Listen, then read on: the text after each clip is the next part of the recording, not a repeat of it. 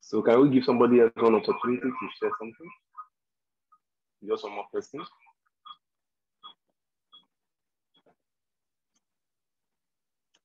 You're listening, just one person. Should I call somebody now to do that?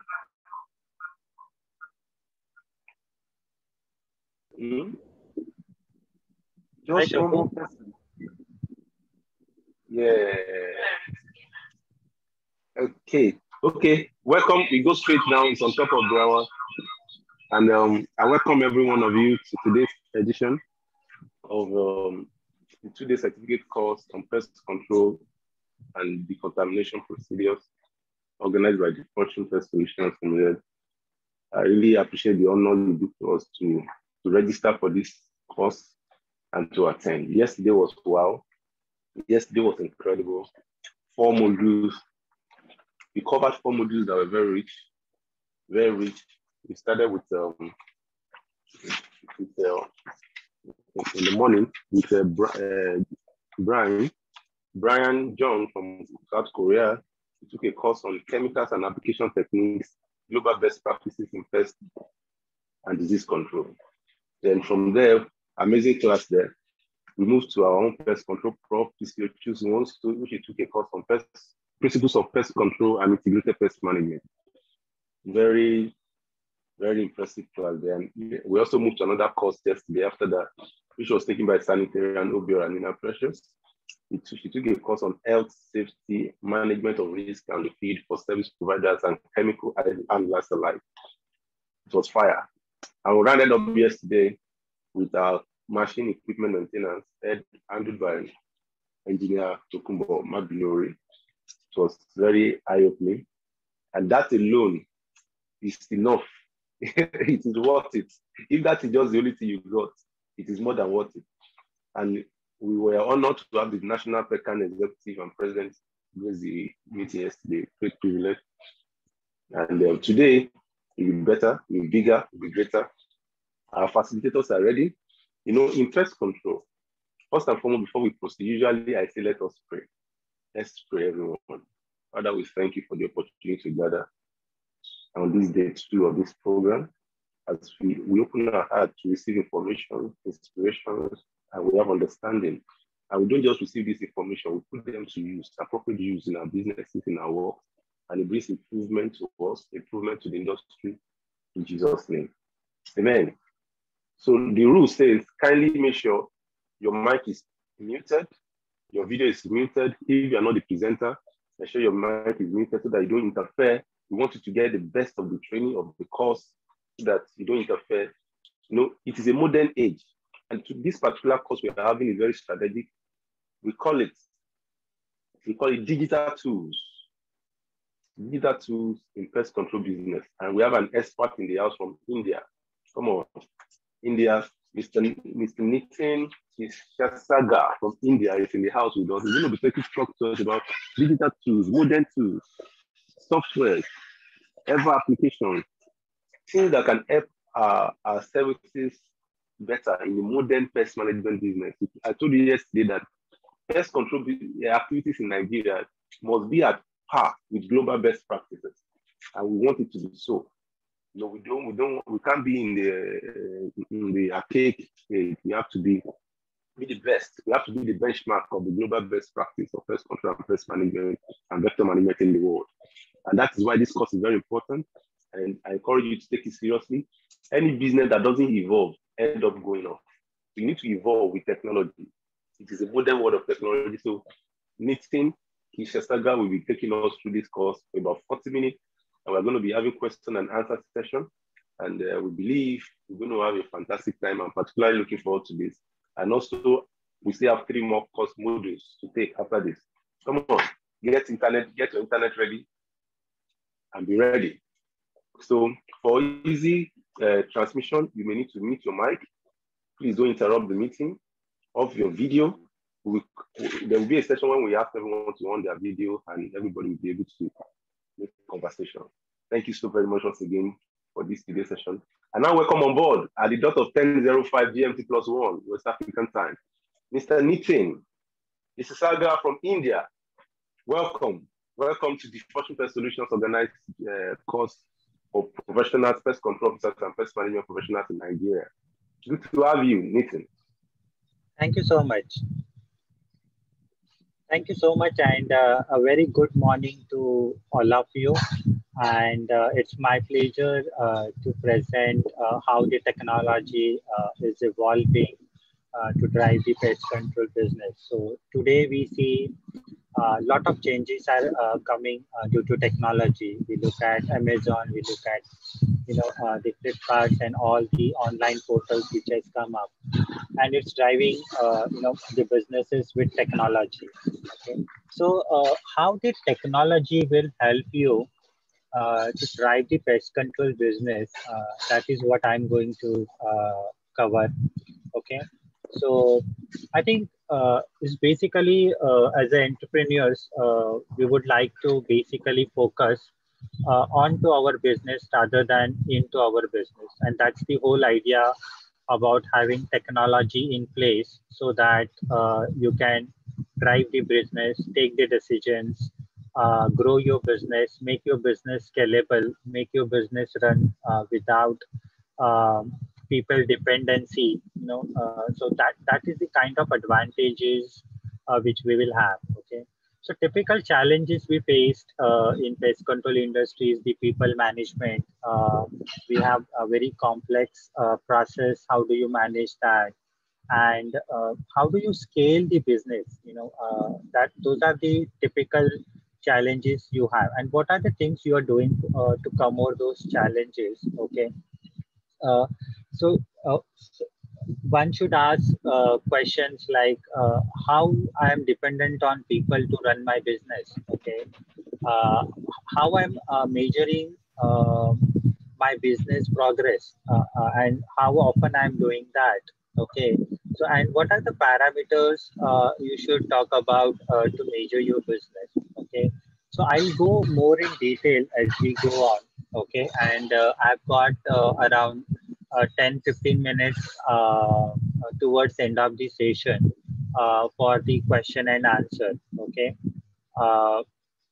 so when you look at a digital or a paperless pest control office, okay, what are the things you need to look at, right? So right from the beginning, when you get the inquiry from your customer, you follow up with that inquiry.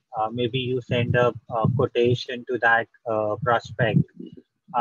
Once the prospect is successful, you make the contract with that customer. Then you schedule the services for that customer. It could be one time, it could be periodic AMC services. And after that, you would complete those services, right? Then from the accounting perspective, you need to generate the invoices, you need to collect the payment from the system, from the customer. Then you need to collect the feedback from the customer, how you're doing. You need to do the renewals in case those are applicable. And at the same time, you manage the chemical consumption by service, by contract, by customer, and also manage the customer complaints. So these are the typical operations every pest control company has, and they need to manage these operations very effectively. Okay, so how do you make your business scalable, right? So let's say today you're doing X business, okay? And in 3 years time, you have a target to make the business 3x or maybe 5x. So how do you do that? What are the steps you want to take? Okay, so it can be answered by easily by 3 questions you can take. Okay, how many leads you are generating today? Okay, what is your lead conversion ratio? That's how strong is your sales process. Okay, and what is your client retention ratio? So how many renewals are happening, or how many repeat orders you are getting? So that's your quality of services which you are providing to your customers. And if these 3 parameters are very strong, okay, then you can actually grow 3x or 5x easily. Okay, So let's say today I'm generating 100 inquiries per month, okay? And if I'm doing X in revenue, so if I have to do 3X revenue, that means I need to generate 300 inquiries per month, okay? So this is how your ERP and CRM system will help you to achieve that, okay? So you need to have very strong sales process. You need to have a very strong delivery process so that the scale can be achieved. What is most important when you want to scale or when you want to measure your business, right? So there are three important aspects for all business operations, okay? You have people, which are your employees. You have a process, which is the process which you are running into your organization, and you have a system. It could be a paper-based system, it could be an Excel system, or it could be a ERP or a CRM system. Okay, so when you want to grow your business or scale your business, you need to have a right system in place. Okay, so that people can work according to the process and as per the system, right? So just to give you the example, okay, let's say you have a salesperson, that's my people here, and he has to register an inquiry into the system as soon as he receives the uh, inquiry from the prospect, and he should register that into CRM system, right? So he has to do that accordingly, but instead of registering that into the CRM system, if he registers that into piece of paper, then the chances are very high that we are going to lose that inquiry. Okay, so that's why our people, process, and system, they should work together in the same direction with the same speed. So this is a unique model which I have generated for pest control industry. Okay, and here we have got I've defined the stages for the pest control industry like unstable, stable, and reliable. Okay, so the company can be into any of these stage, depending on the business they are running.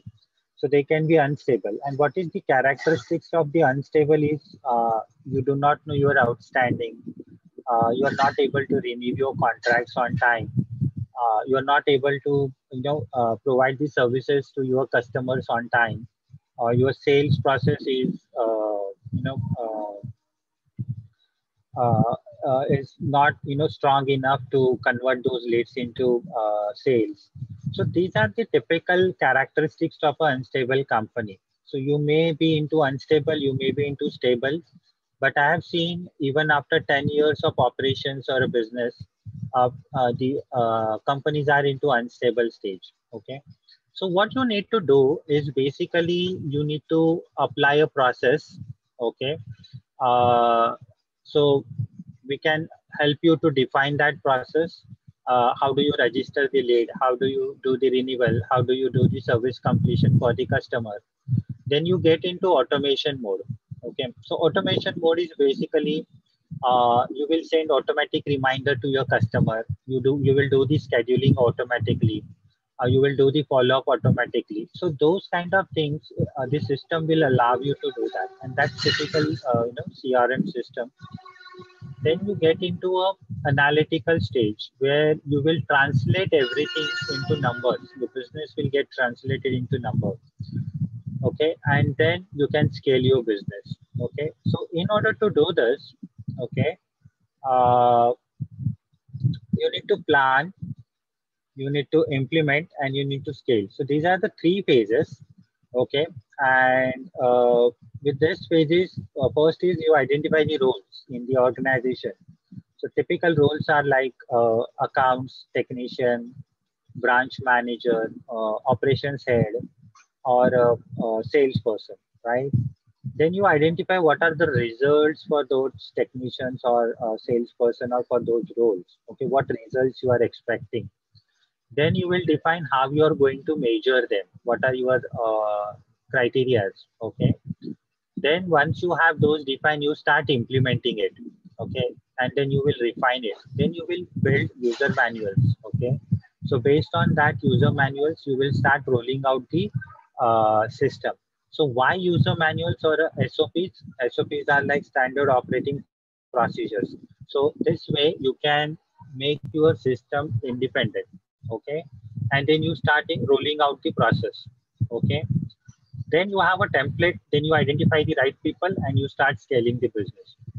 So these are like 3 steps which are very important for any business in order to make your organization scalable. Okay. So what as a pest control company, what are the parameters you should look after, right? So I have identified 9. Okay, those are the most commonly which I have seen with pest control companies. Okay, so first one is you need to reduce your unbilled and billed outstanding. So what is your unbilled and billed outstanding, right? Unbilled is that you are supposed to raise the invoice, but you have not raised the invoice. Okay, and billed is that you have raised the invoice, but you have not received the payment. So this is how you can control. The second parameter is what is your on-time service completion ratio. So here you will measure how many services you need to provide to a customers in a month. And against that, how many services you have completed. So you can measure that parameter. Then the third one and the most important for any pest control company is how do you track your technician and where is that technician, right? What is his performance? So what does that mean? So that means I have assigned X number of services to technician, and against that, that technician has completed Y services, and that is what his performance and what value of services he is delivering to the organization. Okay. Fourth one, what's your contract renewal success ratio? Okay. So here, uh, how many contracts are due for renewal in a month? And against that, how many contracts have successfully renewed? So that will give me what my contract renewal success ratio. And this is very important in case you want to grow year on year systematically. Okay, the fifth one is what's your lead conversion ratio? So this is your sales process. Okay, so in the sales process, how many leads you have received and how many leads you are able to convert, and if you are losing the leads, what is the reason behind it? Similarly, in the contract renewal, if you're not able to renew the contracts, if you're not able to retain the contracts, what is the reason? You need to analyze those reasons and you need to improve your process or the root cause so that you can retain more contracts. Okay. The sixth one is basically how many complaints you are receiving. Okay. So I have done, let's say, 1,000 services in a month, and I'm getting 50 complaints in a month. So that means I have a service to completion ratio of 0.5%, right? So I want to measure that, how many complaints I'm receiving and what is my turnaround time to address those complaints. Then I want to track my chemical consumption at service level, at contract level, at customer level. Okay. Then I want to capture my cost. What is my cost of a contract? What is my cost to serve the contract, right? It includes 3 parameters. So first parameter is your labor cost, okay, which is the significant cost. Second one is your chemical cost, material cost. Third one is what are the expenses which you are incurring. Okay, so these are the 3 costs which you want to calculate in order to know how much profit you are making on the contract. Okay, and the fourth one is basically what is your administrative cost. Okay, so if you calculate that, you will understand what is the cost to serve and what is my contract value. So many a times we see we are able to sell, we are able to get the money also, but we do not know whether we are profitable. Okay, so that's the 9th step where you will have a contract profitability. So once you start analyzing your contract profitability, okay, you would be able to get more business, and you can drive more business, and you will be more profitable as well. So like we say, unless we measure something, okay, we will not be able to get it done also, right? So that's how it is. So what's the benefits you will get? Okay, so the typical benefits which you will have is your organization will have a streamlined operations. Okay, the people will know what to do. Okay, for example, technician will understand what is his role, what is his responsibility. Accountant will understand what is his role and what is his responsibility. Okay, so that way you can grow your business systematically year on year. You can increase the productivity of your employees. Okay, so how much work they are able to deliver within a less time. So if you automate the business, if you digitize your business, right, the same employee can do much better work compared to what he was doing manually. Okay, definitely you will be able to reduce the operating cost, okay, and increase your margin. Okay, since you are collecting the customer feedback and everything, you will be able to analyze what's happening, why contracts are not getting renewed, why leads are getting lost. Okay, so you will be able to increase the customer satisfaction uh, by giving them the on-time services and the quality services. Okay, and most importantly, you need to translate your business into numbers. So numbers are like, what's your contract renewal success ratio, what's your on-time service completion ratio, what's your lead conversion ratio, what's your complaint to service ratio, what's your profitability. So if you start analyzing these parameters for your business, then it will allow you to measure and grow your business systematically. Okay, so this is what I wanted to talk about today. So I would like to thank Shoku, which is our Nigeria office. He's running that, and he's available on this address and this number. If you would like to see how you can scale your business, uh, uh, over the period of time, how you can make it systematically, and most importantly, you want to be on top of your business, taking holidays and not into the business, attending every customer call and every escalation. So this is what you can avoid by implementing the CRM and ERP software for you. Okay, so that's Shofu, Mr. Shofu. That's his contact number. I'm also available. You can also reach out to me on these numbers. So I think it's almost 54. So I've taken 25 minutes. So we have got a question and answer session of around 15 to 20 minutes. I'm open for the questions. Shofu, you want to add anything?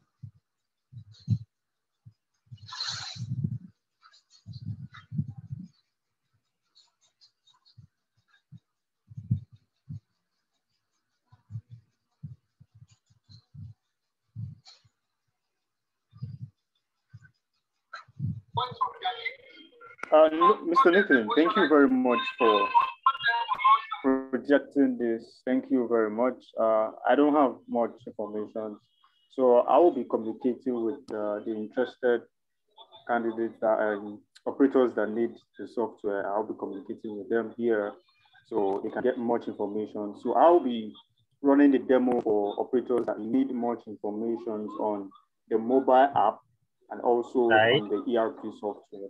And also, we are giving out a free offer today. We're giving out a free technician management app for operators, and so you can track your technicians. So on the Studio mobile app, you have a technician tracking mobile app, a geo tracking, a chemical tracking, and also pest sighting. So there are much information that we will be giving out here.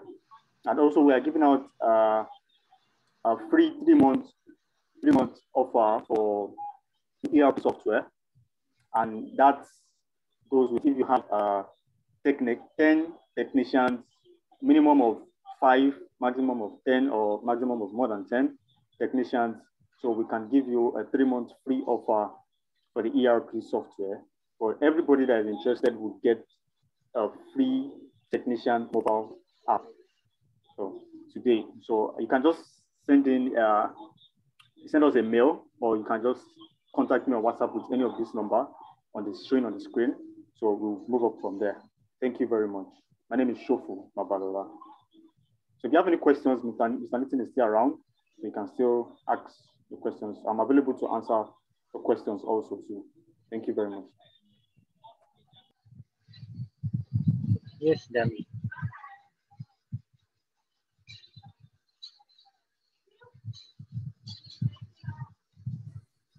Hello, I have a question. Good morning.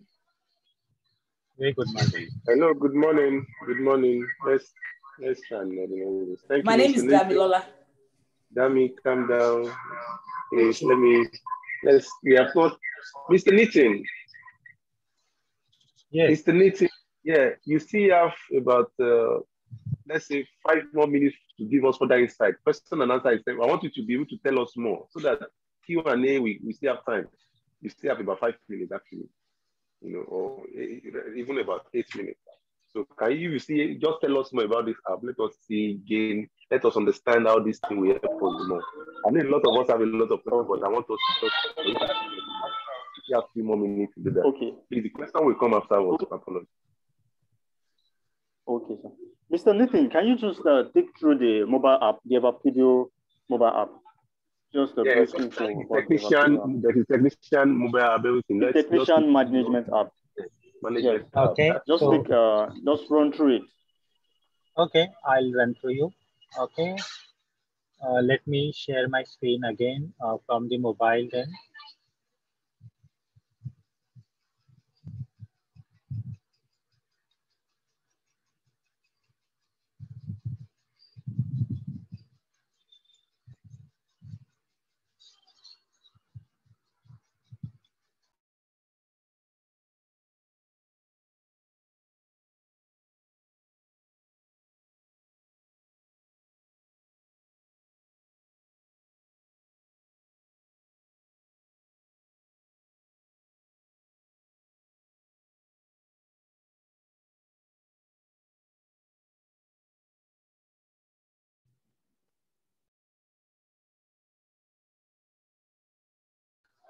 Okay, just I'm logging in with the link.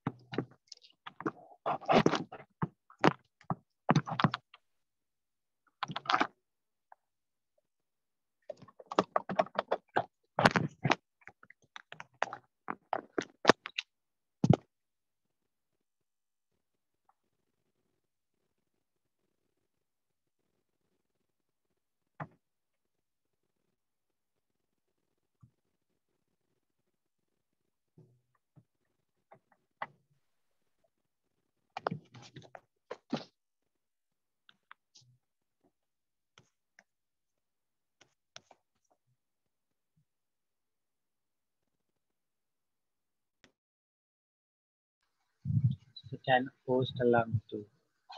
Yeah.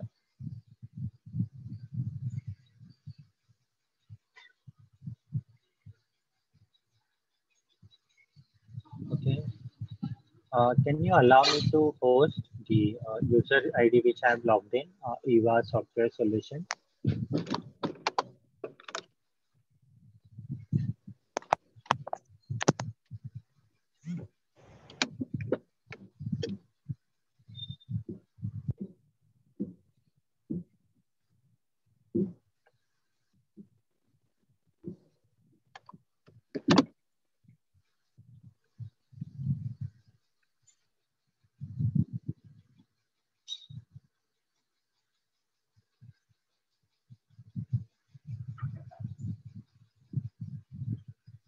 So, Mr. Nitin, you have been made co-host on the other device.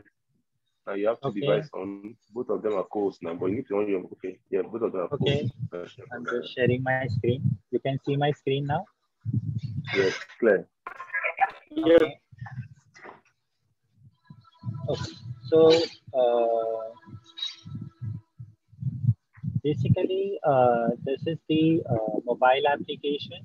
So on the mobile application, we have got two views, one for the scheduler and one for the technician. So what we are seeing now is the scheduler. Okay, so what you see here is at the top is what are the services which are planned for today. Okay, so you will get that list automatically. You can change the date here. Okay, and if you want to see it for tomorrow, you can see it for tomorrow. Okay, also you want to see what are my schedule. That means my schedule, confirm schedule, you know, the confirm services which are there. So I can see that for today, which is my in process. That means technician has started completing it. Okay, and then you have the completed ones. Okay, so let's go back to the plan. Okay, here you have the option to see the customer name, what date the service is scheduled, that's today, what's the time, what's the service which we are providing. Okay, the status is scheduled. Okay, and here I can call the customer. Okay, so I can call the customer and confirm the date with him when we want to have the service. I can also use the Google Map to locate the customer location on the Google Map. Okay, so you will come to know how much time it's going to take, what route you can take to reach there. So you can do that.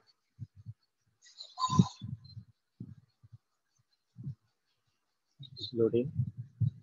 So this is how it is. So it will show it's taking 38 minutes, 19 kilometers with the car or bike, you know, so you can have standard Google Map features.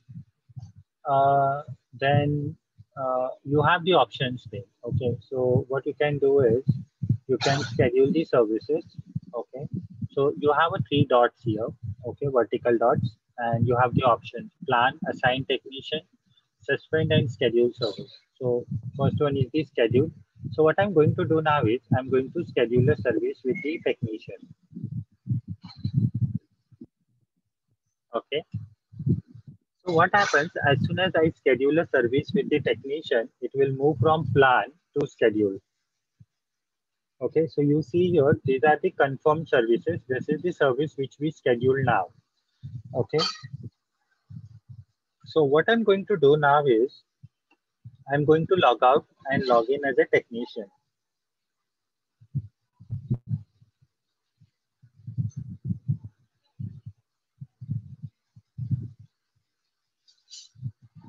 Okay. So when I log in as a technician, I'll see what are the services which have been assigned to me. And when I log in first time in a day, it will ask whether you want to mark your attendance. Okay, so I'm saying yes, mark my attendance. Okay, so mark successful. Now, at the top, he will see what's the customer name, what's the address where he needs to go. He can call the customer directly from here. He can see the Google map. Okay. Now he also has the option to reject the service. Okay. So that means he can reject the service and you can again assign it to some other technician, right? Now what he has to do is he has to click on this start button.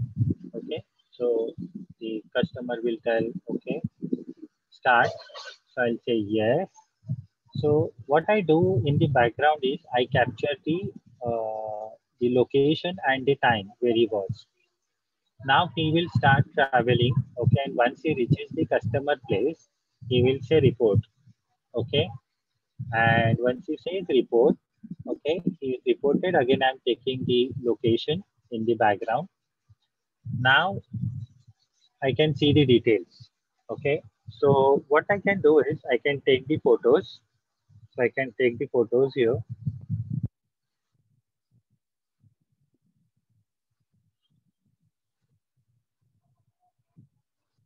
Okay, so I can take these photos here. Okay, I have the options to take before and after photos. I can enter the findings. Okay, what is my finding? Okay, how many lizards I found or how many rodents I have captured. Okay, and what also we have done is you can have the QR code scanner. So you can have the locations with QR code and you can actually scan those when the technician can scan those once he reaches there. Okay, and I can add that. Okay, so I've added that and submitting. In case I want to upload some other document along with this service copy, I can do that. Okay, what kind of treatment I am giving? Okay, so let's say general spain, let's say lizard, I'll say basement, which area, you know, I'm adding that. Okay, and delete. So I've added treatment. I can add material also. I'm not configured, so it's not coming, but I can add the actual material which I'm using during the service. Okay. And then what I can do is once I'm done with my work, I can say completed. So I'm click on completed. Okay. And then that's the mobile number, the person who is signing the job card, and the digital signature of him. Okay, so that's the digital signature, and I say. So once I do that, my service is completed. Okay, and it will move away from my inbox. Okay, and it will move to the history tab. Okay, so in the history tab, I have the option to register the expenses. If I have incurred some cost of traveling or something is required, so I can maintain that here. So I can see local travel, category, type. I can configure those things. I can put values. I can also take a picture. If I want to take a picture of that receipt, the voucher, I can take that.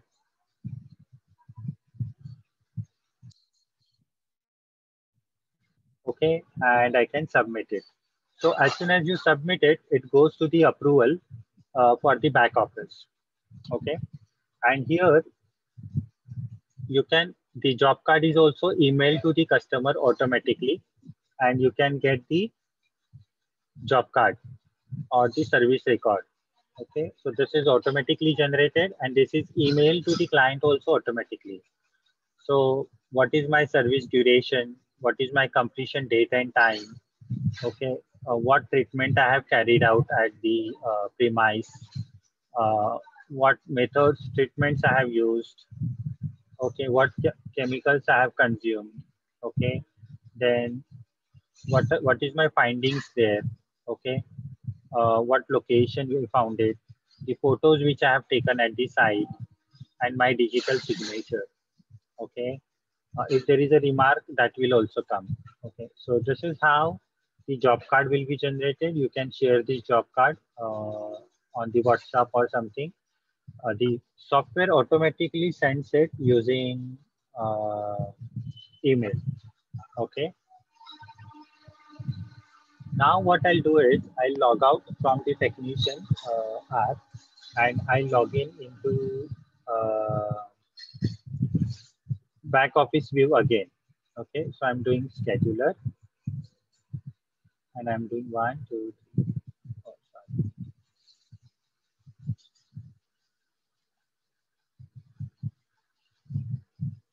5. Okay, so I see these are planned. So schedule, it has moved from schedule to in process and to completed. So this is the service which has been completed. So we scheduled at 15:04. The technician started at 15:05. He reported at 15:06 and he completed at 15:08.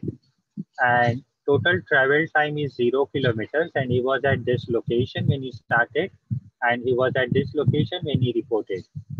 Okay, so that way we can track our technician wherever he is going, and I don't have to see where is he now, where is he now, where is he now. Instead of that, I can actually have a process in place by which I can track him automatically. Okay, and also I can see where is that technician now. Okay, so I have the option.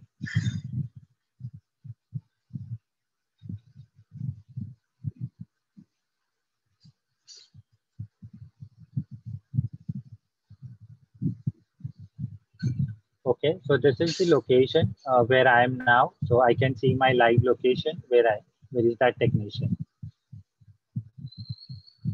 Okay, so this is how the you can assign a service to a technician, and you can get the service and services completed, and you can have the log into the system. Any question on this?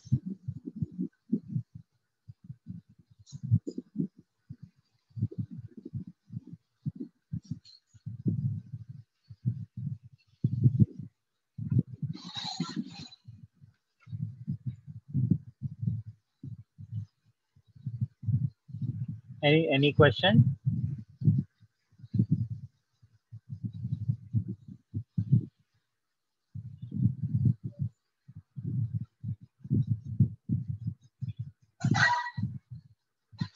Okay. No, I couldn't hear you. Thank you, Nitin. Thank you for running us through the processes and then now I will now be opening the floor for people to ask questions.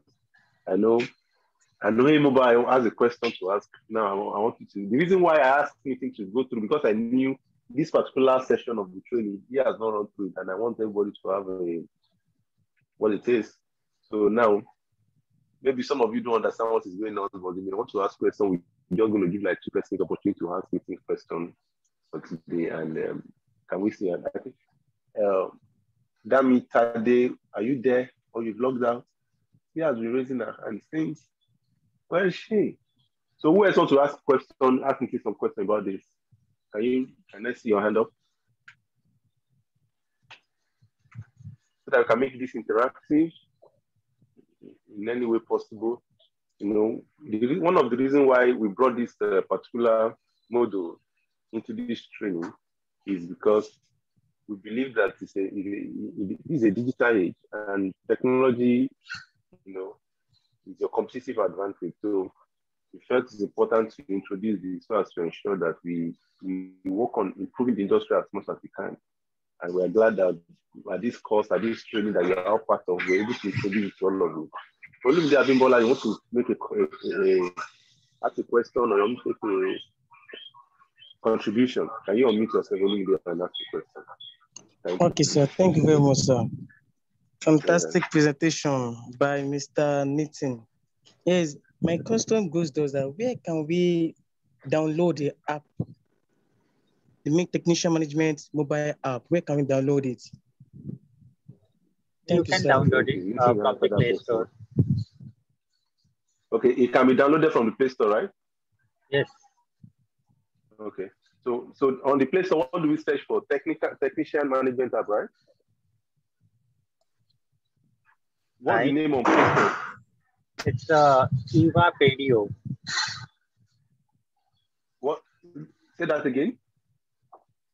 It is Eva Pedio. I can type it in the chat box. This is at the chat room. Okay, chat box is very good. Okay. Do we have any other person who wants to ask any question in this regard, in this line? Or what we are just saying is money did not even enter some of us. We just want contribution.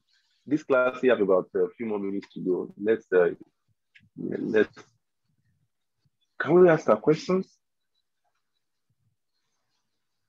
Let's go to the chat room and see if anybody has a question there. Okay, okay. Somebody's asking, Mr. Nitin, so what is the fundamental interfacing platform for this app? Is it a phone or something? That means I believe what he's trying to ask is it mobile friendly, or you have to use your laptop or computer to get it done? Can you actually do everything on your phone? So can you repeat the question again? The question is the interfacing platform for this app. Is it a phone or something? That means I believe he's asking, is the app going to work on a mobile phone, or you have to have a system, a computer to have let it work effectively? I believe. So you need to have a Android mobile version 7 and above. So that's good enough. Okay. So you can do that. Okay, from Android, you can get the app, and every functionality of the app can be. Yes. You get it from the app. Yeah, thank you. Okay, Damitade, I've been trying to. Can you unmute and ask the question? Can you unmute? I know you put up a question on the chat room that can the app double up for cleaning services as well, but I want you to voice it out. Can you, so that you can express all your questions? Can you unmute yourself, Damitade? Okay. Hi. Sorry. Good morning. Good morning. Very good morning. Yes. Yeah. Okay. I want to ask the app. Can it double up for cleaning services also? I'm just because as in I've been looking at the app for a while, and I'm just looking at the interface. Can it double up for another service except, or is it just for pest control? No, it can work for even the cleaning services or any service industry for that matter. So it works very well, not necessarily only pest control. All right. Okay. So one can double it up also for other services. Yes. Okay. Now, if one wants to pay, and you have to pay in dollars, or can you pay in naira? Yeah, you can pay in dollars, or you can pay in Nigerian currency. So our office, Mr. Shofu, you can liaise with him. You can talk to him. He can guide you on the how transaction can be done, and we can work on it. All right. Okay. Fantastic. Okay. All right. It's a very good app anyway. Well done. Thank you. Okay. Thank you so much. Yeah.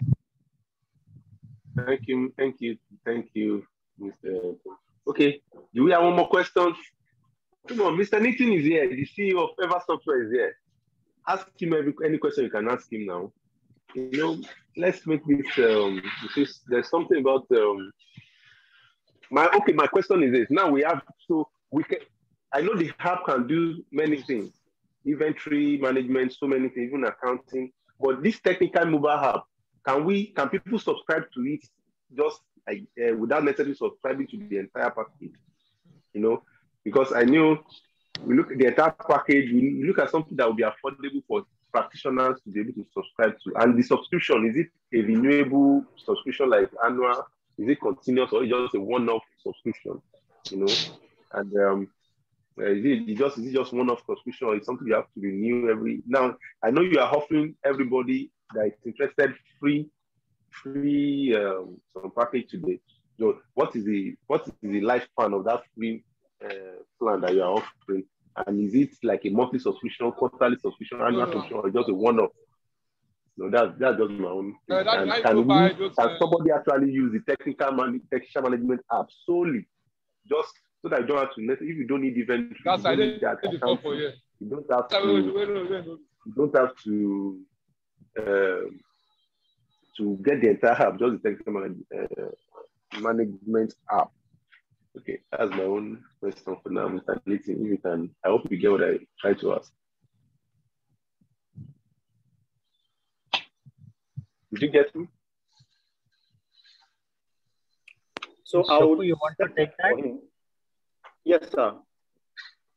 Yes, sir. I will step in for him. So the question is, if you can use the technician app alone. Yes, sir, you can actually use the technician app, just the technician app alone. And what we just have to do for your company is we'll configure the software. And the most advantage of this software is that we can configure the software to your needs of the company, to the needs of the company. Imagine a facility management, you don't need a CTC inventory in your HR or something. We'll configure it for you on your own, based on your own needs. So if you need just the technician app, we'll give you a user ID for your technicians, for each of your technicians. Then we'll also give you a user login as the admin on the ERP software, just for the servicing. So you can schedule the service from the software. And you can actually use the software and the mobile app on any device. So far the device is browsing. You can use it on any device, both on the system. If you don't have a laptop, you can use it on your mobile phone. You can log into the software on your mobile phone, on your Android phone. Then the subscription is annually per year. So we give the technician app is $40 per year. That's 16,500 naira per year for each of the lines per technician.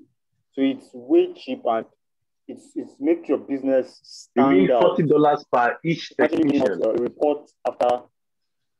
Eva, I want to get that clarification. Is that a license technician on the platform?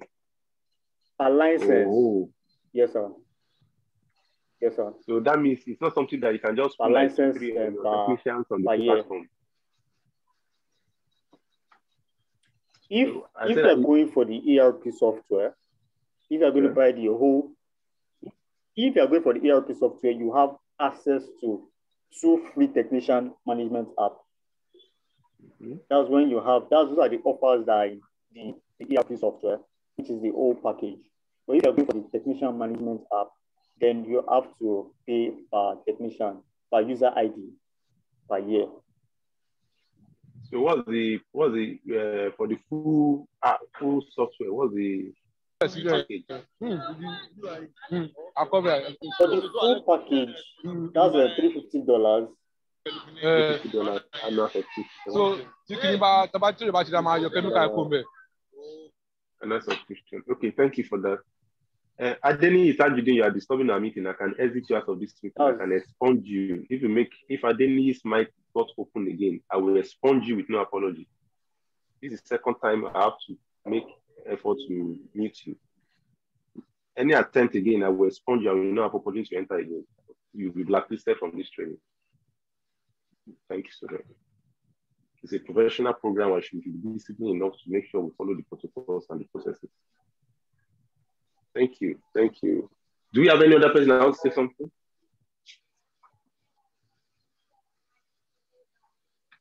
Any other input? Everybody just keep quiet. Just quiet this one. Is it that we are cold or what? Or they just don't understand what this thing is all about? You know. I believe when you look at the value of the package, it may look pricey to us, especially the fact that in Nigeria today, dollar is going skyrocketing to over beyond human comprehension. And you're like, how can I do something of $40, $300? Sometimes the little effort you put into your business can just change the face of your business forever. So I have not subscribed. I'm looking forward to also deploying the same kind of technology in our business. And it's what my encouragement to every professional here is that look into this. Give Shofu Babalola an email, give him a call for more clarification and understanding on how this runs. I believe he's a young man with a lot of talent and gifts and ability. And I believe that he has certain capacity that I can use in helping your business and the industry, especially in this IT technology way. So I want to specially thank the Ever Software team for coming to this presentation, and you should also thank us for us giving you the platform to express this. So it's all collaboration, I thank Mr. Nitin, the CEO himself, for opportunity to come here. We hope that one day very soon, as we will bring you to Lagos and Nigeria, we can see and have maybe a time out together with professionals and Nigeria is an evolving and developing and very a country with a huge prospect, especially in pest management industry. We're working with trying to deploy cutting-edge technology to improve our processes. So anything that will help us do what we should do well, we'll always be keen to subscribe to such. Yes, price and money is key. Imagine when you mention $300 something now for a full package. The Nigerian value of today, 520 naira per dollar, 522 naira per dollar is huge to a lot of technicians. But I think people can actually subscribe to the technician management app. Maybe that will be just about $40, and it will work well. So once again, I say thank you to the Ever Software team. Thank you for showing up. Thank you for coming. Thank you for showing interest in this training. And we thank ourselves to continue the platform to express this opportunity to Nigeria and to our stakeholders all around. Thank you, Mr. Nitin. A passing word from you. Yes, thank you so much. And I think it was my pleasure to talking to you. And thank you, Mr. Shofu, also for giving me this opportunity. So thank you so much, and have a good day ahead. Thank you so much. Thank you. Good to see. Can we all on a video now? On a mic and just give me Thank you very much, sir. So Nitin, thank you very much, Mr. Thank you very much, sir. Thank you so much. Thank you very much, sir. Thank you. We really love the class, sir. Thank you, everyone. Thank you. It's a wonderful presentation. Thank you so much. Very educating. Thank you very much, sir. Thank you. Thank you. Yeah. Thank you, everyone. Welcome back. You can now meet I missed your video as well. That is the honors of a disciplined class. We know when to mute, we know when to unmute. I don't want to just be muting everybody. So now we mute. Now we, in preparation for the next course for today, pest control business is it has a huge prospect, and it's just evolving in Nigeria. And we believe that the prospect is high, especially if you know the right thing to do, if you have the requisite passion, and you are not a colloquial person, you are not someone that just do things anyhow. If you are such an organized person, a straight thinking person, a determined person, you can build a huge fortune in pest control business in Nigeria. And it's a business that you can start with literally very little, with no much capital put down. So, but you see, as that is the risk involved in pest management is also huge. That's why you see yesterday we had course on health and safety. We had course on vector control, disease control, integrated pest management. We had course about machine maintenance yesterday. They were all fascinating. And today we just talk about digital, the IT part of the business, how IT can help you in achieving better results in your business. But the next course, I'm going to be introducing my very friend, my brother, my pally, and I'm calling on the CEO of Ash Cleaning and Pest Control Services, PCO Francis Nwapa. He's going to be talking about, especially for some of us, you may say, when we say how to start a pest control business, not only just start, you started, or some of you yet to start, you're looking at starting, that's how you do it, but how to keep having steady improvement on your business. There's something about pest control.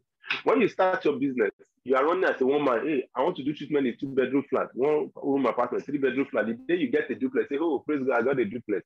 You keep moving. Then one day, somebody from a pure water factory say, come and do something. Say, I need a certificate. But when you were doing all those apartments, nobody's bothering you. But if you really want to scale, you cannot really do much with this residential apartment. That means you have to move from just residential account to commercial account to industrial account. And how do you scale up? How do you grow? We want this training to help people. So Francis will be talking about it. And after Francis, we are having the MDC of Zapers. He's going to be talking to us about pest control branding. Come on, And we're going to be talking about microbial disinfection, And so I welcome PCO Francis Nwapa his session. Come on, can you give him? Can you welcome please Francis Nwapa at scaling and Pest control? Thank you so very much. The floor is yours now. You can share your slide. You made the calls. Good to have you. Welcome. Thank you so much. Thank you so much. I hope you can hear me. Hope I'm audible. Very audible. Oh, thank you so much. Before I proceed, I want to appreciate the host for today. The Fortune is one person I owe my career to in the industry. He's a friend, and I mean, for those of us who are just coming up, I'm also just coming up. We are learning on a daily basis. I will encourage you to align yourself with him. He's very, very useful in the industry, humble, ready to share knowledge. I mean, there is nowhere in the world you will be paying 10,000 naira to get what you're getting today. And that shows that he's someone who wants to share the bundle of knowledge, he has, to others who are just coming up. And so I want to appreciate him so, so much. And I pray that God will continue to bless him and his organization. I want to appreciate those that have come before me. Prof is a great man. I'm always eager, to listen to him. And Sanitarian Precious, thank you so much. Well, I want to appreciate those that are participating in this training also. I want to assure you that your being here is not a waste of time. And I guarantee you that after this training, you will emerge in the industry. Trust me, you are in the right place.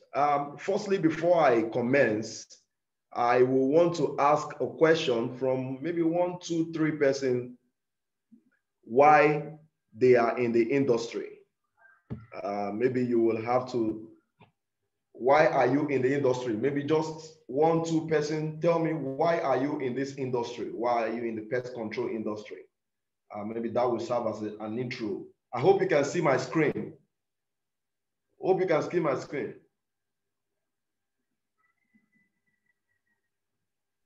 Yes, we can see it. Oh, okay. Okay. Maybe let's start with you, Adeni Tajuddin. I can see you have muted yourself. All right. Maybe you tell us why you are in the why you are here, why you are in the industry, why you want to go into the industry.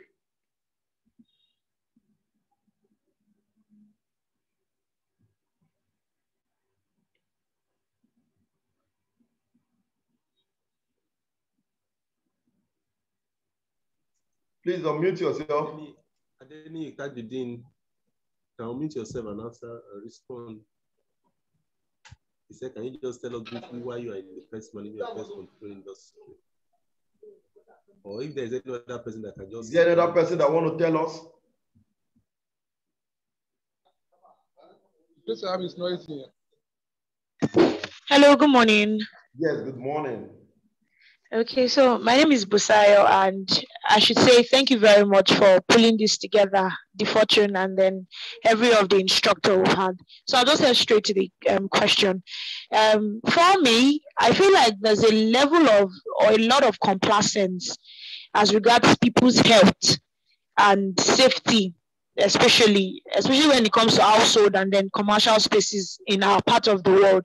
So I mean, you literally see people who are comfortable to live with rats, people who are comfortable to live with roaches, cobwebs. In fact, some people will tell you that when they see cobwebs in their house, it's a sign of demonic, what's it called?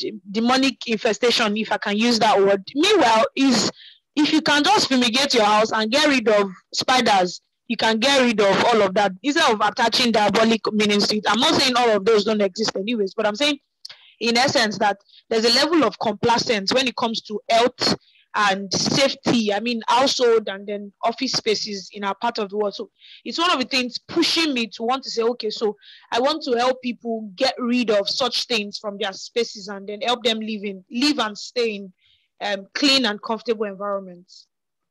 Wow, brilliant, brilliant. I love that answer. Brilliant. All right. Any other person? Can I have one more person? I hope I'm in the right training place.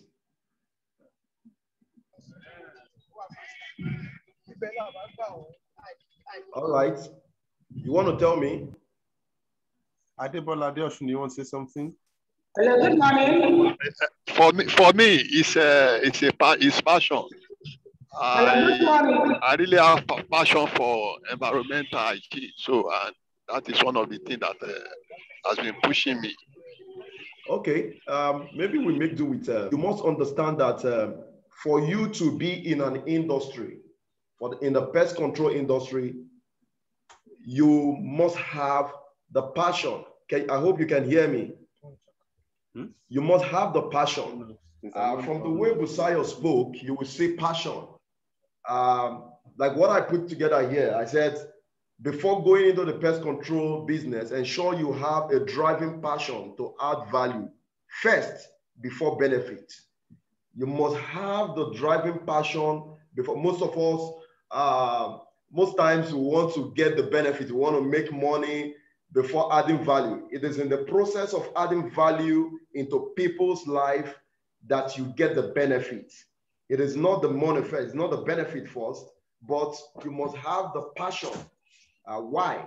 Because at the initial stage, when you encounter challenges, you might, just drop out. It might dissuade you from continuing that, business.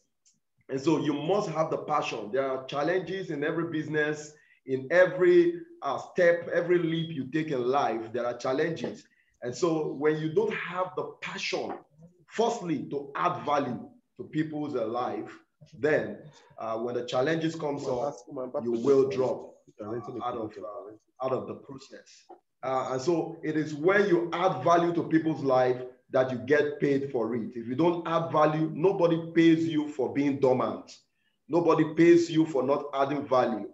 The moment you can eradicate the pest issue people are having, the moment you can eradicate it the right way using the right procedure, then you're adding value, and in turn,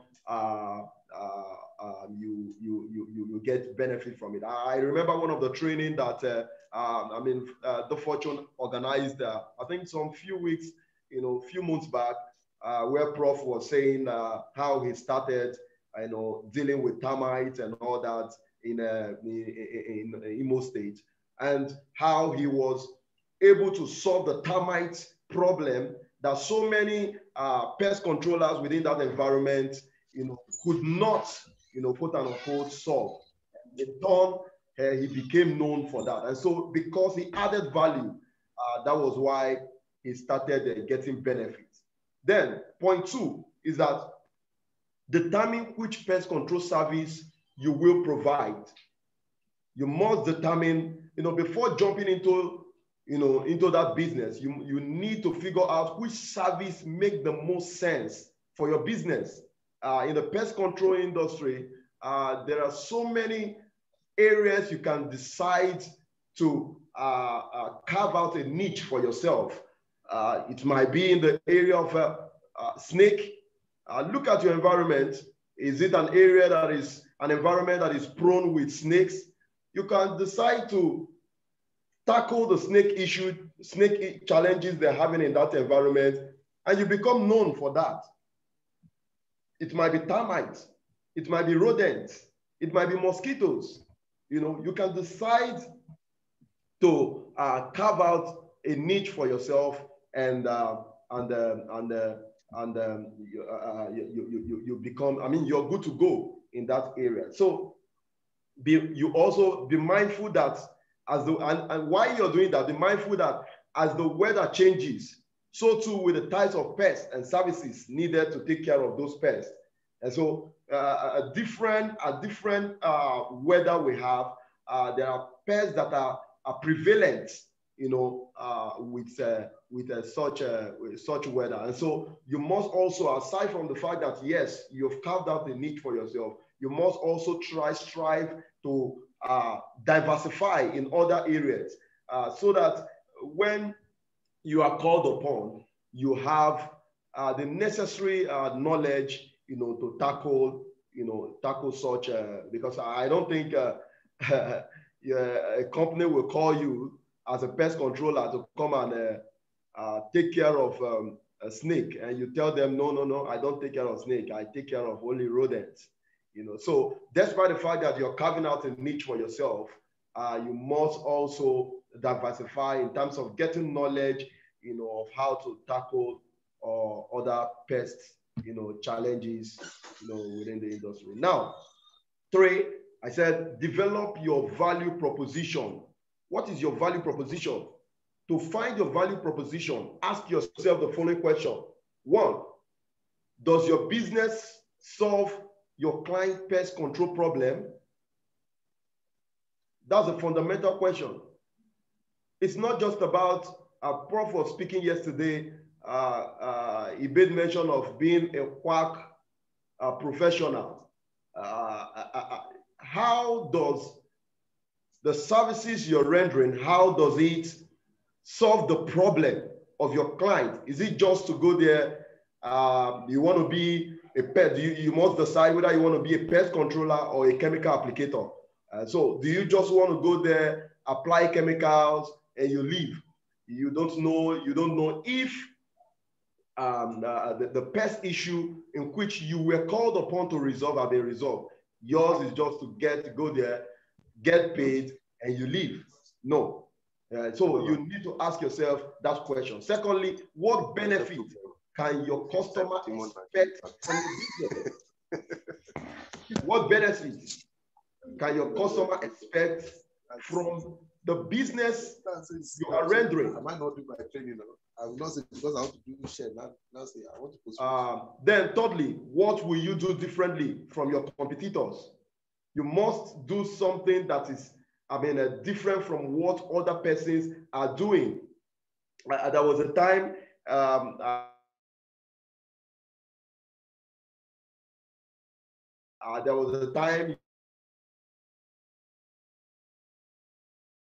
all over Lagos, we do odorless fumigation.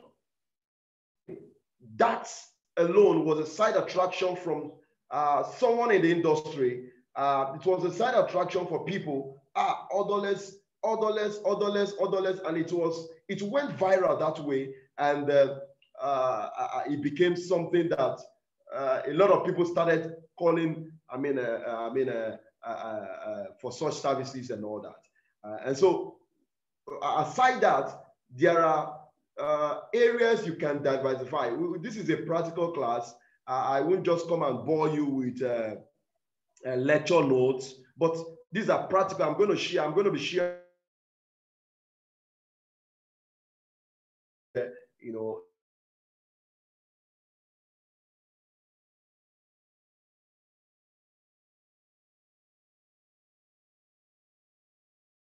little services, additional services we render, you know, add value. Do you go to people's house after spraying, you leave the whole place untidy? But I've seen people who, after doing all that, they help the client, you know, put their house in order, you know, and the client, that alone wows the client, you know. And so there are little things you can do that can, single you out, you know, as a preferred competitor, you know, in the industry. Once you know what makes you unique, you will be able to use the message in your advertising. And so once you have been able to, to identify your unique selling points, then you will be able to add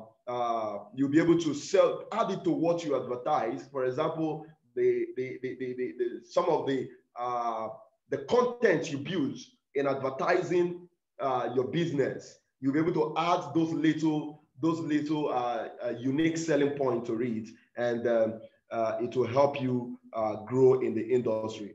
Now, I said, number 4 point is build your brand.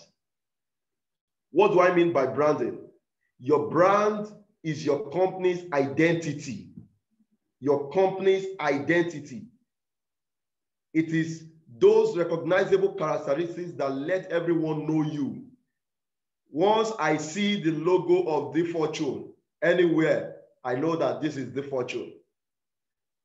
And so what are those things that brings you out? And that has to do with color, your logo, color, color scheme, your name, perhaps tagline, or even the font you use. When you are printing, you must ensure that you are printing your company advertising materials. Ensure that your logo uses the same fonts. I know we are familiar with fonts when it comes to designs and typing and all that. You must ensure it carries the same fonts. You must ensure that the color of your logo is constant. It's not irregular. Not that you're using orange, dark orange today, next tomorrow you are using light orange. You must ensure that when people see that color, they know that this is your brand. When they see the font, they know that this is your brand. For example, when you see Domino Pizza, you can at any location, you will identify that this is Domino Pizza. When you see DFORTUNE, you will know this is DFORTUNE. You get it? And so let people know you. Let them know you with your logo. Let them know you with your color. Your color must be regular. It must be consistent. Don't create a brand identity crisis. Don't create an identity crisis that they're seeing lemon today, next tomorrow they are seeing green, the other day they are seeing turquoise green. I mean, so you must be unique. You must be regular in your brand. You want it to be memorable and eye-catching. Ensure that your logo, your advertising material are eye-catching. Ensure that they are not colors, they are not designs that people will see and just get off their eye. Let them see quality in your in what you do, and ensure that your name. Some of us use some name like you use your name to name your company. Well, there is nothing bad in that, but I think it should be more professional. DFORTUNE could be, his name could be Fortune, but when you see DFORTUNE, it sounds professional. When you hear that name, it sounds professional. Unlike when you hear Chibuzo Nigeria Limited. I mean, most companies will want to. I mean, it sounds scary. It can sound weird, in the professional industry. And so, try as much as possible to give yourself a professional brand where people hear your name. Your name sells, your service. Then build your brand. Like I said, once you have your name, logo, and colors picked out, you will want to use your brand image on everything, in everything you do, in every of your production. Ensure that you use your brand logo, color, and images. Then you have your website. Ensure you have, if you can't build a website at the moment, you can have social media platform. I'm going to get there, but make sure that your brand logo, colors, images are reflected on your website. They are reflected on your uniforms, your shirts, your hats, your vehicle, your vehicle and your trucks. Then your social media page. Social media page. You have Facebook, you have Twitter. These are areas that some of us make mistake. We are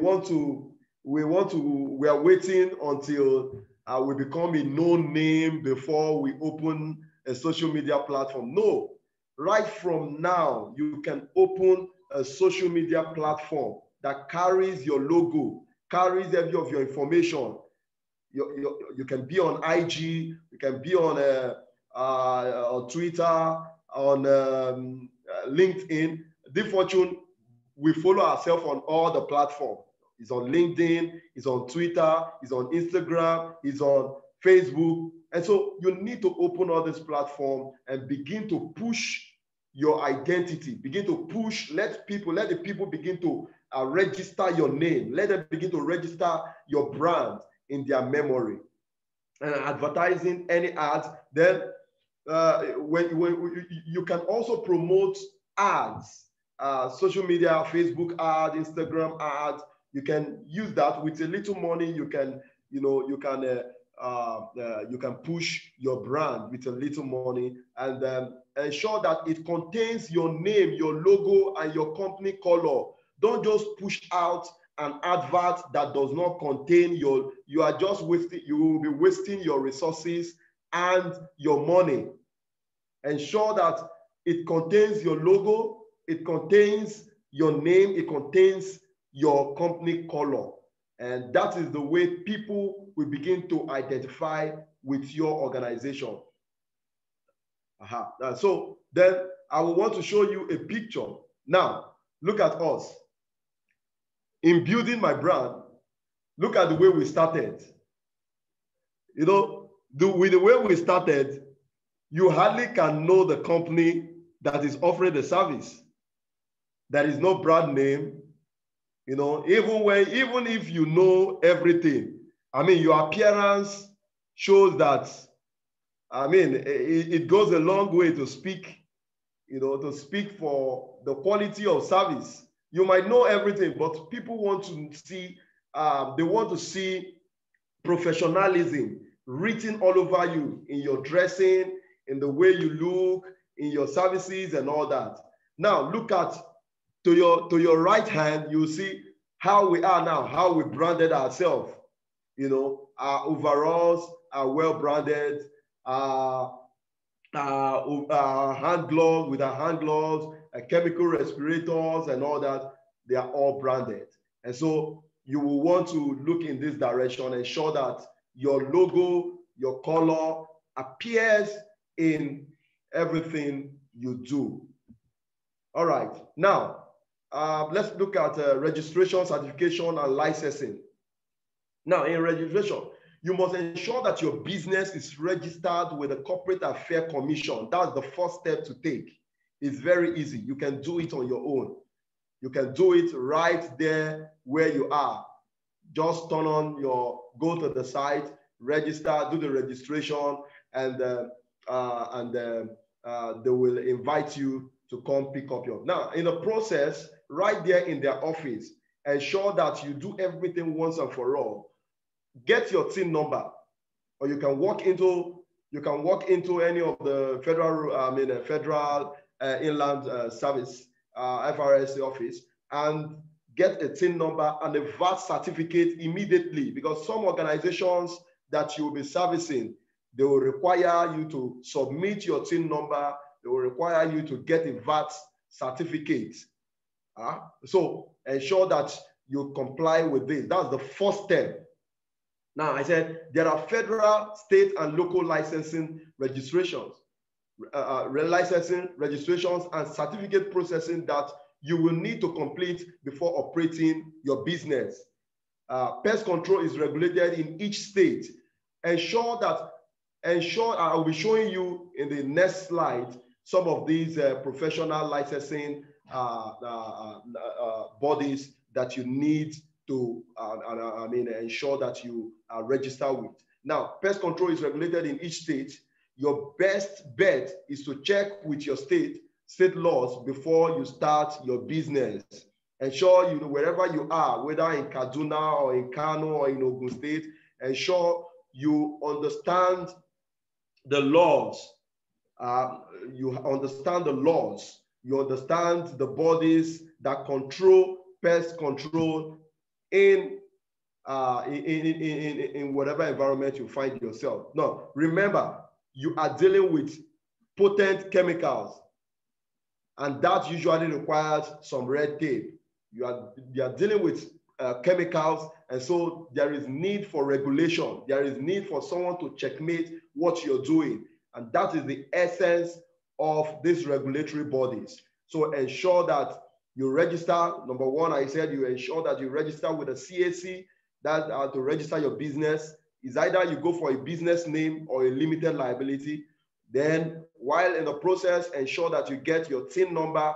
You will need this TIN number to open an account. So without the TIN number and your CAC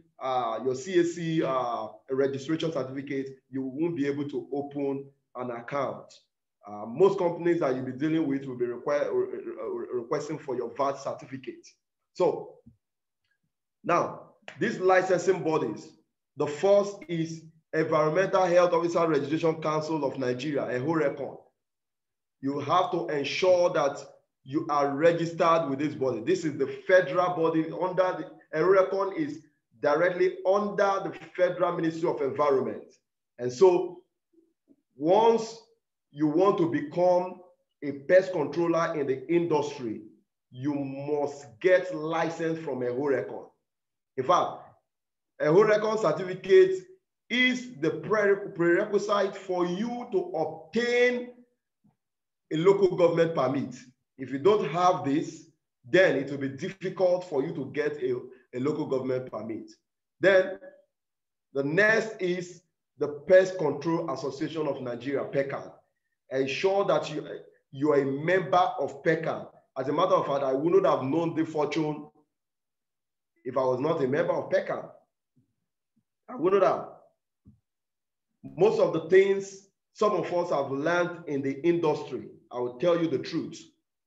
We have learned it, I personally have learned it being a member of PECAN. And so PECAN is one body you cannot afford to decline to its membership.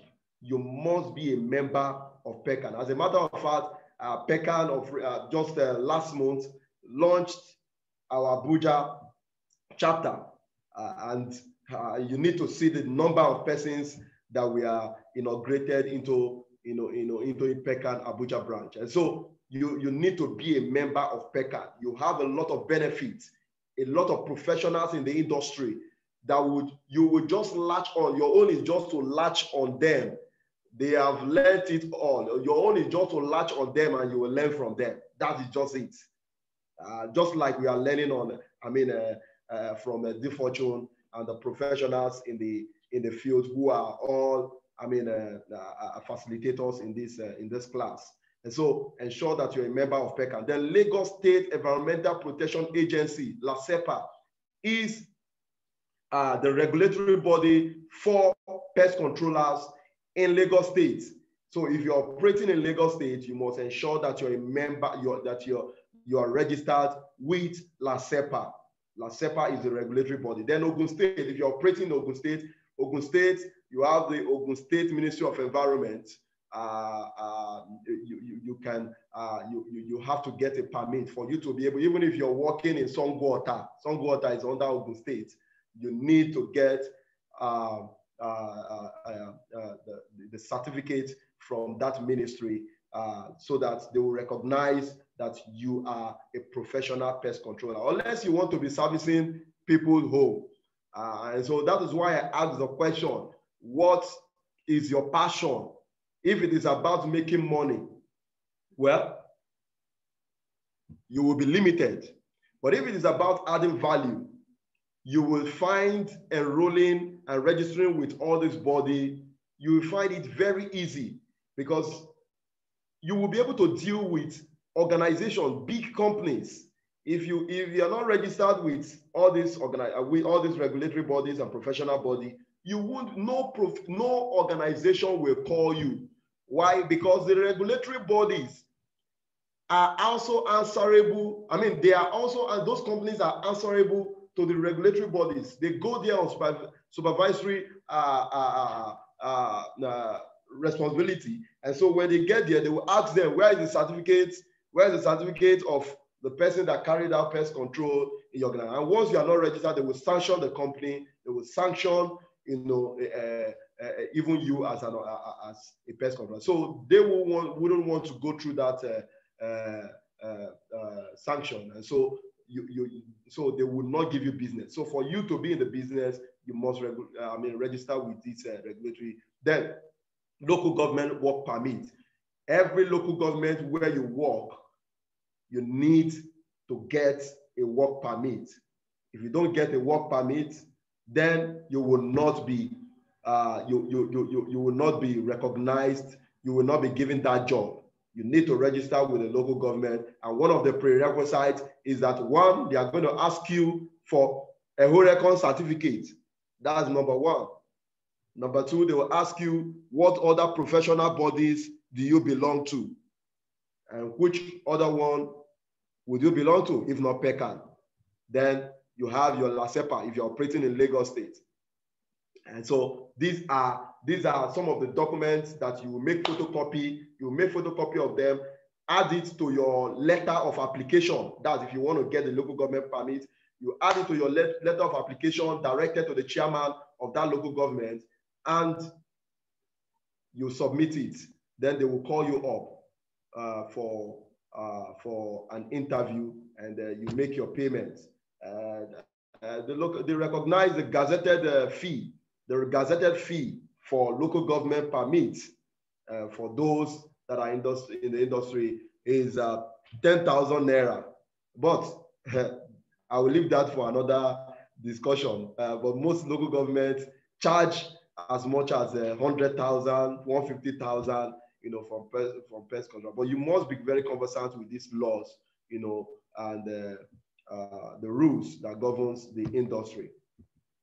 Okay, let me rush up. Then, 6, protect your pest control business and yourself with insurance.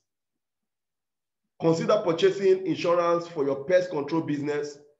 What if you damage a client's property?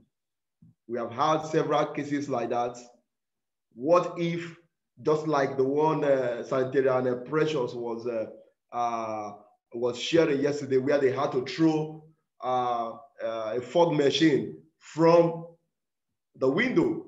And so what if the place caught fire? What happens? What if you damage your machine? What if you stain your stars, stain the entire wall? What do you do? No, so you will want insurance backing. You want insurance to back you up, so you don't have to pay all from your pockets. You might not even have the money, to make payment. Imagine you fumigating a sheep or a bank, even just like the example that Sanitarian Precious gave, and the building caught fire. What amount of money do you have? To build the entire structure. And not just that, the entire money, if it was not affected in the vault. So you need an insurance to cover you. Then being that you will probably hire a few employees along the way, you will want to look into workers' compensation and auto insurance as well. Be sure to research your insurance options and choose the part that is right for you. Sanitarian Precious also talked about this yesterday, where she gave a little bit suggestions as to areas you need to indemnify. You need to insure yourself and your staffs. Now, open a business account. Before you start purchasing equipment for your business or collecting any money for jobs, you will want to open a business account. Don't use your personal account. Nobody will consider, in fact, most companies will not even pay into personal accounts. So you will need to open a business account. And in opening a business account, you need your CAC, your CAC certificate, you need your TIN, your tax identification number in opening a business account. And so ensure that you open a business account. It can either be a joint business account, it can be a sole proprietorship as you desire, but ensure that you have a business account. You know, co-mingling this fund is not a good idea. That's your personal account and your business account, you know, all running together is not a good idea. You know, and also you have some benefits. The bank can decide to give you loan. You know, your loan, for example, you want to buy some of your equipment, the bank can decide to give you loan because they have seen funds coming into your business account. You know, and also it provides some kind of a protection, you know, for your account. Then 8, choose the right work-based pest control, right work-based stroke pest control equipment. For example, now you need an office. When I say an office, not necessarily that you need an office space just when you're starting. No, you can carve out a place in your house where you store properly, the word, properly store your equipment and chemicals. Ensure it is not a place where people have access to regularly so that you don't expose the people within it. Make sure it's a carved out place. You know, you can use that as, it could be a BQ, it could be a shop, you know, in front of your house. It could be, you know, I mean, just a carved out place within, not necessarily that you have to go and rent an office as a startup person, or you could even, for administrative purposes, you could do a jointman. I mean, have a friend or a relative, an auntie, an uncle that has an office. You could use their office as a workplace. I mean, an office address, you know, office, a notable office address for your business. Are we together? So then, safety equipment. You need to get gloves, just like we learned yesterday. You need gloves, you need boots, you need hooded long sleeves. Did you see that? Hooded long sleeves, overalls.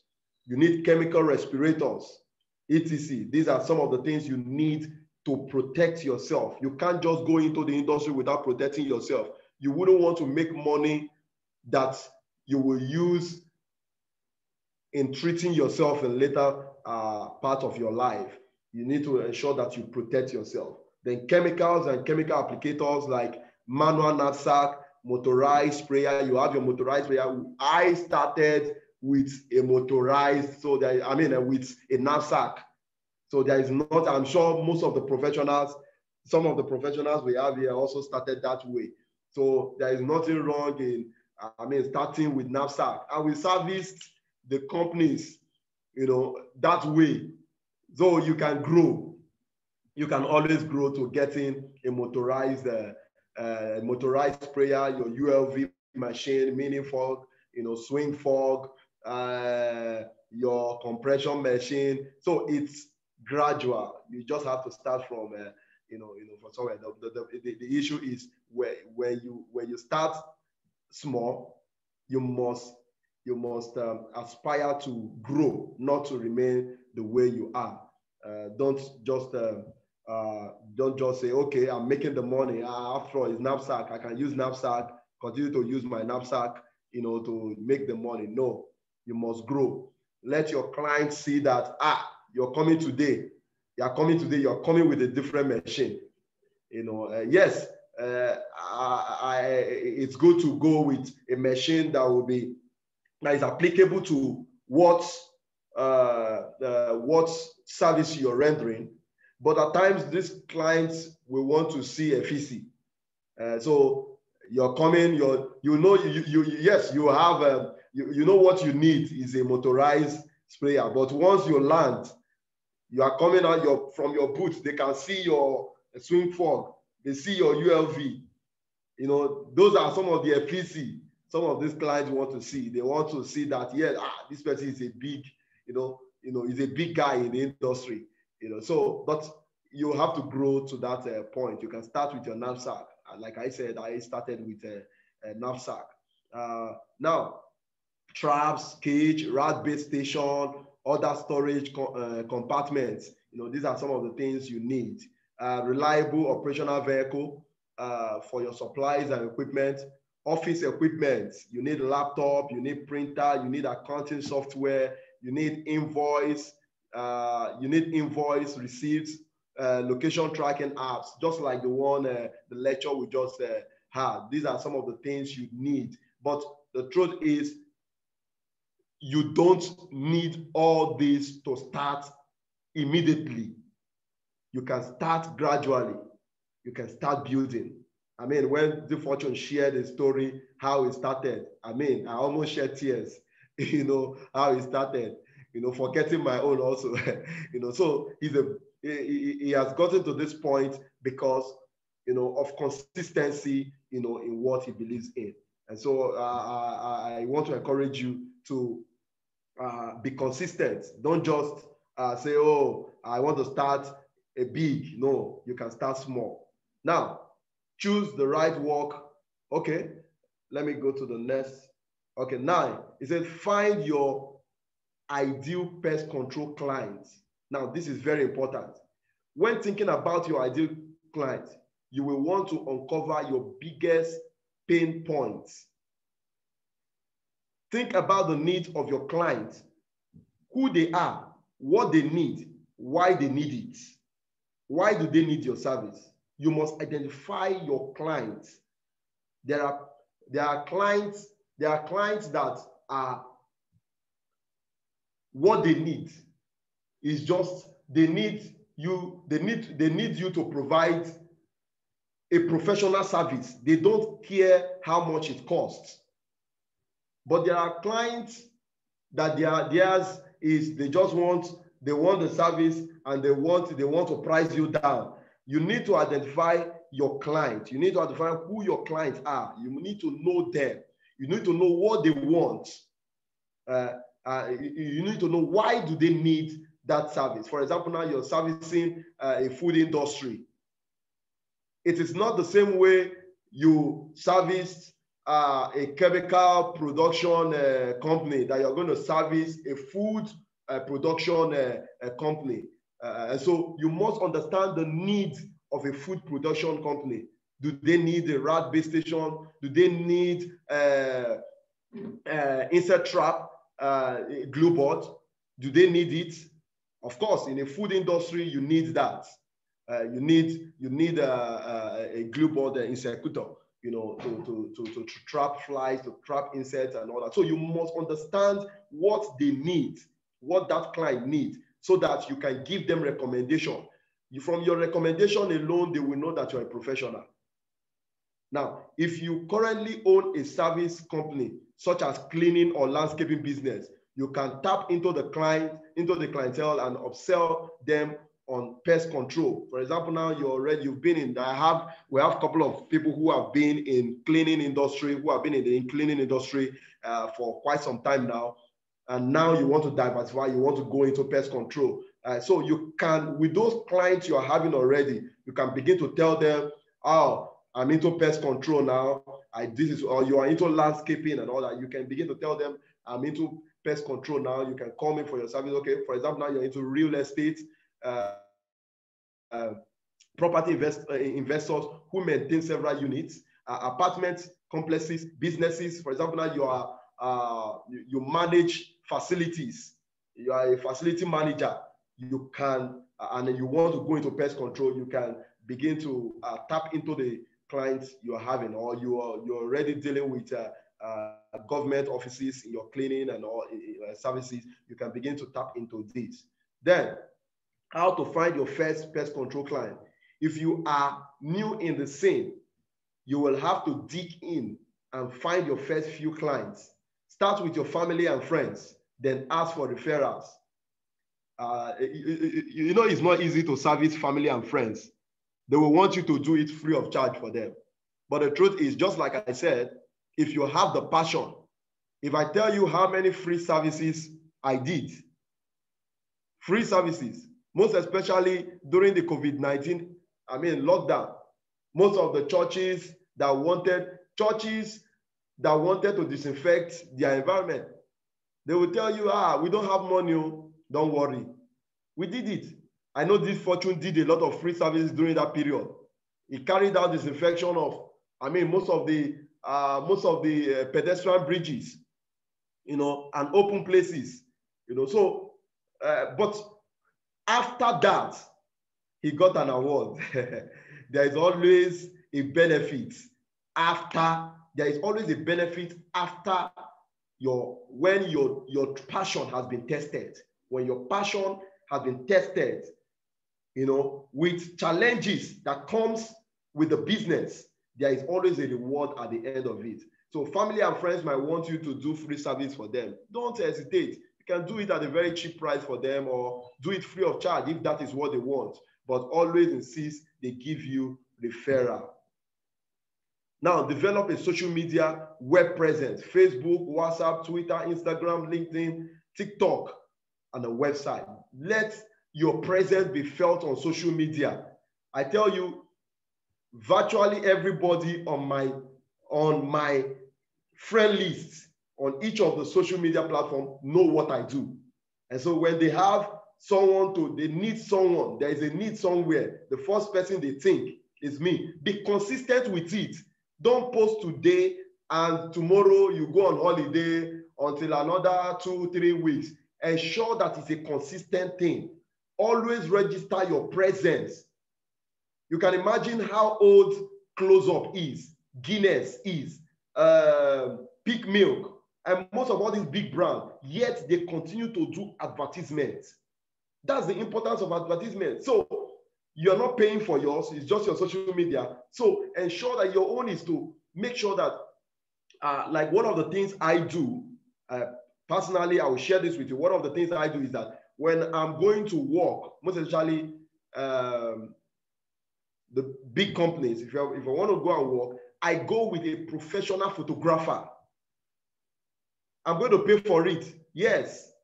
But when I go with a professional photographer, that will give me good captures of when we are working. So he will edit the picture and send to me. So you will be able to use that to update your content. When you're posting your content, your picture, quality picture, you need quality picture, not the one you just snap with your Android phone. You need a quality picture. So keep using these pictures to update your status on daily basis. Do good videos, short videos, and upload them, on daily basis. Then spread the word through social network like church and recreational sports. Your church. There are people in your church who work in several organizations. Unless you approach them, I'm not saying just approaching them and you go back to sleep. You must call them on daily basis. Yes, your organization, can you help me get into your organization? I need to come into your organization. You must constantly disturb them. Your recreational sport. For example, I went, there was this recreational center I went somewhere on the island, and they told me, and I saw there is a huge potential in becoming a member of that recreational. And they told me, I went to make inquiry as to how I could register. And they told me I need almost close to 200,000 naira to register. Though I have not done that, but I saw a big potential, in such a place. You register to be a member in such a place, and the caliber of people who are going to come for training, people who are playing basketball, who are playing long tennis. These are people you will not meet on the road on a normal day. And so these are ways you can find your first clients. Now, hire your first pest control employee. Now, if the answer to any of the following questions is yes, you may need to hire an employee. 1, I am working more exhaustive hours now that my client list has picked up.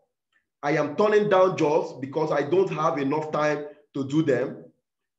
someone was helping me out, but they quit.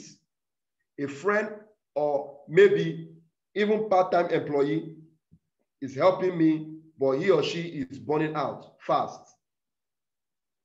I am constantly out in the field instead of focusing on growing my business, that is marketing and sales. I am missing calls because I am too busy, and it costs me some money. Now, if any of this question is yes for you, then you need someone, you need to employ someone. It might not be a regular staff, it might be someone who, on a part-time basis. The person, but you must ensure that that person is trained, attend trainings like this, so that the person does not put you in trouble. Ensure you train the person is properly trained, he understands the industry very well. So you need someone. So when you do hire an employee, make sure your employee are certified according to the federal EPA laws and state laws governing your location. This may include on-the-job training for several months. So plan ahead to be ready for the onslaught of work coming your way. So you need, because when you start missing clients' call, they need you at a particular time, you're missing their call, you're not picking up their call, they will call someone else. You're working, you can't advertise, you can't market what you do, you need someone to help you. Now, this is where I'm going to end today. Thank you so much. As you can see in this picture, how I am properly kitted, and ready for the work. And so ensure that whenever you're going out to work, you protect yourself very well so that you don't become a casualty in the process of eradicating pests. Thank you so much. I appreciate you. Thank you, DFORTUNE. Thank you for the opportunity, and thank you all for listening. Wow, what a session. What a session. Thank you so very much, GCO Francis, Ash Cleaning and Pest Control. Thank you for such an awesome, in-depth, detailed, class session, from beginner to advanced. In fact, I don't believe people will have much questions, or maybe contributions. Okay, Michael Ezekiel, you want to ask a question? Can you unmute yourself and ask a question? Michael.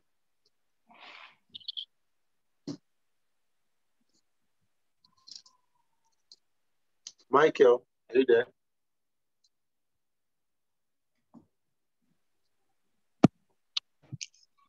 Hello? Yeah. Hello? Yeah, Michael, go on. Okay. I have a registered company under my cleaning company. Can I still use, I've registered the company with CAC. Can I still use that same registered name for the cleaning, for the fumigation company? Sure, you can. You can.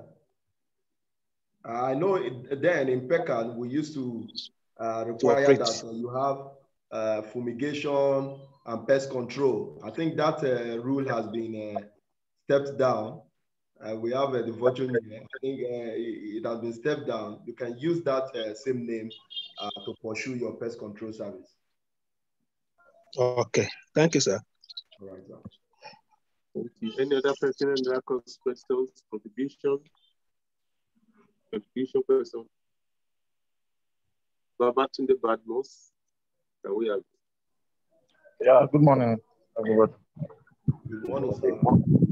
My question is, as a pest controller, within your which of this license is better to achieve before you go to your local government area, or you can achieve them at intervals just to have them, or there's one first or the one that goes second before you get to the high level? Okay, that's good. It's a good question because considering the financial implication, yes, you would need to start from somewhere. What I did that helped me was that I started my process gradual. gradually. Firstly, I became a member of Pest Control Association of Nigeria. Yes, sir. Now, being a member of PECAN gave me the coverage. And so whenever I go out to work, even though I had not gotten my EHORECON certificate, I could call PECAN and PECAN will stand in for me. Okay, sir. Yes, so that I'm telling you practically from what I did. Okay, sir. So you can also explore that, but it's important that you work on it. While I was a member of PECAN, I had already saved up funds, to register for a EHORECON, and then also gradually LACEPA, because it also depends on the organization you are dealing with. There are some organizations, for example, churches might not require that you provide them some of these certificates. Okay. But open businesses, big establishments will require it. So you must gradually move from servicing smaller organizations that would not require all these bogus certificates, then move up to the bigger ones. Then also what I will advise is, in the industry, there is room for partnership. You can partner with someone that has the certificates. It doesn't matter, don't be too greedy. Even if that person is saying, give me 60%, no problem. You're learning in the process, and at the same time, see, 1% of something is better than nothing. Yes, sir. So you can partner with someone that has the certificate.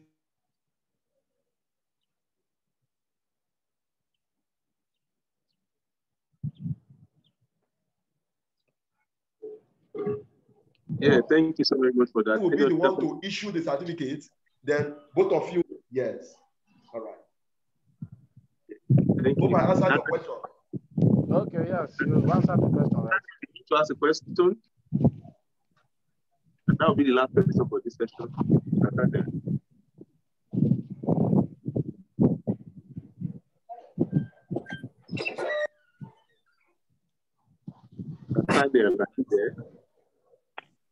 Yes, sir.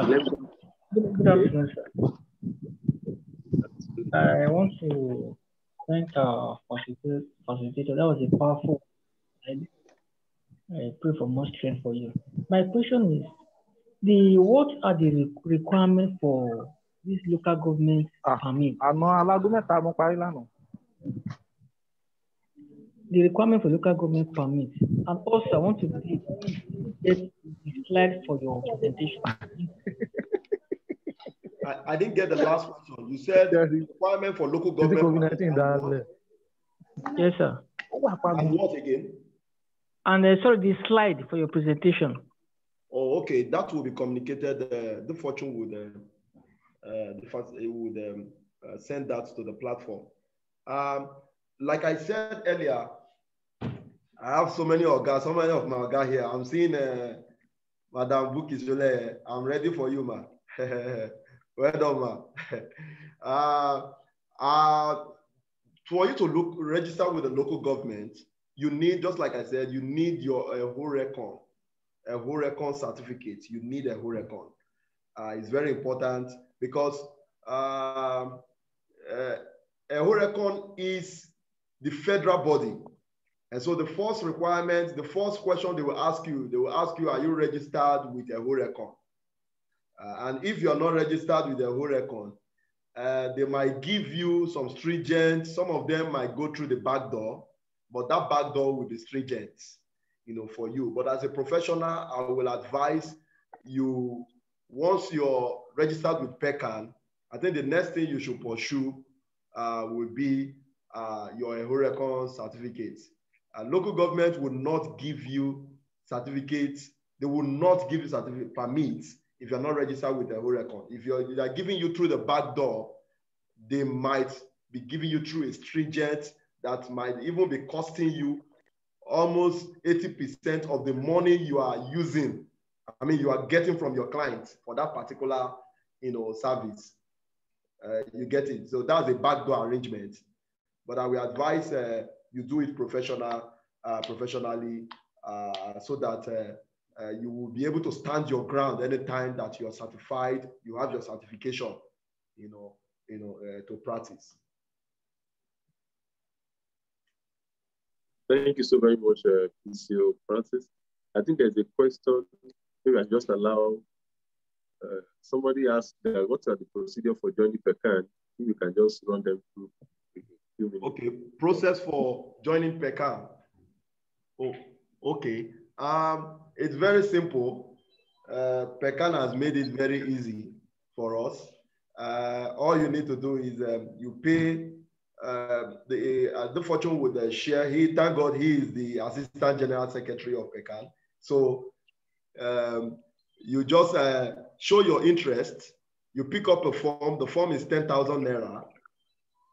From there, you will be.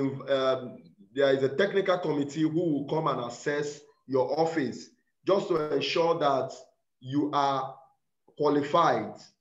And now, part of the training you need, like the certificate of this training, is going to help you because PECAN wants to make sure that you are trained and you are qualified.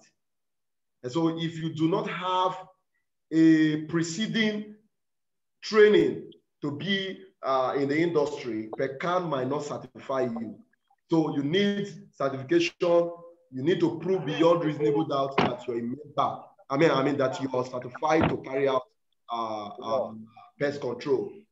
So with that, once the technical committee approves that you have been, you are qualified, you can issue out a certificate. Also, once you're a member, you ensure that you participate in every activity of PECAN. You pay your dues.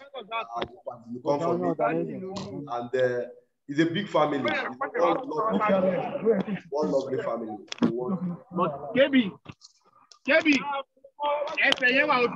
all I want more.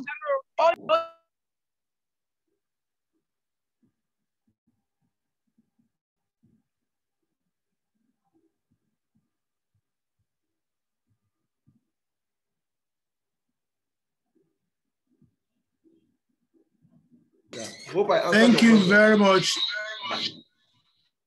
CEO Francis. Do we have anyone that still has a question? Mr. Michael Ezekiel, you have a question. Please go ahead.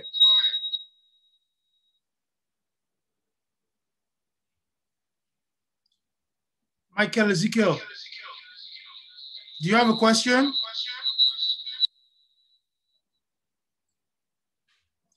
Okay, Mr. Sampson, Aliyu, go ahead with your question, please. Unmute yourself, unmute yourself. Let him unmute it. Hello, ladies and gentlemen. Good morning, everyone. My name is Shah Aliyu. I'm asking question from Kano. Me myself, I have a cleaning services with little something fumigation dama because I want to ask about the registration and the requirements because I live in Kano, so I don't know who to ask and I don't know where to go to see the PECAN member or to access to anyone that may be technical if I start registration, how we'll do and how everything is going on. Thank you. Oh, thank you so much, Aliyu. In fact, you are lucky. We have a member in Kano, PCO Hussein. He's there. So he would, I think you should relate with DFORTUNE.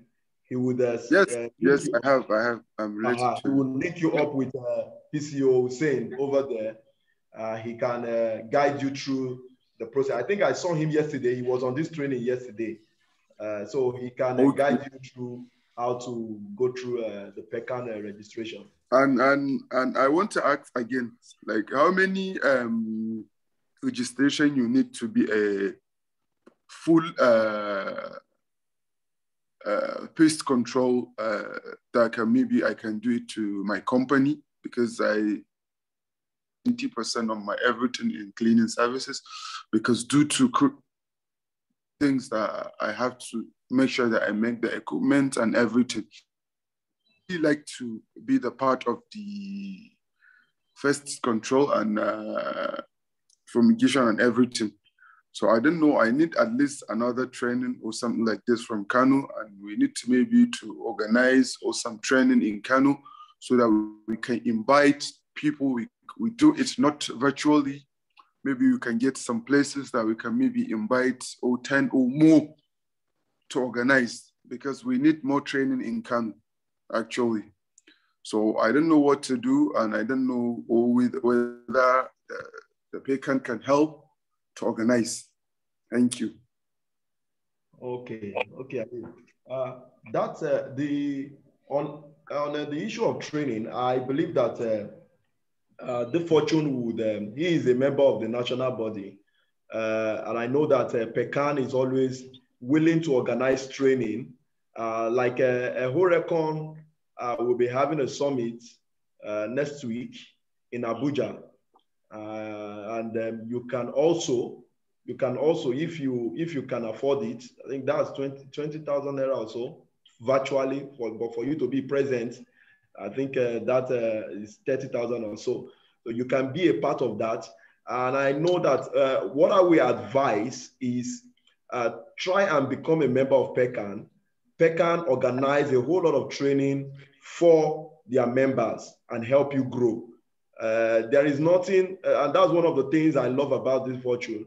There is nothing as good as sharing knowledge. This knowledge we are having today, once we die, it's no more, it's useless. So when you see people like that who always love to share knowledge, want to share ideas, go closer to them. They will teach you. You can learn on the job. There is nothing you put your mind to that you won't learn. So go close to them and learn from them. I trust me, the sky will be a stepping stone for you. Thank you. Thank you very much. Thank you so very much. Thank you, Mr. Francis. Thank you, Kshirsagar Ali, for the question. For the Kano, we are going to talk to the Kano chapter, and we will link you up with the Kano chapter so that we can now actually look at having. We're planning to, we inaugurated the Abuja chapter of PECAN just a few weeks ago. So we are looking at having similar things done in Port Harcourt and in Kano. So it's a good thing to be a part of. Thank you, everyone. I really wish I could take everybody's question, but we just have to move to the next class. So be Crusher, Bukola, don't worry, you ask a question in the next class. One of the things that benefits us in this training is we have a pest control forum platform where we keep learning every day, and all the facilitators, they are in the pest control forum. So that means they can always answer your questions, at the pest control forum. Strictly for professional conversation, not some funny conversation, strictly for professional conversation. So now, thank you once again, Mr. Francis. Thank you, everyone. Thank you so very much. Can we all unmute ourselves and just say a word to Francis that thank you. Just unmute yourself, you can unmute your video, and just let him know how much you enjoy his class. Let him know that it was not just for people. Okay, just say hello. Okay, good afternoon. Thank you so much. Francis, thank you so much. God bless you. So much. God bless that was a fantastic practical meeting. Thank you. Thank you so much. Thank you, Francis. It's really educating information as well. Thank you so much. Thank you. Thank you.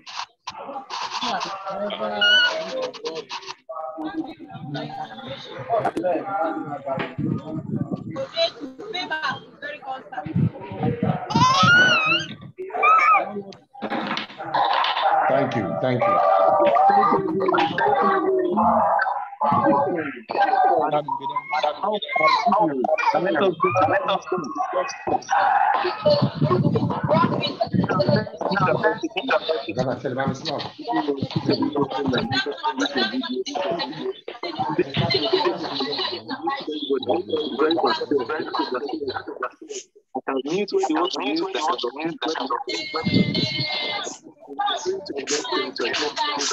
Thank you. Thank you. Thank you. Thank you. Thank you. So reach your microphone.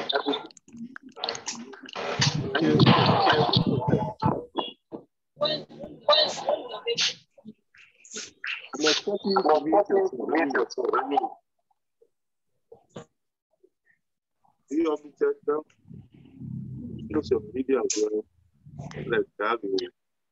Okay. Once again, I want to say welcome to this. This is like the penultimate session of this today's course. And this course today is going to be handled by myself. And it's going to be very brief, but I believe it's going to be very inspiring as well. I hope you've been enjoying it. I hope the course has been worth it. It has been worth your $20. Or you wish you could have paid more than 10,000 naira. It has really been worth it. This gives you at least certain overview. And once again, I want to welcome everyone to this group. Every of our gathered on this group. I welcome you all and all our facilitators. I appreciate you all for everything you do, for your support. I want to welcome Mr. DFORTUNE, our social welfare director in Pekan.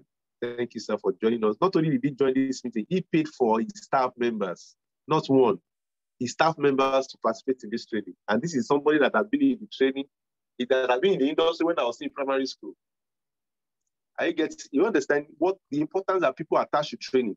He has been in the industry of pest control while I was in primary school. And now we now organizing a training, and he paid. In fact, he was one of the first few people that paid for not just one staff, but for multiple staff of Facilitation. And he did not stop at that. He's still here with us. And I want to say thank you, sir, for the huge opportunity. You can imagine people paying Mama Pekan, Mr.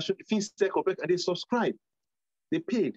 You heard the president yesterday said, "DFORTUNE, I'm going to pay for this session that I attended." I don't know how it got there, but you see, it shows how much value these are our leaders. They are attached to knowledge. President of Pekan only came in just for a few minutes. They said just the few minutes that they came in, he learned something, despite of many decades of experience. That's the national president. So you can never say you know it all. You always learn, open up to new ideas, new conversations, and we keep improving together. Once again, I welcome to this segment. You know, my name is Ayodeji Fortune, Oluleye, the CEO of DFORTUNE Pest Solutions, the convener of this training, of this course, and I thank you for trusting us to do this at this time.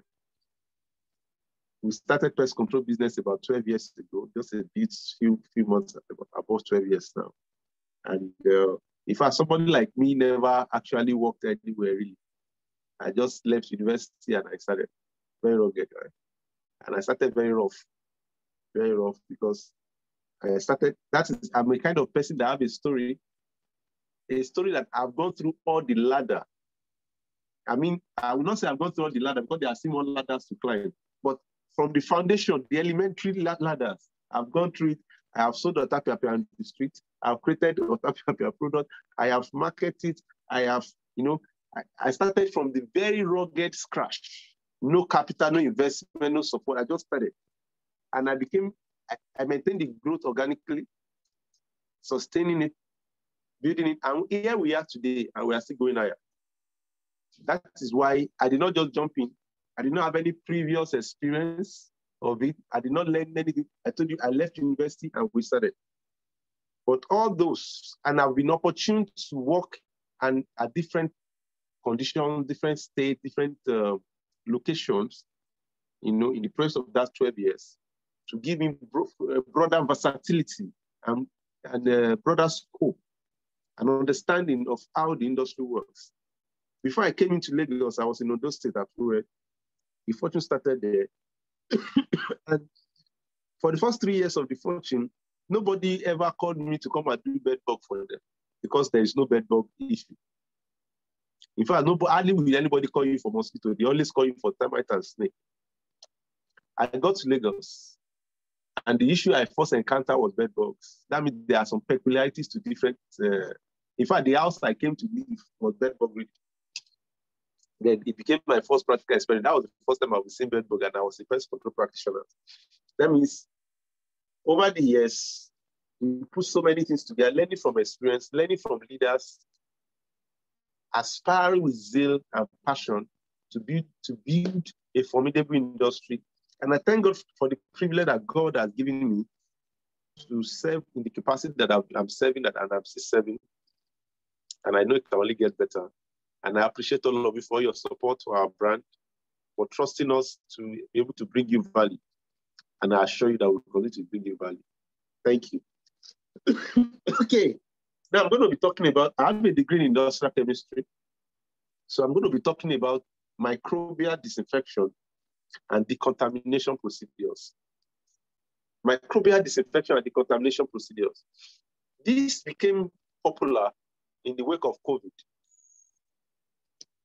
Before COVID came, we have been doing things on disinfection, decontamination, but not popular, not trending.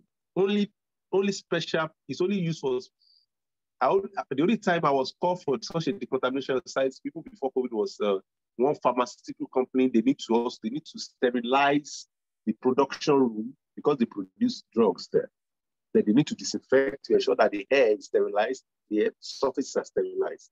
And sometimes surgical rooms, hospital surgical rooms, need to be sterilized, disinfected against gram-positive and gram-negative bacteria, against fungi, against virus. You know, virus is not a living thing. That's why you just inactivate it. On surfaces, they are not.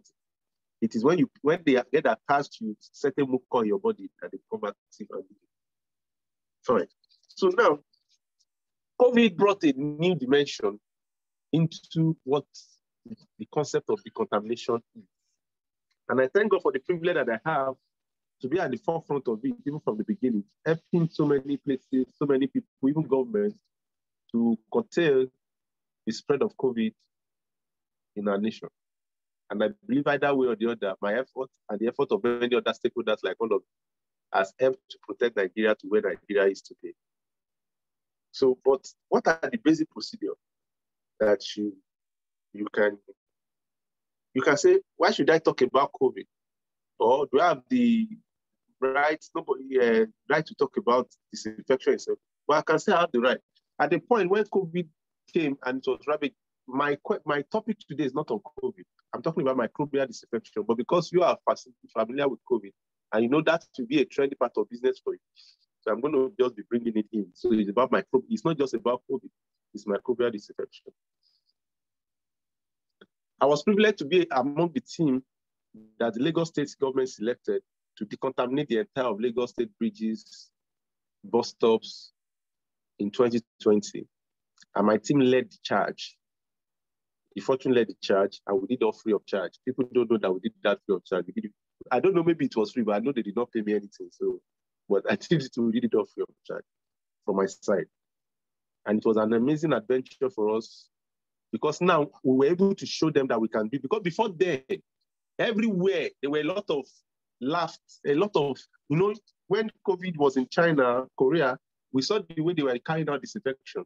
Suddenly, as they said, they entered Nigeria, we started seeing different drama of spraying. People carrying one thing and just spraying the way they just seen drama. Everybody was laughing. In fact, Lagos State government at some point was embarrassed at the way some certain contractors of theirs, so-called, were carrying out the activity of disinfection because they knew nothing to about disinfection. They were just after the business and the money because they saw huge opportunity in it. But we redefined that at DFORTUNE. We were privileged. We worked with Julius Berger. We worked with Preneur and some other stakeholders at the time with Lagos State government.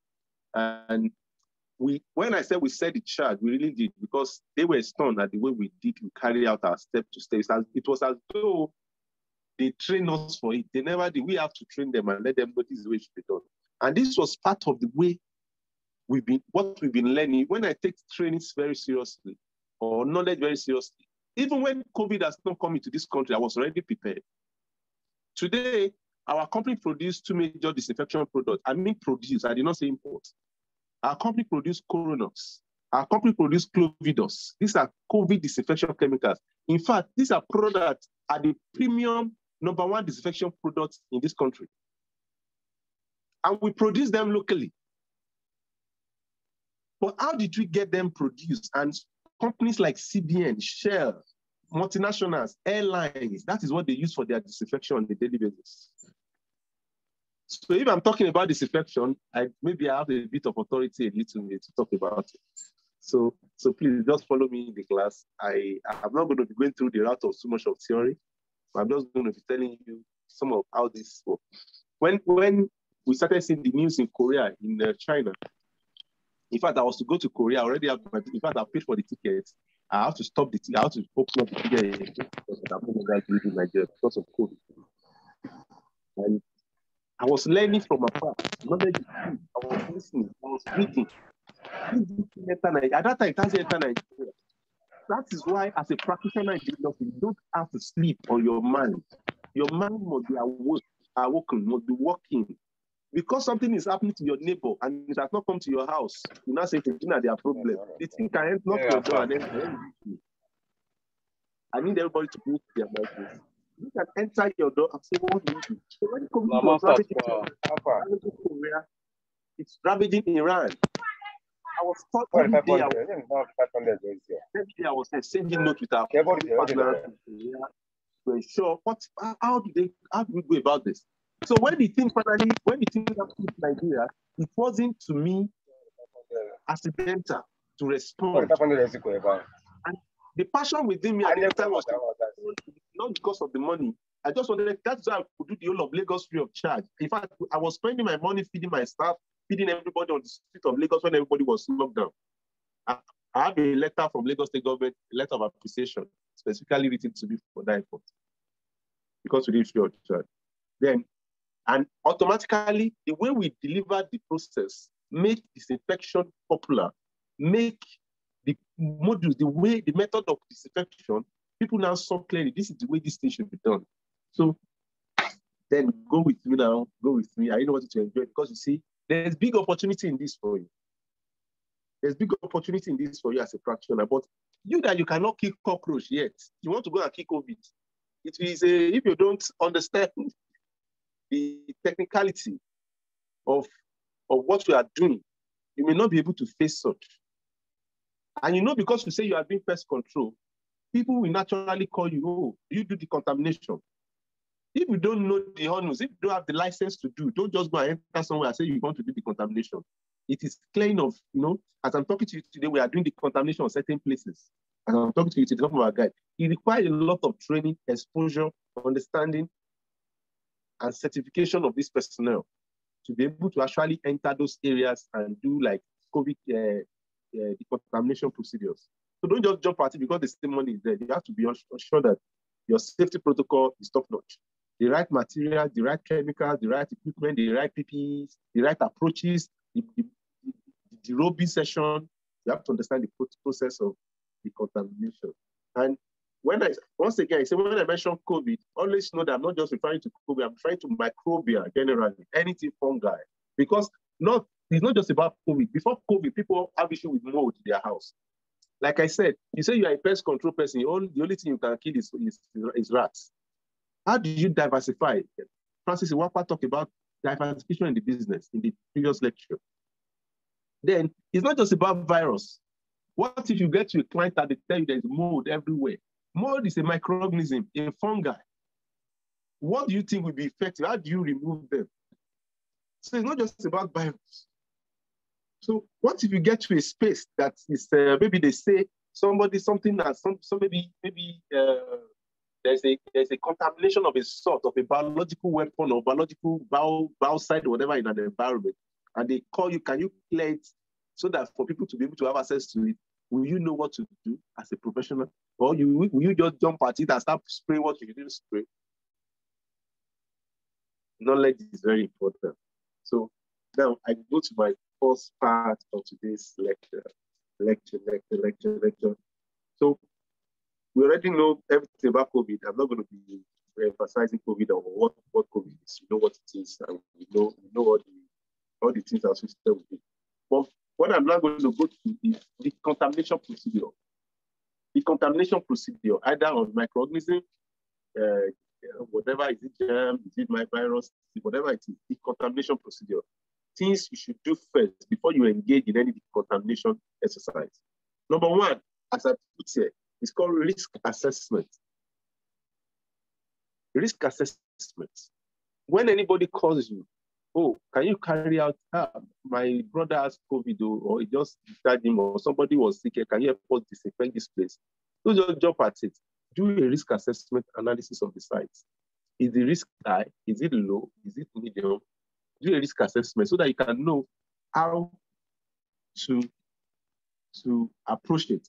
Is there an established case on the site? Or is there a suspected case? You know, maybe they are just suspecting, let's just keep safe. Or there is a premium established matter on the site, like the one I'm doing this morning. I'm doing a place this morning that over 13 people have been evacuated from the facility for COVID case. That means that's a premium established, and not just ordinary COVID, it is Delta variant. And then, but how are we able to do it? Knowledge, trainings, exposures. Knowledge, training, and exposure. So risk assessment first. The protocols need to be followed when you are going through the contamination procedure. Two, when you enter a place, I said cleaning of high debt surfaces where necessary. You can see in that section, I put where necessary. Cleaning is supposed to precede disinfection. But I said where necessary. For example, you can try to start cleaning and get infected. Because in my own case, when somebody called us for a COVID clean out or something, I thought disinfect the entire surface. And I said, by the way, I said something to you that it's not just about this, whatever COVID it is. For example, if you have ever done pest control for bats, bat is an animal bird that carries a lot of germs, in fact, bat is the carrier of Ebola. Are you aware? That means, and many of you go to do bat control, you spray, or maybe there's bat in your house, you climb into the ceiling, you can have fungi attack you. So how do you now treat, when you want to go to do cleaning for bats, don't just go there with broom and start cleaning their pools. You need to decontaminate the entire area before you start cleaning. So it's not just, this thing is just about, that's why it's called microbial disinfection. So you need to know where, for example, we talk about rats. You get to a place, some of you are doing cleaning, and there's rat poo everywhere, and your customer asks you to come and clean. And you know that if a dust from a rat poo, you inhale it in your nose, and if that rat was to be infected with Lassa fever, you're automatically going to take Lassa fever. So will you just go there with broom, without nose cover, and start sweeping rat poos? You understand? You just go there, you start sweeping. Okay, let me sweep. Yeah, you know, you just sweep it like that. No PPs, no. So as I said, even though cleaning of high debt surfaces is very important in disinfection, but I always advocate that first and foremost, you must first do the first aid approach by first neutralizing the surfaces. If the place is very dirty or the place is highly risk, if it's an high risk, you know, I talk about risk. If the place is an high risk, you must first at least have the first aid approach, and your PP is done before you start cleaning out. Then you can now also finalize it by doing proper disinfection.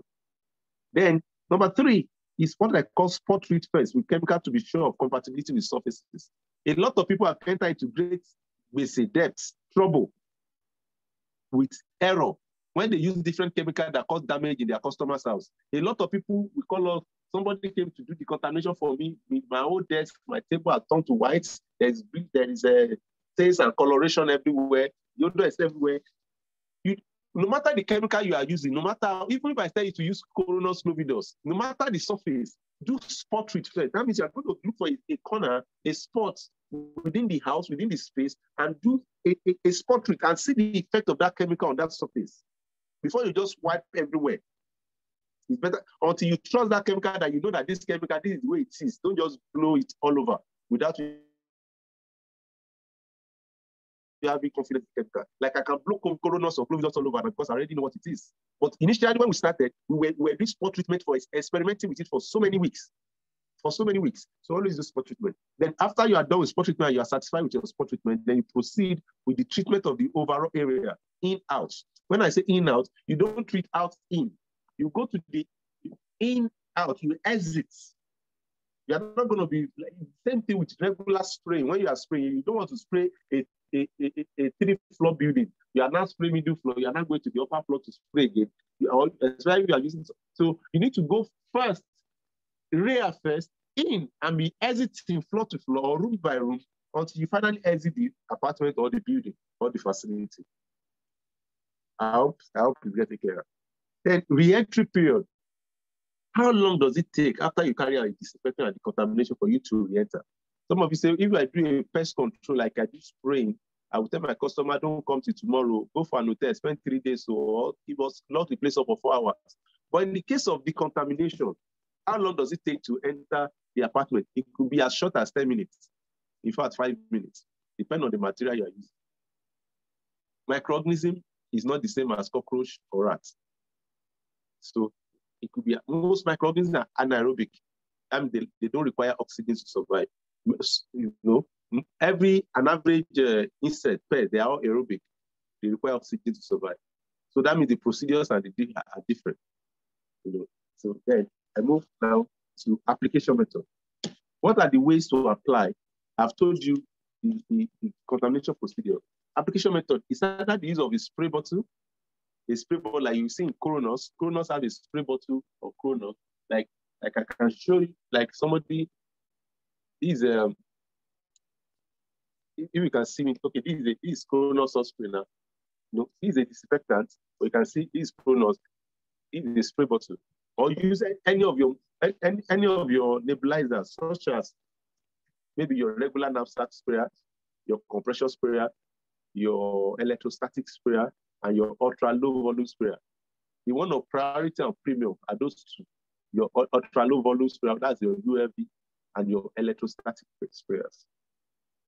So any of those can work. You know, a lot of people want to do disinfection and carry foggy machine. Okay, you can actually carry out disinfection using gas method. There are so many gas methods that can help in tidying up microorganisms in the atmosphere, in the air, to sanitize the air. You know, yes, you can just to sanitize the air.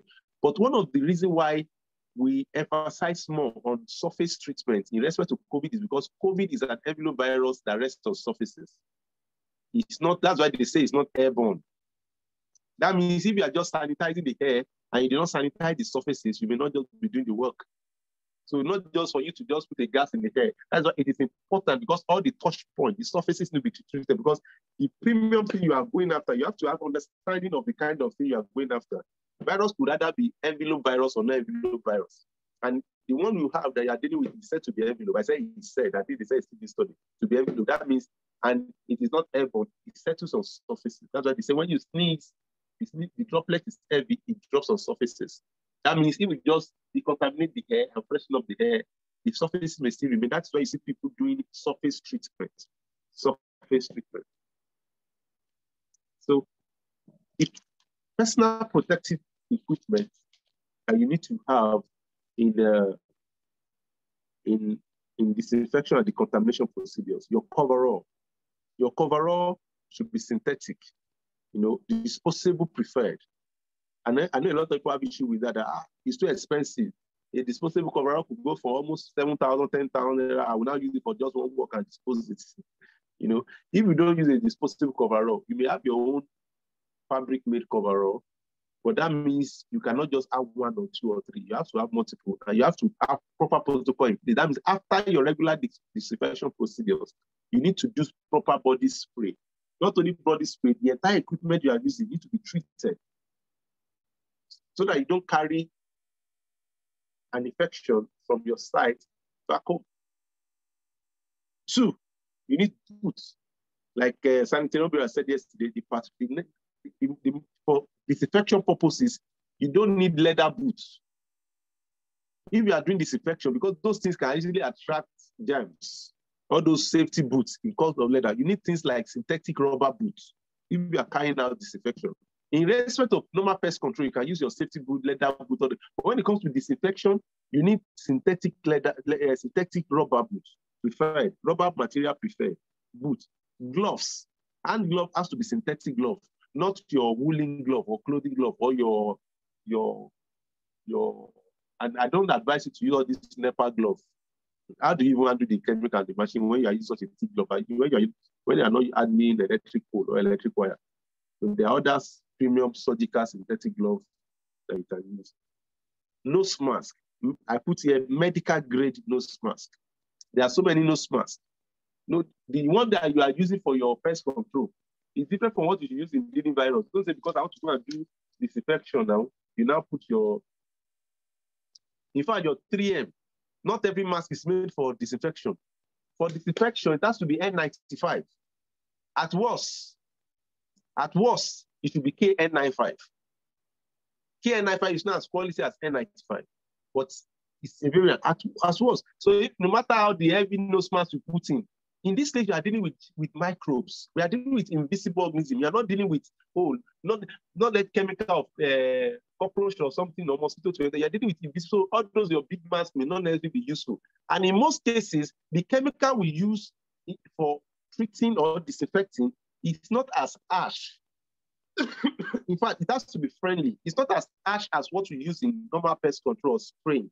And the reason why you wear all those masks for pest control is because of the hazard that is attached to pest control chemicals. Pyrethroid, organophosphate, organochloride, they are very dangerous chemicals. They can cause internal body issues with the operators. That is why you have to wear professional grade face masks, respirators, and the like. But in disinfection, you just need your N95. That is why some of you want to say you want to go and do disinfection, you carry the DVP and go and do disinfection. I don't know the disinfection you are doing. So a lot of you have bastardized disinfection so much that and knowledge is that you think whatever should kill cockroach should kill microorganisms is a lie. It's a lie.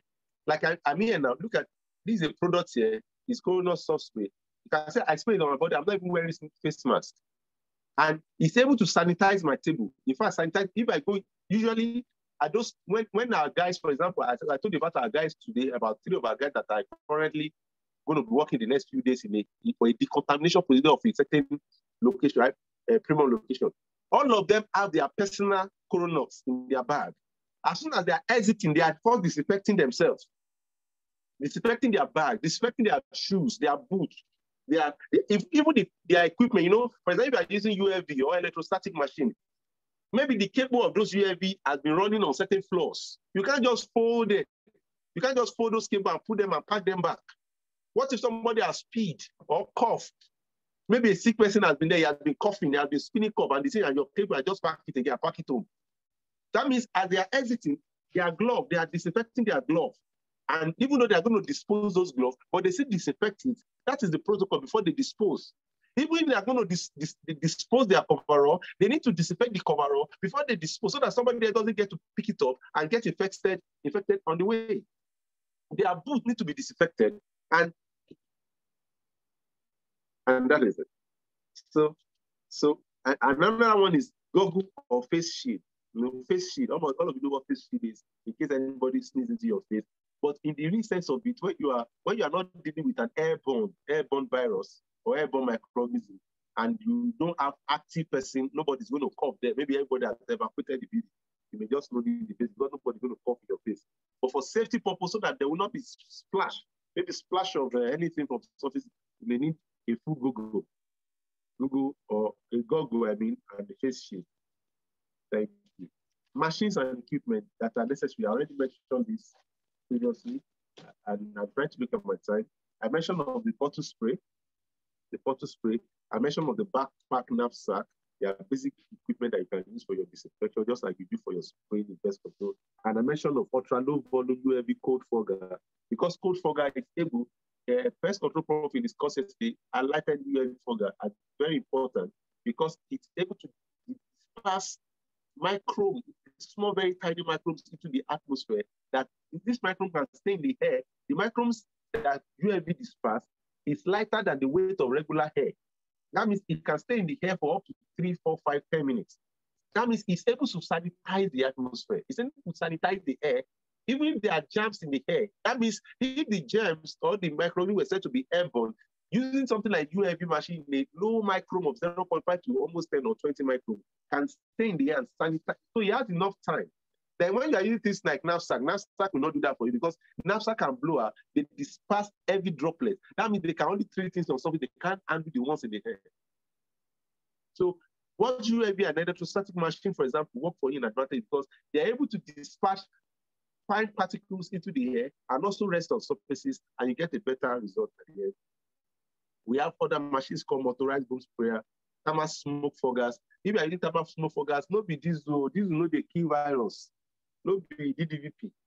There are certain chemicals that can actually use with a certain fogging machine, and it will come out and air disinfection. If you see China and Korea, you see them using foggers for disinfection. It doesn't have to be. They'll say, how can they use fogger? Yes, it depends on how the chemical, you can fog, you can actually fog an aerosol in the air. But mind you, it will work majorly in sanitizing the air. But some of them will drop on surfaces too, like UFV will do, and it will help to sanitize the surfaces. And it will help to try, because the virus is so small, tiny, those droplets are so small, so it's able to capture whatever and cover the all surfaces wherever you are spraying them uniformly. So thermal fogger actually, as a mind, actually work for disinfection, but be careful. It doesn't have to be diesel smoke like you are familiar with. You have to be thermal fogger working like a cold fogger. Now, this leads me to one very important part of this training today: list of chemicals, type of disinfectants that is essential for you that benefit. Because this is the area that quite a lot of people have issues. Like, what chemical will I use? Me, I become everybody. What chemical will I use for this? What chemical will I use for this? You know, that is what it is. So, first and foremost on my list, my standard, my most preferred disinfectant is aqua-based. For so many reasons, aqua-based is most preferred to me. But when I say aqua-based, and that is like, these aqua-based, these are product corridors. It's made from alcohol, but ordinary alcohol doesn't kill. You have to understand the science of alcohol. And when we say alcohol, you have to know the type of alcohol we are talking about. There are so many alcohols. Some alcohol doesn't have any effect on microorganisms. For example, methanol is an alcohol.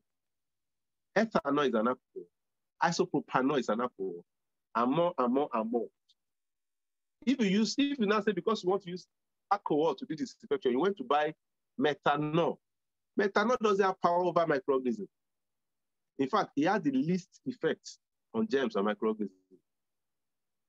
It doesn't. The most effective of all alcohol family is isopropanol or isopropyl alcohol or IPA that you mostly see in your methylated spirit. Methylated spirit, that's an isopropyl. Then the next line of most effective is ethanol. Ethanol is what you mostly see in your regular ogogoro and the likes. But the challenge there, the clarification there is this: your regular ogogoro, no matter how hot it is, even your gin, your champagnes, your those hard drinks, the alcohol content is maximum is 42-45%. It doesn't exceed that, and that is not enough. So some of you say, let me just take ogogoro now, let me take gin, at least corona will die. It's not enough. Because in your gin, most beer has 7% alcohol. Most gin, most red wines has 11%, 12%. It can't do anything. Most of your hot wine, the real hot wine, we say the mad guys, they take 25% actually. The best of the best, all the hottest of the hottest, we say only one glass like this, the person is running haywire. It's 40%, 42%. Go and read the label. But for you to have an alcohol that can be effective for microorganisms, your concentration needs to range between 65% to 85%. Hear this point. You know, I mentioned 65 to 85%. I did not say 100%. That is the issue with methylated spirit that many of you don't know. Methylated spirit has, when you look at the label, has 90 to 99% alcohol concentration. But the little content of the 20 to 25% of water content that is added to alcohol, that's why most of your sanitizer, they will say, I hope it is 70%. I hope it is 75%. Actually from 65% is effective. Why do you think they ask those questions? So why don't you just use proper? A lot of people, I've seen a lot of people want to do this when they will just go and buy ethanol and put inside their spray and start spraying. You may not just kill the virus. Because the little water content, that 20 to 25% water content, help the protein, the chitin at the exoskeleton of those microorganisms to synthesize. So that water is actually an ingredient of disinfection. So that quantity of water, that 20 to 25% of water in that ethanol or in that alcohol, help the microorganism, help the protein, the microorganism feel at home. But when it is highly concentrated, it only kills the germs on the surfaces. That is why the grade of alcohol-based disinfectant that should actually range between 65 to 75. Don't exceed 80. That should be the max. Because if you exceed 80, it will still not work. It will still not work for regular surface disinfection. And disadvantage of alcohols too are many, and as its advantage is much. That is why when you look at alcohol-based, alcohol is clean. Like I use Cronus here, it's clean, no stains. It smells well. It doesn't affect human body like use of sanitizers, like a lot of things. But it has issues too. It is less effective on spores of microorganisms. That is why it is less effective on fungi. Fungi naturally replicate through spores. Bacteria replicate through spores. It is effective on gram-positive, not on gram-negative much of bacteria. Yes, alcohol is very effective on virus because virus is not a living thing, remember. It's just for you to inactivate it. Alcohol is very effective to a certain extent. But when you are doing decontamination, that's why it's called microbial decontamination. You must know the limitation of the chemical, the product, or the disinfectant you are using per time. It doesn't clear all germs.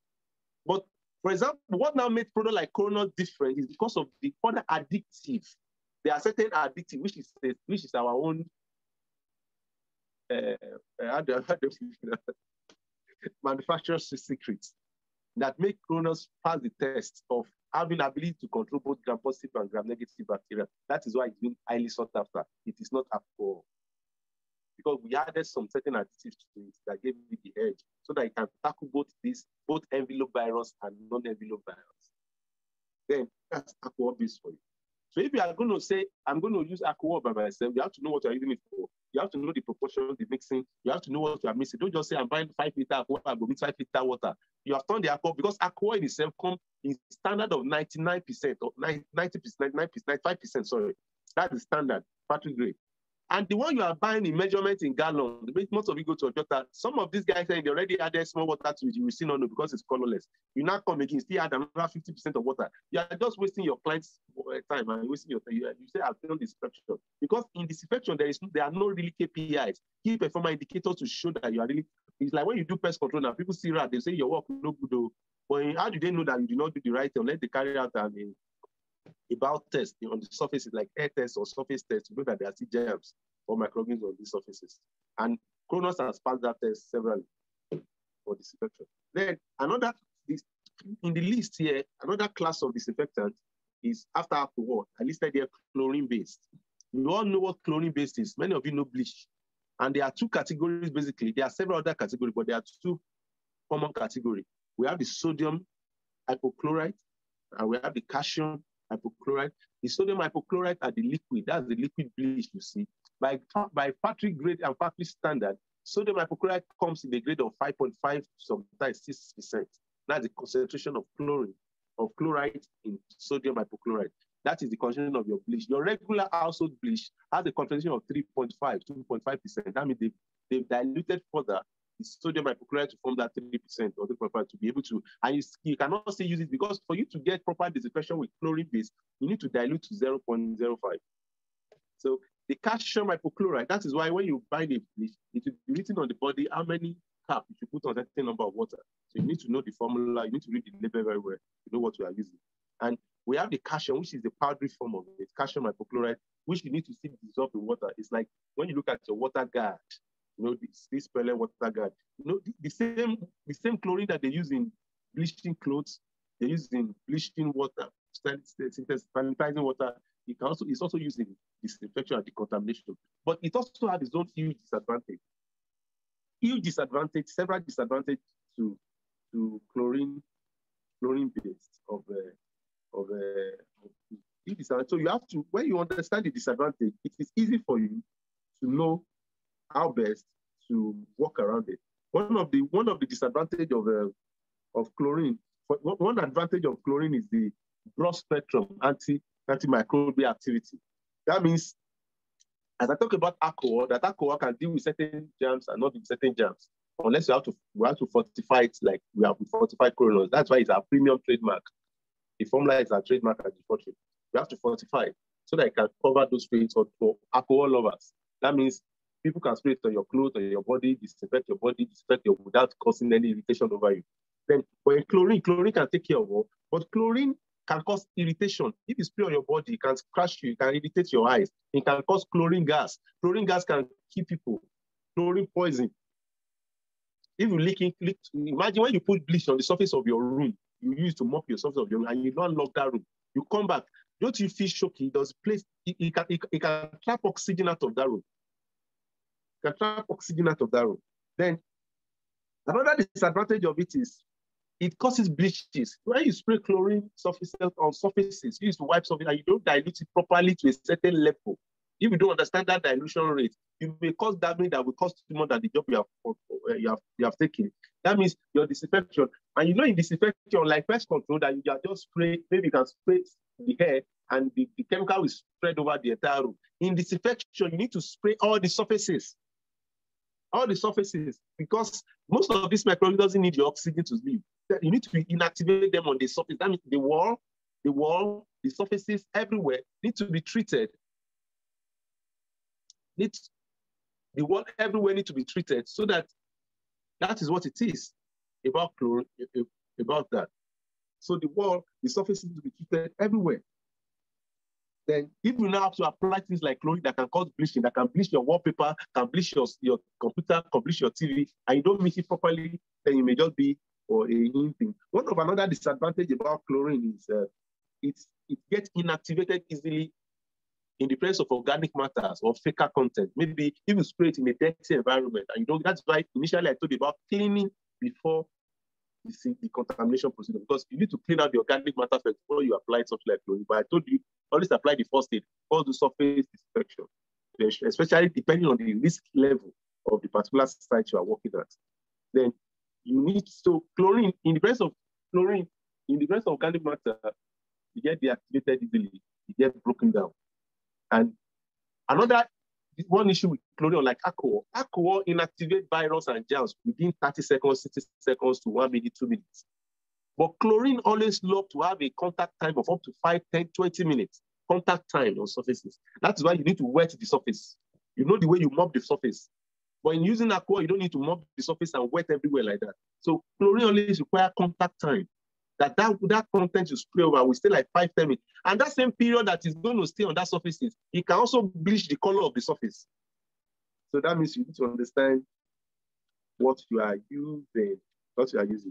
By formulation, I've told you initially, liquid sodium hypochlorite, you are aiming at 0.05 to 0.5%, but depending on the formulation you are using for your work. And liquid sodium comes in 5% standard, 5% grade, while the calcium always comes with 3 grades. We have 45%, I think 45, 48%, those are the common grade for calcium. Then another group of disinfectant I really want to quickly go to is hydrogen peroxide. Hydrogen peroxide is one of the most used disinfectant globally, because of the affordability and ability to break down easily. Because when it releases oxygen, the extra oxygen of the water. Hydrogen peroxide is the water with an extra oxygen. So that extra oxygen causes inactivate and deactivate microorganisms. And at the same time, it is also a bleaching chemical. Peroxide bleaches. In fact, that is what they use in paper industry for bleaching of all this white paper from raw paper to white. It's hydrogen peroxide that is mostly used. So it can also bleach surfaces. That means you must know the concentration of the dilution. If you don't get your dilution very well, you will not get it. And hydrogen peroxide is active against a wide range of microorganisms such as bacteria, yeast, fungi, viruses, and spores. Now I told you alcohol doesn't have this kind of grace. this strength because alcohol cannot really affect spores, yeast, and some bacteria, a section of bacteria. Yeast is a fungi. Spores, because the spores is like the seed of the mind. You know, they laid like this, some that lays down at the speed, sporify all those kind of things. So hydrogen peroxide is very effective in this regard. And the active level is 0.5% accelerated hydrogen peroxide demonstrates bacteria and virucidal activity in 1 minute. That means if you hydrogen peroxide at 0.5% can give you effects within 1 minute. It will have cleared anything, germs and the microorganisms on the surfaces, and it can last for up to 5 minutes there, 1 minute or 5 minutes. The disadvantage of peroxide as usual, it causes bleaches. It can bleach surfaces as well, like chlorine. It can also decolorize, because I told you it's using tissue paper. Another one that I want to also mention that is common, and I know many of you are guilty of this, is formaldehyde.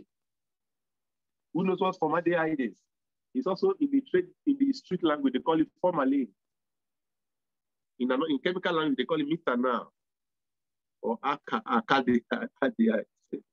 So formalin is one of the best disinfectants, actually, most effective globally. It works, it clears anything. That is what is used in preserving dead body in mortuary, because it will not allow microorganisms to grow in the dead body. That's what is used in preserving lizard, snake, rat inside the laboratory. Somebody will bring a rat, like drop inside the lab, say this rat has been here for 10 years, not because they drop inside formaldehyde. But that means if you use formaldehyde to do disinfection, you will get results. Who say you will not get results? Your result will be very good. Formalin, your result will be very good. It's a disinfectant and a sterilant.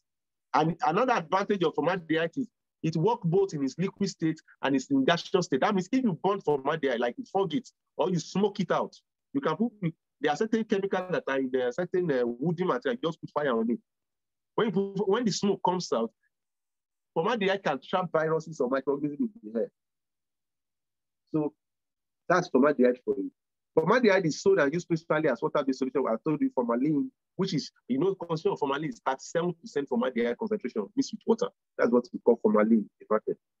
Disadvantage of formalin and formaldehyde is it's a carcinogenic chemical. Meaning it is known, it's not that it's been studied, it is said and confirmed to be a carcinogenic chemical. That means if you reduce your interaction with formaldehyde, formalin, if you don't, some of you use it for fumigation, I don't know why. I don't know who gave you the chemistry. You say the pepper people face, you don't turn to science students, just mix chemical up and down, destroy cause environmental pollution, and give yourself environmental public health issues.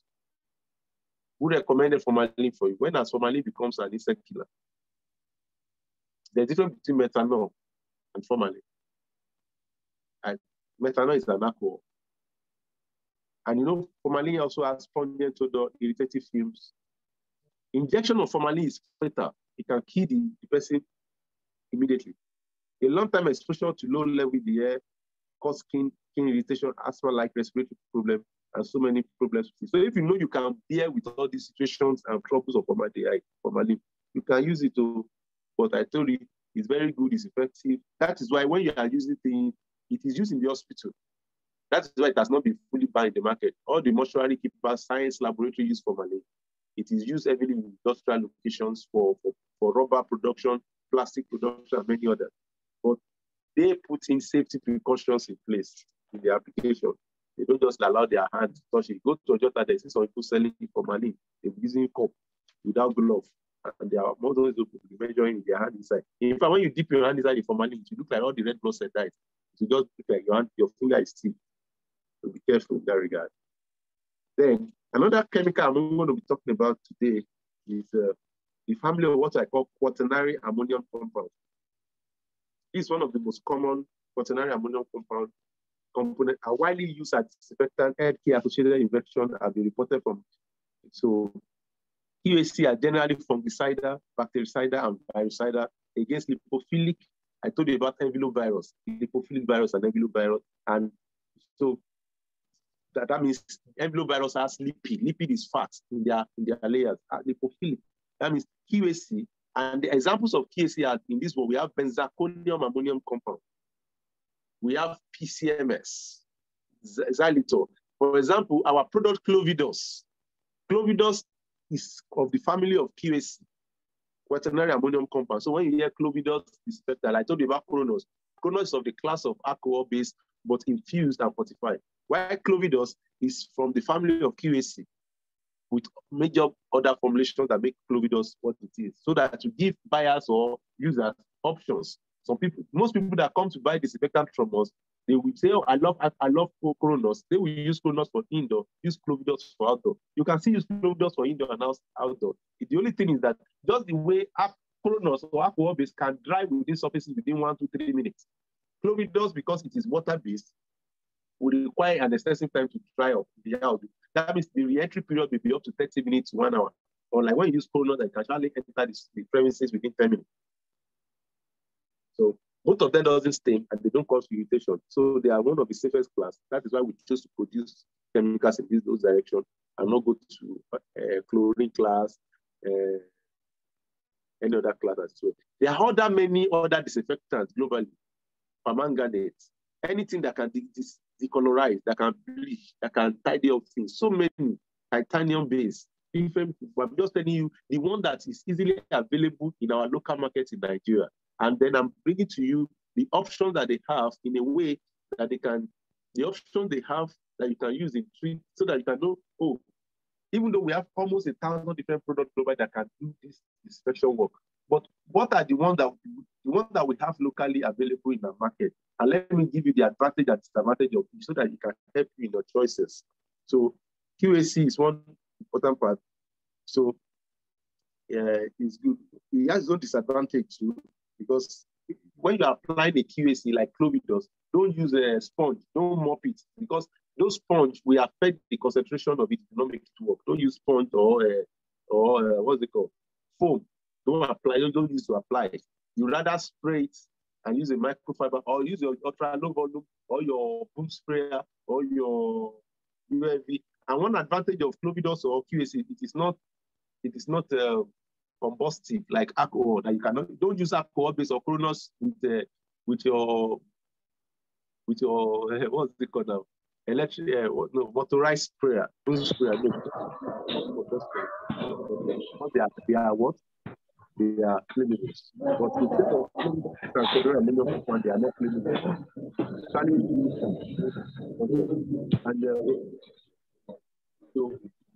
So one other thing that I want to talk about, another one is paracetic acid. Acetic or paracetic acid acid by rapid action breakdown. Special advantage of paracetic acid that is not helpful decomposition product means when paracetic acid is on, most hospitals actually use for COVID. We are already used to what they use in and one that's very common that I can take as the last one. And that particular if I know I'm almost writing up, so if you're tired, don't worry. I'm writing up shortly now, just within 3 minutes.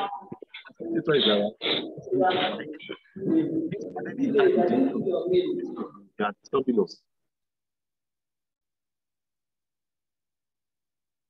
The last one I'm going to be talking about today, I told you I selected these 7 because they are easily available in the market and you can choose. Is what I call the phenol compound. When I say phenolic, I say which one is phenolic again? You use it every day. Phenolic like Facilitator, Cresol, all of you know ISA, right? And there are so many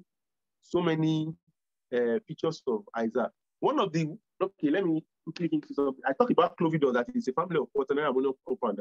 What makes Clovidos like the product we produce is because we look at the advantage of different classes, then we infuse it together.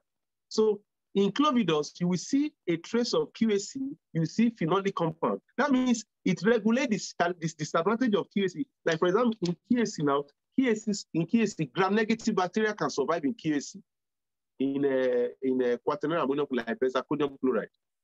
But it will not survive in other ones. Then in Clovidos, we blend those, just the way I told you about how we blend alcohol and other infusers together to form Chloride. You know, that's what we experiment for so many days and so many weeks, and we achieve that. So Clovidos is a blend of those two classes so that it balances up the weakness and the limitation of others. And the advantage that Clovidos now offer the market is affordability, cheaper than the regular coconut, that's more of a premium class. Then phenolics, you talk about your Hyza, you talk about your Lysol, you talk about your Cresol, Kota, all those class.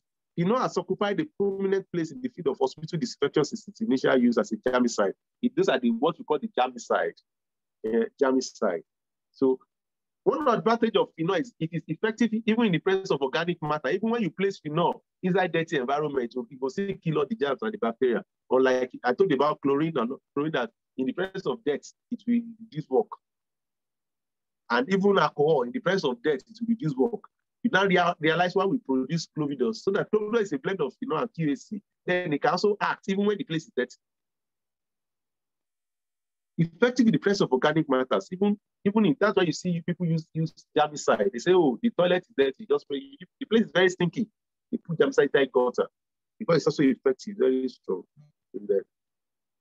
But you know there are different classes. Don't say because I say clovidus there are so many. There are over 100 or 200 above classes of phenolic that is available. We have PCMS, we have DCMS, we have xylenol. There are so many. It's not just Cresol and Scrota. These ones are the common two. But we have xylenol. It's also a part of what they use to make it Dettol. When you see Dettol, it's also part of phenolic compound. Dettol is made from some phenolic from DCMS and IPA combined with some from pine oil and other things. So you can see that means something like a Dettol. It's also an antiseptic, but they have to use a DCMS or a PCMS, which is a phenolic compound, then an IPA, which is an alcohol, that's isopropanol, then mixing with a pine oil to give you those Dettol odor you are perceiving. You see what makes Dettol and the color. And if maybe I'm passing through the study beyond the class of this. Sorry, I studied those factors, but they did not teach me in class anyway. I had to learn everything by myself. So all those things, not because they taught us in class. Schools is just to open your mind for you to do your personal development and study. So school may not help you in any way. You know, anyone that don't even go to school will still become great. You know, so but schools, what school does for you is open your mind to possibility of study. Then when you give yourself opportunity of training like this and study and learn, you're able to broaden your horizons. So disadvantage of phenols are it is absorbed by porous materials and the residual disinfectant can irritate tissues. It can irritate the skin. You know, imagine when you put your germicide on your skin, it can cause a bit of purplish and convenient. So you have to understand and you know, most ones that you buy, they are highly concentration. So they are expected to see dilute it further. That's why when you see things like our product, we have done in a way that an average layman can start using it. You don't need to know too much of grammar. You have to miss this. It is straight to the point. Anybody can relate with it, and if you give them the result, and they make their money. So when they are done, you go make your millions. Not disinfection. You do it properly. So that is it for that section. Then to round up now, I'm going to talk about after you are now done with your disinfection, you don't enter the house of the terror. Now you have done.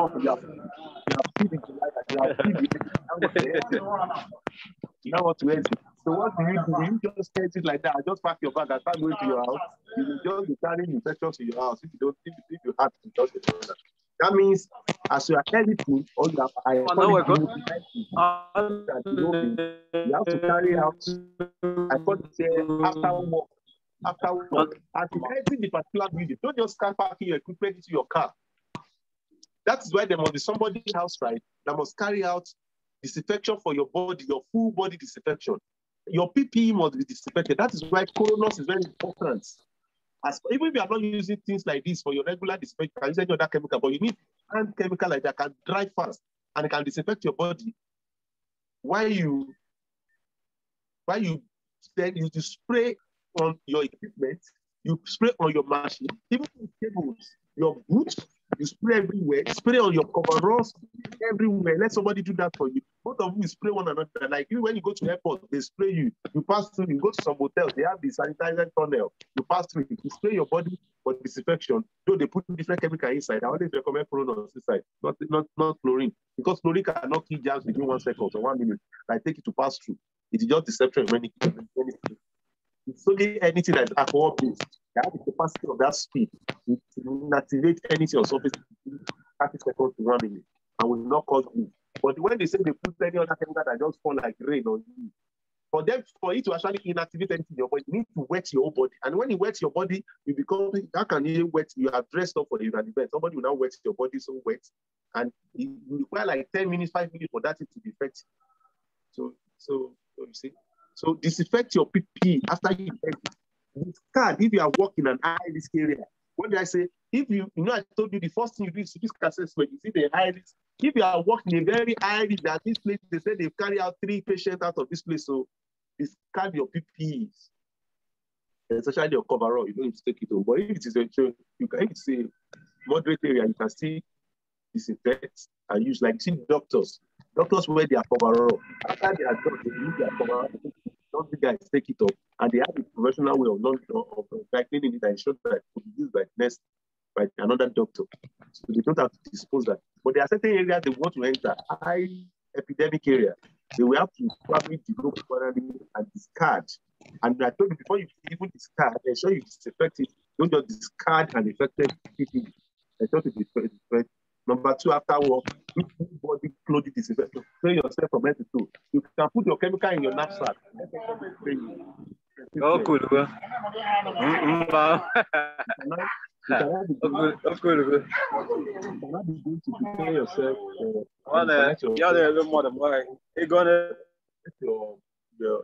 are paid and you are well. So you can go to and go to our website, go to some of our social media pages and see some of our appearances when it comes to disinfection, the way we carry out about that. I know this session has taken about 10 minutes one time. Even though I started 10 minutes.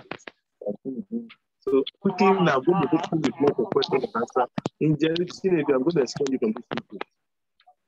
In general, I'm going to respond you for this meeting. Like stopping the entire people here, they are business people, they are serious minded people. They don't want any kind of indiscipline. Mute your mind, that's what we say.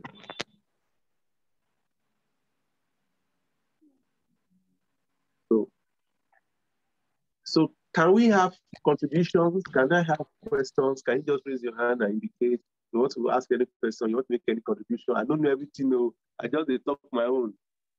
I just talk the one I can talk. Just ask questions, make contribution. Let me just record that. Because Madam Bukky is in the house. It's going to be boom. Come on, I'm looking to that with my lecture notes, branding. So can we have contribution? Thank you for the comments. So great, everyone. Thank you. Nobody wants to ask any question. If I did not say any hand up, I will just close up and go to the next class. Any other contribution? How do you allow me to? You want to ask a question, you want to make a contribution, or mute yourself and ask. Let's quickly attend to that. Thank you. Yeah. Hello, everyone. Good day, sir. Thank you very much for this enlightening session that you gave us. And also everyone that has come here has done a really great job in enlightening us. So my simple question is, as we all know that pest control, that is fumigation or any type of pest control strategy, we know it takes, like, there is a standard time, a standard duration that it should be done, which is quarterly for most organizations. That is, it should be done every 3 months of the year. So as disinfection is concerned, what's the duration? Like, how often should it be carried out? Since we know we are dealing with microbes, viruses, and fungi, how often should it be carried out? That's just my question. Thank you very much, sir. Thank you. Let me take another question. Another question. Thank you, Kaude. Another question, please. Nobody want to ask question? Or you guys have not been hearing me? Oh, was I boring? Really? Maybe it's possible I did not sleep overnight. If I tell you my journey, you even say, this guy, you get an edge. Thank you. Damitade, ask your question and make your contribution. Damitade, good to have you. Can unmute, please, and ask your question. Okay, sir. Good afternoon. Okay. Yeah, I wanted to ask about the chlorinox, yeah? I wanted to ask as in, please, what's the shelf life for it? Okay. Hello? The shelf life of the products, like the expiry date, or after application, how long does it take for you to disinfect or to the expiry date? So like for us that we usually carry it as in to resell. So what's the shelf life for it? So that's the thing. Thank you. I'll get to that. Before you use it, yeah. Yes, thank you. Then another thing I wanted to ask, then for cleaning services, like we were talking about mold, can Clorox be used for mold? Because as in I don't know. For mold treatment. Okay. Mold treatment. Yes, please. Yeah, thank you. I got that. Let me just get one more question. Thank you. Thank you. Yeah. One more person. Yeah, and I will just call all of you to answer the question. If all of you are about that, you answer the question. I did not talk. Nobody's talking. Maybe all of you just on your phone. You've gone to be eating lunch. You've forgotten about it. You paid for it too, even though it's 10,000 naira. Yeah. So just ask a question. One more question before we bring in the next facilitator. One more person. Raise your hand or just unmute yourself and speak out. Maybe some of you don't know where to raise hand. One more person. Is it that none of you get called for disinfection? Even if you are doing cleaning, you are majorly carrying out disinfection. One more person. Okay, fine. I go to the answer. The first one is duration of disinfection. How often? Unlike pest control, like you can say, I kill the cockroach here. Cockroach has 27 days life cycle. You kill it in another 1 month. You come back for treatment in another 3 months. In the area of disinfection, it will not just be so. In the area of disinfection, it may not just be so. You can disinfect as many times as possible in a day, depending on the risk of the environment that you are working in. If the environment, that's why I said the first thing is the risk assessment. If it's an high risk, that's why you see in hospital, they mop surfaces even before COVID every hour. Those of you that do cleaning, you know what it means to disinfect your toilet every now and then. That means if you disinfect the toilet now and somebody comes to use it, if that person were to be carrying any infection in his body and use that toilet, that means the place is infected. That means the place you have just disinfected now can just be infected again in the next 1 minute. If another contamination comes into the scene. So if the place is an high-risk place like an hospital, like a place that has a lot of traffic, you may need to disinfect as often as possible, like a daily basis. That's why things like all of us must have personal disinfectant for our surfaces, our desk, our table, people, visitors, so regularly. Yeah, there are new development of some products that are coming out that can help to sustain the surface for a period of some time, 7 days, 1 week, 2 weeks, and the max that has been said to do is 4 weeks. That okay, when you use it on the surface, you can actually anything that rests on that surface for the next 4 weeks, just like you do in your respirator spray, it will keep inactivating those microorganisms. Yeah, there is such development already coming up. We are looking at it, but basically, as you disinfect the place, and the place gets infected, depending on the high risk level or the potential of the place, you may need to do some of these things as often as every day, every week. Or if it's just a protective or like it's called protective disinfection, you can just recommend every other day or every other week or every other month, maximum every month. Right? Thank you. And for the shelf life of Clovidus, anytime you want to use it, just shake the bottle, shake it very well before you use and put it in your machine. Like every other medical chemical product, it has the expiry date of 3 years from manufacturing it. Thank you. 3 years from manufacturing it. Thank you. So I think I've answered everybody. Nobody's ready to ask me any questions. So I have the liberty to close this session at this time. One more question. Sorry, sir. Sorry, sir. Oh, okay. Sorry. Please, for cold, I don't know, maybe as in some of us who get for cold. So like, because the weather now, what we saw now coming in, a lot of people calling in, especially for schools. So they want to make sure that for microbial, for viruses, and they're saying that maybe they're having cold, not necessarily maybe they have COVID. So with that, what kind of products will you say is actually better for them? The top among the list that has been proven to be effective in those regards is Coronavirus. Okay. Yeah, okay. In fact, I was at the airport early this morning. Yeah. I was at Kawati helicopter. I was at the airport early this morning, and in fact, you see Coronas on all the desk. Coronas. You go to any platform owned by most of the foreign companies, Coronas is on their table because they tested it. On your mode, normally alcohol should not be very effective on mode. Alcohol we terminate the actual mode, but it will not terminate the cycle.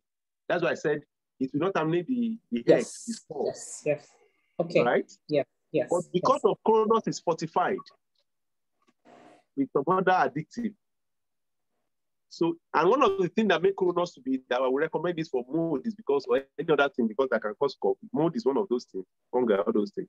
Is when you apply it on surfaces, it doesn't stain. It doesn't stain the paint.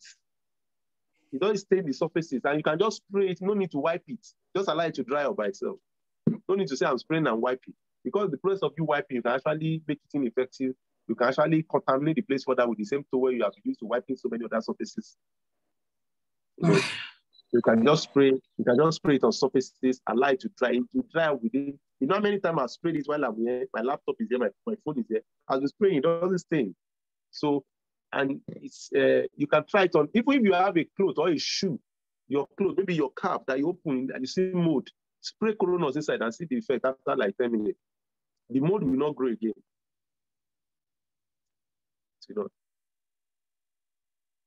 Thank you.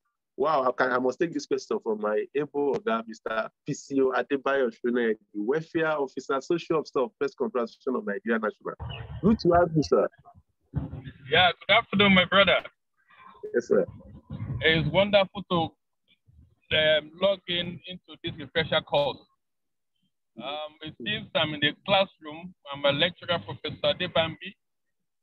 He's dishing out those routines of chemicals and effects on the microbes, either virus or bacteria. I don't have a question. I just want to beg for something. Today we are sitting down listening to all participants.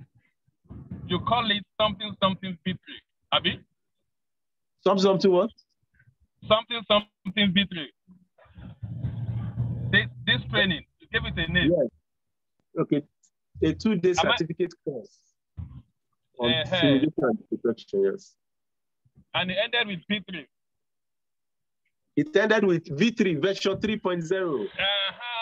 want to pronounce it version. So I want to put my name for version 4 in advance. And with 4 of my staff, I don't want to miss out, please. Wow. that shows the importance of training. You see, even if you go to the universities, you might not get this kind of thing, because we're talking of practicality of what to see on the field. So I want to thank all who are in attendance, particularly the upcoming ones, that we don't get this thing in schools. Rather, it's on the field, those in the streets who have done it in one way or the other, will help us to see the practicality of how we can apply pesticides, disinfectants, and get good results. So, PCO Ayodeji, I really appreciate this, and I'm telling you that when V4 comes up in place, put my name down in advance with 4 participants, making 5. That's my observation. Thank you so much. So I'm driving, but I can't afford to miss your discourse. So thank you so much for this package. I really appreciate it, and I want to give my alliance to the Fortune and his team for putting up this together. Thank you once again. Thank you, sir. What a privilege and honor. So grateful. Wow. Well, I told you the other time that my organ that he had started pest control while I was in primary school. That's what I was talking about. That things are people that have been doing even I was in primary school. I don't even know. And he did not only register, he registered his staff members. And he said to us that even at the next edition coming, he's registered with all his staff, even 4 of them. Thank you, sir, for the honor. I'm so grateful. Thank you so very much. A lot of people now just suddenly want to ask questions. Madam Shona is waiting. She's in Canada. You know, our timeline is not like, she's bringing Canada. You know, yesterday we had somebody from Korea. This morning we had somebody from India. Madam Shona is in Canada. You can see from South Asia, to Europe, to Africa, a loaded section. So maybe I just give one more person. I think Olumide has asked question before now, right? Okay, Olumide, Abimbola, let me get your question. Kayode has asked question earlier. Okay, sir. Thank you, sir. So I want to know if Cronus is highly inflammable in nature. Cronus, yes. Is it highly inflammable in nature? Yeah, it is flammable, but not highly flammable. So it is not advised around this combustible material like your motorized sprayer. Okay, sir. Okay, sir. Thank you, sir. From the body, it's like Clovidon that is not flammable at all. But it's not exactly, it's vaporized so easily. But you don't put it around fire anyway. Thank you.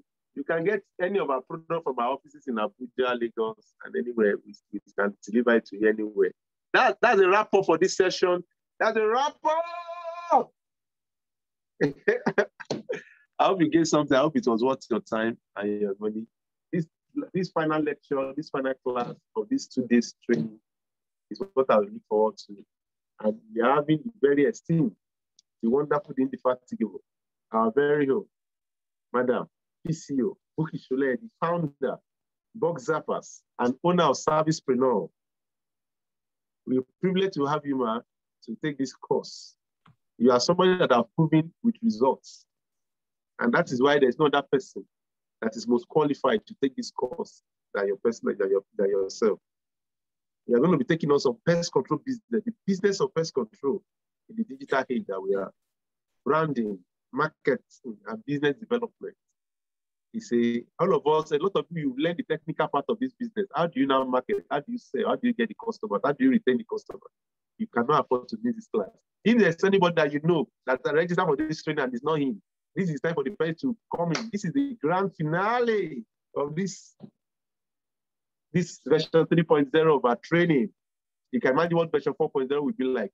So come on, everyone, with a rousing applause on your microphone, on your video, and welcome the one and only MD of Zapers to this session.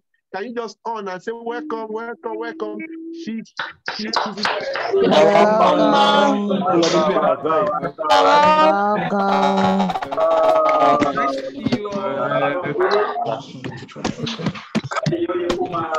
Welcome, welcome. Thank you, thank you, thank you. Welcome, thank you, thank you. Thank you so much. Thank you for taking welcome. Now you're going to mute your mic now. I also go back mute your video so that I can enjoy the slide, enjoy the training. Mute now. Then, Madam Soleye, it's a huge honor to have you. She's a member of Pest Control Association of Nigeria, a ranking member in particular, and one of the biggest pest control company in Nigeria and in Africa, so to say. She's currently in Canada, and she's been from Canada to us. Okay. I hope very soon too I'll be able to go for holiday and stay in Canada like that. Thank you. Good to have you, man. God bless you. Thank you. Thank you. Thank you. Thank you for the warm welcome. Thank you, everybody. I'm not able to share my screen. Not able to share my screen. Okay, let me make a course now. Okay.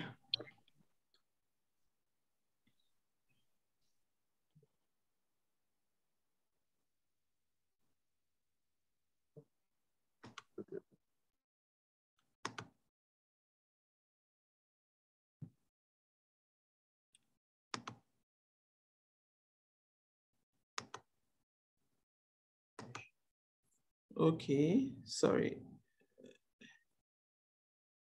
Can you see my screen, please? Yes, we can see it. Yes, ma'am. Okay, thank you very much. Thank you. Thank you, thank you, thank you, everybody. Good afternoon, everybody. Good afternoon. I'm so happy to be here. Good afternoon, ma. Yes, I think I'll just start by saying congratulations to every one of you that are here. Good afternoon, ma. I just also want to say thank you to DFORTUNE. When we had this conversation, I told him, can we mute our mics, please? When we had a conversation about this class, I told him what he was charging was too low for what he was going to give, for the value he was going to give. So I just want to say thank you to him as well. Congratulations to every one of you for being here. I'm happy you've taken the time, the commitment, and even putting down money to invest in knowledge to grow your business. You've heard so many things from all the different presenters. We've talked about the technical things. We've talked about knowledge. And now I want us to go into business. I want us to talk business. So you have the technical knowledge. You have your equipment. You know your pesticides. You know your processes. Then how do you grow this business that you have started? That's where I come in. And that's what we're going to talk about. So I'm not going to go over my profile again. I think DFORTUNE has done a very good job. The only thing I'm going to say, I'm a very strong woman advocate. I have a passion for teaching and coaching. I love to see women succeed. I believe that women even have bigger capacity than men when it comes to learning and running businesses. You know, we multitask naturally. We are mothers, we are wives, we run businesses. So I really have a strong passion for women and seeing women succeed. So if you're a woman on this group, feel free to reach out to me anytime. I'm always available. Then the other thing I want to mention, I think DFORTUNE also mentioned this, the fact that I set up Preneur. So if you're not following me on Instagram, please go and follow me. I dish out business nuggets and insights from time to time. So I think you have a lot to learn from following me. So let's go into it. Let's talk business. Sorry, this is blocking my view. I'm going to start with branding. We all know pest control industry is a saturated market and there's a lot of competition. And this is very easy to understand why, because it's a market that you can enter with very low capital. All you need is buy a sprayer, go to DFORTUNE, buy the chemicals, and you're ready to start business. So that's why it's saturated. You have a lot of people that don't even go through any training and they start rendering service. So it's a very saturated market and there's a lot of competition. So where branding comes in is, how can you stand out from the crowd? I don't know if you can see the picture on the left. You see a crowd, but you see that guy in white. The guy in white is standing out. So how can you stand out from the crowd? How can you differentiate yourself from this crowd? That is where branding comes in. And that is what branding is all about. It's a very simple thing. It's differentiation. How can you differentiate yourself? How can you stand out from the crowd? How can you differentiate your services? That is what branding is all about. And that's what I'm going to talk about today. So if I ask you this question, who are you? You know, the way God created us, everybody is unique. I'm different from you. You are different from me. You are different from the next person. There are no two people that are the same. So if I ask you, who are you? You will say so many things about yourself. Just like when DFORTUNE introduced me, he said some things about me. But then if I ask every one of you to say who you think I am, you all have different things to say. So you have different things to say about me. You know, I already have a reputation in the minds of some of you, those who know me. So that is who you say I am. So that is what branding is. Branding is, what is your reputation out there? So we all have reputation, whether you like it or not, whether you intentionally brand or you don't, you already have a brand out there. You already have a reputation in the minds of people. That is what branding is about. If I were to ask every one of you, that is having a good reputation as a pest control provider important to you, I'm sure all of us will say yes. And I'm happy you're in this class, because what we're going to discuss today are things that are going to help you to improve on your reputation in the minds of your customer and potential customers. That is what branding is all about. So let's get right into it.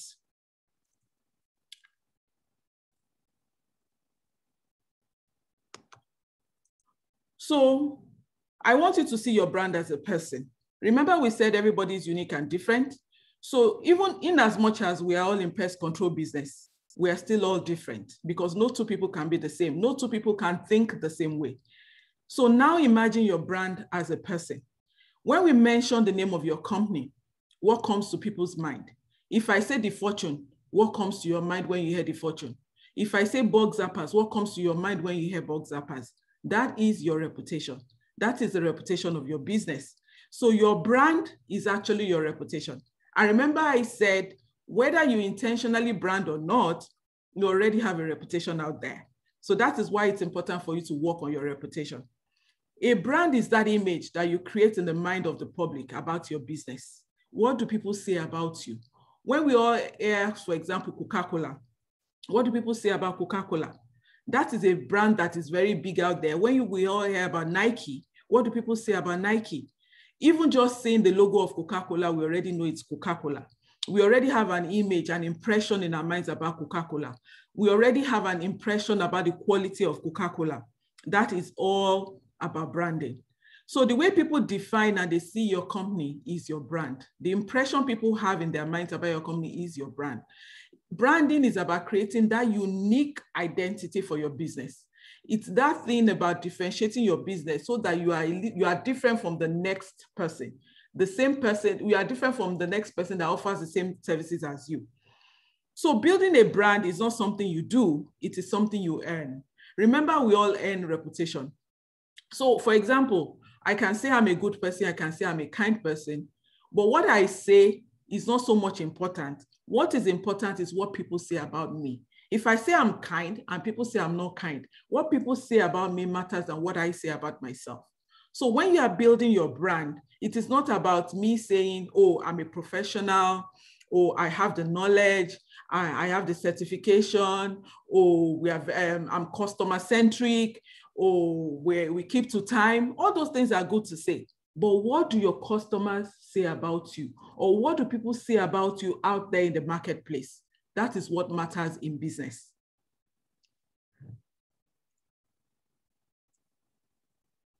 Okay, so let's move on, sorry.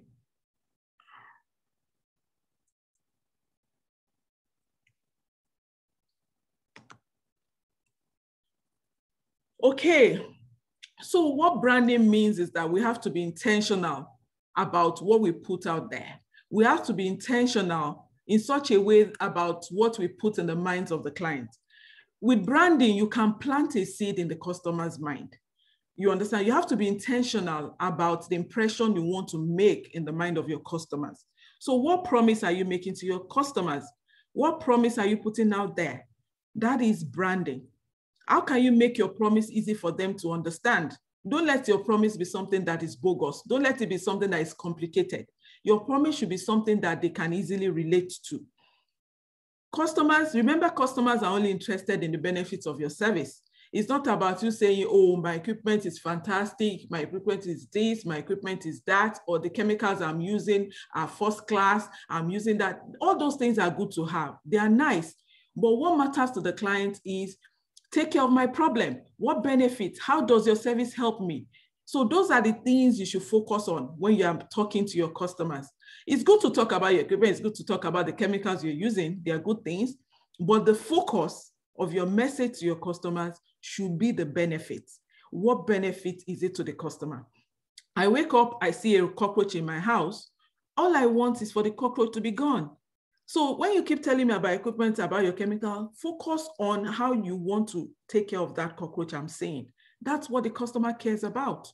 So your branding message should, pay attention to the benefit that the customer can get from using your services. That's where your message should be focused on. So when you're planting a seed, remember you plant a seed that can be beneficial to the client. What is going to be important to the client is what value they can get from your service. And that's where your focus should be on. So when we hear branding, a lot of people confuse branding with, oh, my name. When I have a name, oh, that's about branding, or my logo, that's branding. A lot of people, when we say branding, just feel it's about, oh, I'll design my logo, or these are my brand colors, or this is my slogan, or this is the way I run my campaign. All those things are good. But it's all these things combined with the message you're putting out there that, make up what is called branding, that make up your brand. So let's start with your name. Your business name should be a name that when I hear your name, I can easily say, oh, this is what this person does. So a lot of us have to think about the kind of names we give to our businesses. And it's not too late to rebrand your services, actually. For example, us choosing that name Bug Zapers was very intentional. If I say Bug Zapers, even without saying pest control, you would have an idea of the kind of business we're into. When you see, also your logo is something that you have to be intentional about. Just looking at your logo, can I have an idea of the kind of service you provide? So you have to be intentional about your logo. You have to make sure that your image is appealing to the eyes. You have to be creative with your logo. Also, what about your brand colors? Colors have meanings. I hope a lot of us know that. Colors have meanings. You cannot just wake up and say, I want blue in my color. You know, your designer would ask you, your graphic designer will ask you, what kind of colors do you want for your brand? But colors really have meanings. I really don't know all of them, but I know as much as I think green has something to do with nature. Red, I think, has something to do with food. Blue, I think most tech companies use that color. So you can't just decide out of the blues, these are the colors I want to use. Colors have meaning. So sit down with your graphic designer when selecting your brand colors. You shouldn't just be using all colors. Stick to some particular colors. Identify the colors that you want to use for your brand and stick with those colors. What it means, for example, you see Coca-Cola. You never see Coca-Cola using any other color but red. So they don't just wake up and use red today and tomorrow you see blue or tomorrow you see green. No, most of the adverts you see that red color. MTN, you see that yellow color. You know, so even if you see yellow and you've not even seen the MTN, the name MTN, you already have it in your mind, in your subconscious that this is MTN. You understand? So that is why it's important for you to stick with particular brand colors. And then we have the slogan. Your slogan should be something that is captivating. For example, you know, our slogan, I think our slogan is nobody knows bugs like we do. It should be something that will be easy for people to remember. Like when they see that slogan anywhere, they should be able to say, oh, I think it's this company. So you think about your slogan and be consistent with your message. Don't use this slogan today and tomorrow you go to another slogan. You want something that can be impressed in the minds of people. So stick to the same message, stick to the same slogan every time. And then we come to ad campaign. Ad campaign, what kind of message you want to put out there? Every time you put out your ad campaign, remember you have to be consistent with your message. So all these things together make up what we call your brand. Your name, your logo, your color, your slogan, your campaign, your message, all these things together make up what we call your brand. Okay, let's move on to the next slide. So why do you need to brand your pest control business in the first place? Branding is very critical to the success of any business, like I said. It's about trying to create an impression in the minds of your customers. And to create an impression, you have to keep putting out messages out there. The more people know you, the better for you. Because, for example, you run an advert. Let's say you run a radio jingle. You know, at the point at which the person is listening to the jingle, they really don't need a pest control service. But then they've heard the name of your company, they've heard your message. The day they now see a cockroach or they see a bed bug in their house, they will remember, oh, I think I've heard this company. No, they will now remember, oh, they've heard this company name. They'll now go on the internet and look for you. That is what branding does. You understand? It helps your customers. It helps people to distinctly remember you. When you keep putting the same message out there, they come to know you, they come to recognize you. And that is what branding does. Branding allows people to distinctly remember you. They know you. Just the same way we know Coca-Cola. With branding, they will know your business, they will know your name, they will know you. Branding also helps you to build relationship with customers and helps you to make an emotional connection with the people out there. You understand? Remember we said focus on the benefits. When you focus on the benefit with customers, you're able to make a connection with them. You're able to emotionally connect with them because you are speaking the language that they understand. You are speaking to their pain point. You are speaking to their problems. I'm focusing on the benefits to them. For example, I'm saying that, oh, okay, if you use my services, I'm going to make sure you get your own back. We all know that most of the time when people see pest in their house or when people get somebody, for example, now we just talked about disinfection. Let's assume somebody tested positive in a home.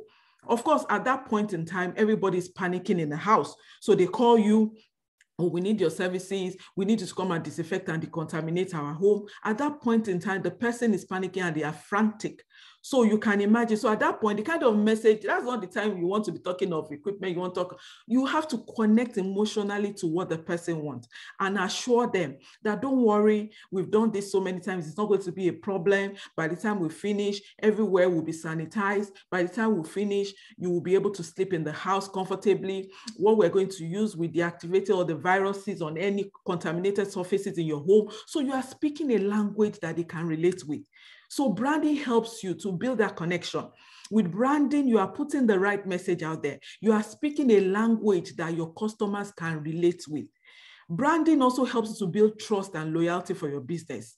You know, when you brand your business in such a way that people can connect with you, they can relate with your message, then they trust you. They trust you. So the message you put out there, the reviews you put out there, it makes people to trust you. You build what is called a brand recognition. So for example, like customers that have used you, they go online, they put on reviews online for you. And then, so if anybody needs your services and they go on the internet, they read about your customers' reviews. It helps them to trust you because they really don't know you. They don't know you from anywhere. So it's when they see these reviews that they're able to trust you because they see other people have used you and then they can trust people's opinion. They would rather trust people's opinion than trust what you say about your business. They will trust what third parties say about your business. They will trust what those who have used your services are saying about your business. So that is how you earn brand recognition. When you earn brand recognition, then people are able to trust you, and that is how you build loyalty for your business. Branding also helps you to attract potential customers. Just like I said, you know, I find a bed bug in my house. A lot of people, what they do is, oh, when they find that kind of problem, some people will go online and say, is this something I can do myself? They try to see whether it's something they can take care of themselves. Or some people outrightly think, oh, let me look for a business that can, a pest control company. They go online. And what happens? Like I said, they look at reviews. They look at what people are saying about your businesses. So when you properly brand yourself and you put the right message out there and you put out your reviews out there, then you're able to attract potential customers. Because like I said, these people don't know you anywhere. So it is what people are saying about you. It is that reputation that you have out there that determines whether they will use your services or they go to the next pest control company. Then lastly, branding allows you to stand out and differentiate yourself in the marketplace. Like I said, the marketplace for pest control is very competitive because it has a low entry barrier. So you find so many people out there. So how can you now differentiate yourself from this multitude? That is branding. So with branding, you can stand out. You can decide, look for your strength. Look for how you can differentiate yourself. Look for how you can stand out in the marketplace and keep anchoring on those strong points so that you can stand out in this marketplace. With proper branding, you can stand out in the marketplace. And that's what branding is about. Okay, let's go to the next slide. We're still talking branding. So the components of branding, I think we already went through the visual identity where we talked about the name. Remember what I said about your name? The name of your business, just hearing the name of your business, people should be able to know what you do. Not that there are some names you hear and you're like, oh, what kind of business are you into? That shouldn't be it. From your name, we should be able to know what exactly you do. Remember what I said about your logo being creative, about your logo also speaking, passing a message to the client. Another thing you need for your visual identity is your website. Your website is your billboard. 24/7 billboard. That is your website. What is your website saying? It's one of the ingredients of your branding. It's one of your visual identities. So focus on your website. Your website should be attractive. According to research, they said it takes like 8 seconds for people to decide whether they want to stay on your website or not. 8 seconds. That means 1, 2, 3, 4, 5, 6, 7, 8. Just 8 seconds to decide whether your website makes sense to them or not, or it has the information they need or not. So it's very critical. Use professionals to design your website. And what about your marketing materials? Are your marketing materials updated? Are they speaking the language that customers want to hear? Are they saying things that, you know, would appeal to customers? A lot of us will print like brochures. We can print like 1,000 that we printed like 5 years ago, and we're still using the same information from 5 years ago. No, that shouldn't be it. If the information is still, even if you still have them, discard them. Print new ones. You don't have to print 1,000 at a go. Print the quantity. You can print in little quantities so that you can easily change the information if need be.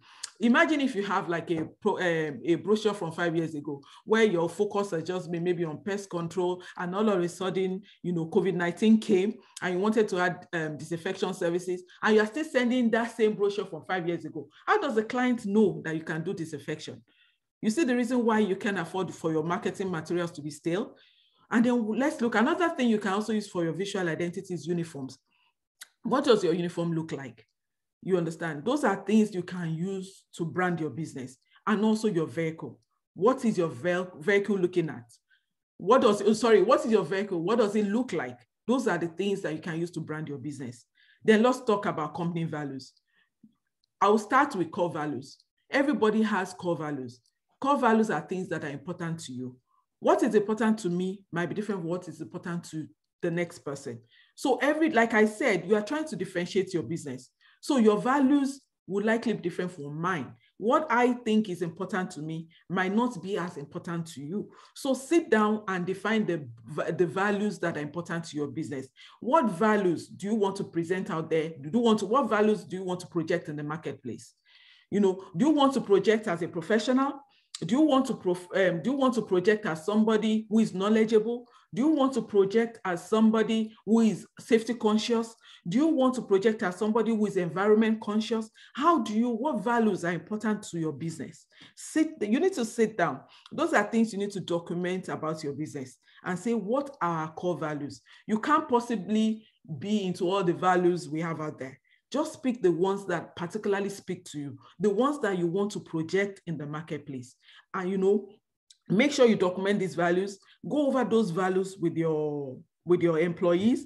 From time to time, reiterate these values with them. Speak about these values. Let them know why these values are important to your business. Let them see how these values contribute to the bottom line. Let them see how they fit, how these values, how it fits into the business as a whole, the impact it's going to have on your business. For example, if I say that I'm a professional, you have to let them know why that value, core value, is important to your business. What does it mean to be a professional? How does it impact our business if we are professional? So you need to let them, you need to get their buy-in into these core values. It is not important for you as a business owner to just say, oh, one of our core values is professionalism. So when you say one of your core values is professionalism, you have to live out that professionalism. You have to actually be professional. In everything you do, you have to live that core value. It is not just words not backed by actions. It has to be backed by actions. So we can't just say, oh, we're professionals, and then our actions does not depict us being professional. Then it doesn't make sense. So whatever values you decide for your business, you have to live those values, and you have to carry your staff, you have to carry them along. And from time to time, you have to make sure that you keep talking about these values until it becomes a culture in your organization. Then I'll go back to mission statement. What is your mission statement? What are you out there to do? You know, we have so many pest control companies. What is your own mission? Your mission might be different from my own mission. My mission will be different from the mission of the next person. You have to carve out a mission for your business. These are things that, you know, you have to sit down to do. You know, you have to look at what is important to you. What is your mission? How do you want to carry out? Your mission is more like, how do you want to carry out your own pest control business?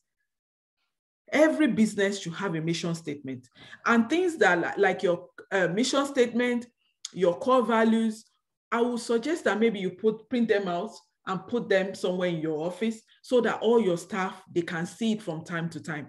And you keep talking about this thing at your team meetings. Let them know, oh, this is our mission. This is how we want to carry out our pest control business. Get their buy-in, carry them along with all these things you're doing. And then you also have your slogan. I think I already went over the slogan. The slogan is just saying, oh, something that is distinct, unique to your business. Carve out a slogan for yourself as well. So in all your communications, in all your messages out there, you're using your slogan. Those are things that can differentiate your business. Your core values, your mission statement, your slogan, and remember also your visual identities. Then we now come to service offering. What are you offering out there? You understand? You can't possibly offer everything out there. So you have to, remember I said the customer is interested only in the benefit. So focus on the benefit. What benefits are you going to provide to your clients? Document those things. What value are you giving to your clients? Document them. Then we talk about customer service and experience. Those are things that a lot of us just think, we do it. All these things I'm talking about, we do it, but it's all in our head. But there are things we need to sit down to write. How do we greet our customers? Is it documented? Go and sit down and document those things. Sometimes it's just a 3, 4, 5 liner. Oh, you pick up the phone. When you pick up the phone, how do you speak to the client? As you grow bigger, you get to a point where as a CEO, you are not the only one talking to the customers. You have other people in your organization talking to the customers. You even have your technicians talking to the customers. So because when they get to the client side, how do you want them to address the client? Those are things you need to speak about. Those are things you need to be intentional about. You need to talk to them and say, when you get to the client side, this is how I want you to greet. These are the questions I needed to ask them. Those things should be documented. How do you want to answer calls when clients call into your business? What kind of feelings you want to incite in the minds of the customer? How do you want the customer to feel about your experience? What experience do you want to give your customers? Document those things. Don't just keep in your head. Let those things be documented. This is the kind of experience we want to give our client. This is the kind of customer service I want to give. This is how I want us to speak to our clients. This is the kind of language I want us to speak. This is how I want us to conduct ourselves.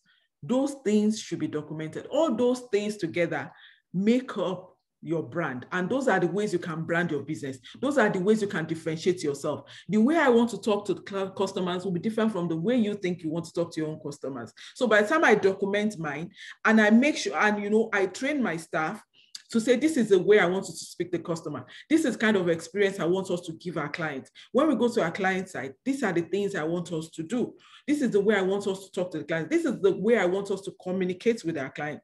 These are the steps I want us to follow before we carry out the services. All those things constitute the customer experience we want to give. So by the time I already said I defined mine. For example, we just hired somebody who came from another pest control company. And when the guy came, he was like, oh, the way you guys do things here is different. Yes, it's different because every business should have their own identity. So carve out how you want your business to operate. Carve out how you want to deliver your service to your business. Write it out. Spell it out 1, 2, 3. How do you want to speak to your customers? How do you want to communicate to your customers? Document those things. Document your values. Document the benefits you are giving to your client. Document your visual identity. Okay, this is, no, sorry, you don't document your visual identity. It's your name, your logo. Focus on your visual identity. Be intentional about them. Don't just leave things out there. Be intentional about those things. A logo means a lot. Your business name means a lot. Your marketing materials, your message at all times should be consistent in anything that you give out. Whether in your internal communications or even your external communications, your message should be consistent because it's all part of branding your business. And like I said, branding is by action and not words. I can say all wonderful, excellent words about my business. If I'm not backing it up by action, then the branding is in vain. It means nothing. So it is not just putting out all those good words out there. Oh, we are the #1 pest control in Nigeria. We are the best pest control in Nigeria. You can be the best control. You can tell yourself you are the best pest control company, but what is your customer saying about you? Does the customer agree that you are the best pest control company in Nigeria? People would rather take the opinion of the customers over your own opinion, over what you say about yourself. So whatever words you say about yourself, back it up with action. You cannot say that you are professional and you are not being professional with the way you carry out your job. We've gotten a lot of technical knowledge today. Go out there and implement those things you have heard. Go out there and see, you know, at any point in time as a business person, to be honest with you, to be successful, you have to just keep thinking about how you can improve on your service. When it comes to pest control service or any service business as a whole, there are two things that are critical.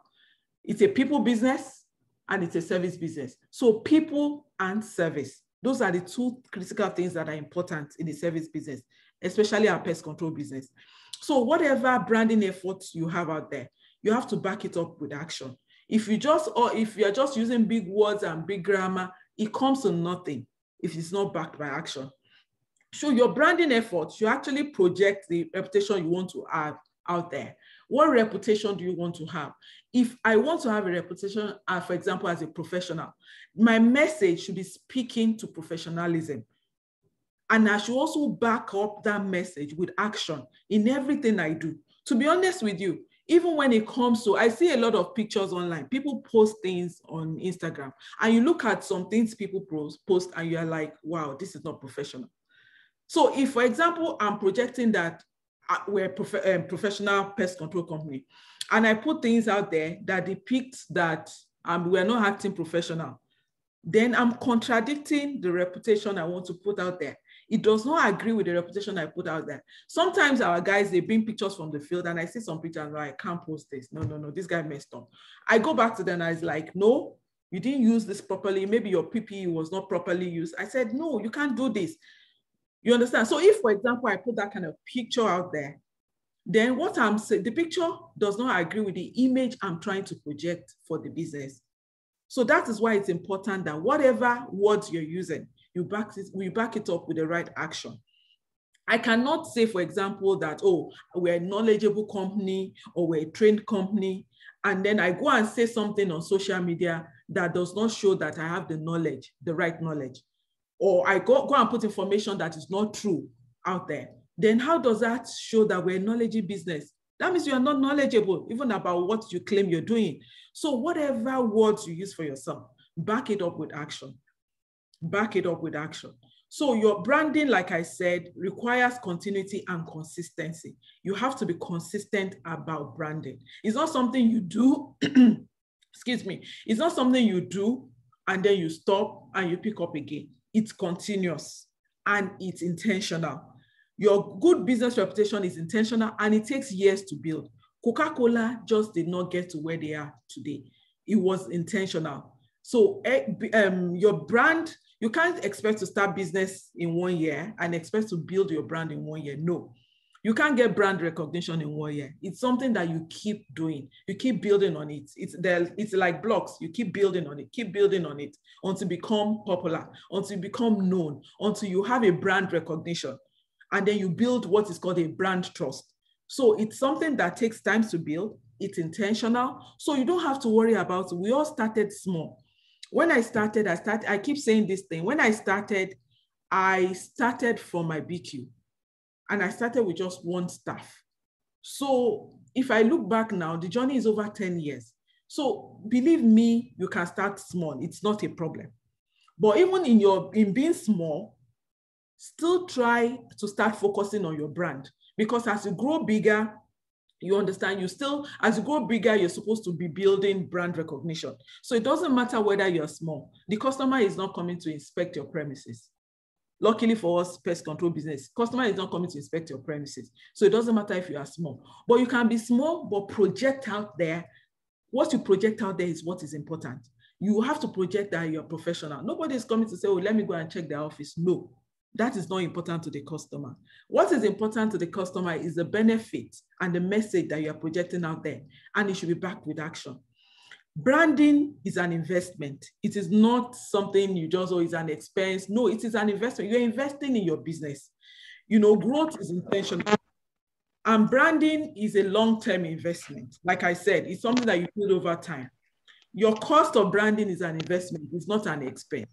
What I see is that a lot of pest control business, I think we limit ourselves. We limit ourselves.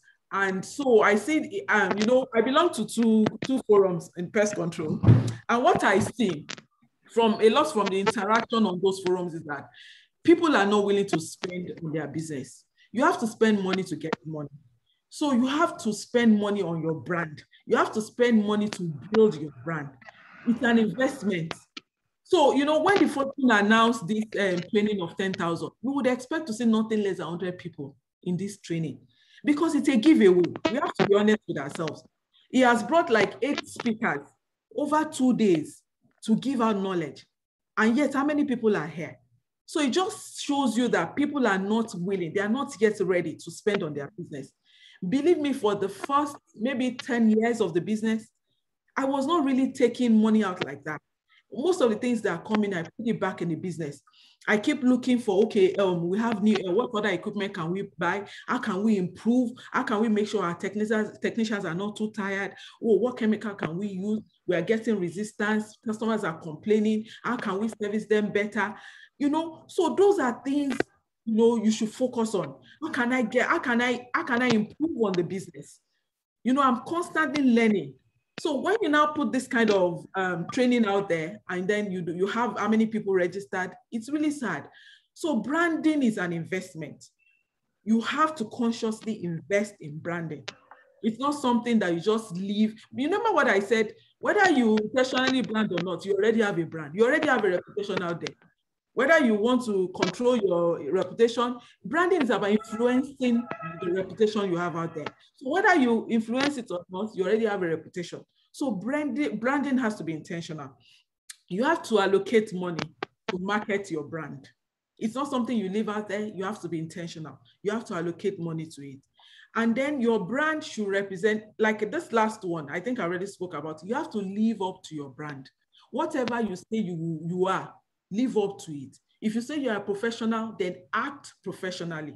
If you say you're a knowledgeable pest control company, get knowledge. Wherever they are talking about knowledge, we should find you there.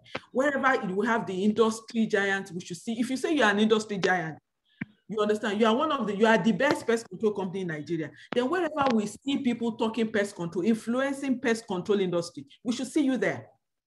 It doesn't make sense if you say, oh, we are the best #1 pest control company in Nigeria, and then they're having like a pest control conference and you are not there. How are you then #1? You are not #1. So whatever you say you are, live up to that word, live up to that brand, live up to that message. Whatever you say you are, live up to it.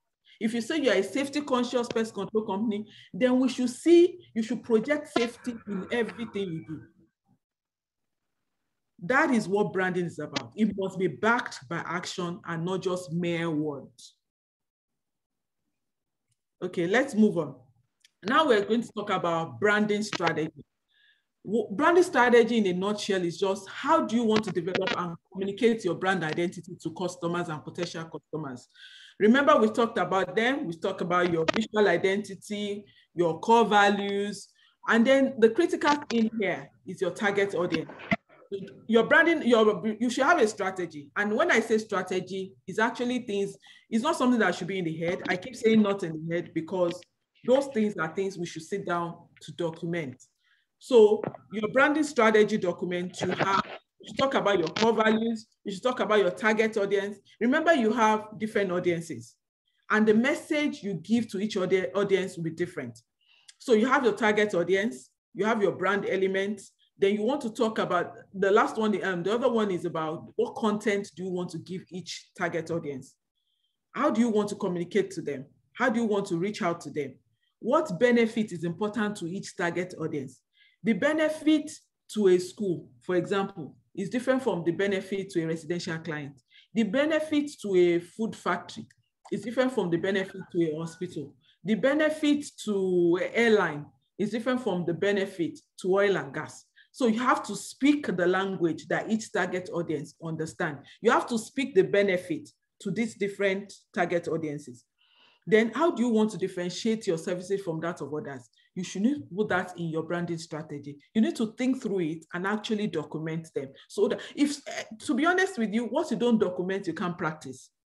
What you don't document, you have to be intentional. You have to document them. This is how we want to differentiate our services. This is what makes us stand out. This is the, you know, when you are saying, for example, there's something sorry, there's, for example, I said something about, okay, the bug zappers technicians. This is who the bug, you can define how you want your employee to be. How do you want your employee? Well, you know, you have to have a representation, the qualities that make that your technician or your employee, and also talk about how you want them to act. Because whatever we do in the service business, we need to be able to standardize our service. You send somebody to a client today, the person shouldn't act a certain way. You send another person to the same client and the person acts in a different way. No, we need to standardize our processes, and standardize the service, standardize your customer experience. It doesn't matter who you send to the customer. They should get the same experience every time. So that is where it comes in. That's where it's important for us to, you know, make sure that we differentiate ourselves and we document those things. So because when you document them, then it's easy for you to kind of implement. It's difficult, it's now easier for you to train your staff to say, this is how we want to act. These are the things that makes us different. And also in your branding strategy, what makes you different from other businesses in the industry? Think about it. There are so many, pest control is very wide. Do you want to play in all the areas of pest control? If you want to limit yourself to a particular area, talk about it. What makes you different? Write it out. Think through those things. What can differentiate you? What are differentiating factors? Think about them and document them. Those are the things that should be in your branding strategy. And believe me, it doesn't have to be any bogus document. Just think about it and write it down. When you now write it down, it will be easy for you to implement and train your staff on them so that you can say, oh, this is what makes us different. This is how we want to act. This is what makes us stand out. This is what differentiates us from the next pest control company, so that you can actually train them on these things. Now we've talked about branding. Branding and marketing go hand in hand. The first step in marketing is to know your customer. There's this saying, not everybody is your customer. I don't think we can overemphasize this. You cannot service everybody. You cannot be speaking to everybody. We have so many people out there. You cannot speak to everybody. You have to narrow down your audience. You have to identify the people you want to service. The people you want to service are your target audience. You know, so sit down, document your customer profiles. You can have as many profiles as possible. You know, document your customer profiles, document the people you want to service. Everybody is not your customer. You know, there are so many times, even on the platform, people will complain and say this because some customer, and you know, at the end of the day, you can't service everybody. So focus on the people that resonate with your message, the people that, you know, you connect with the message you are putting out there.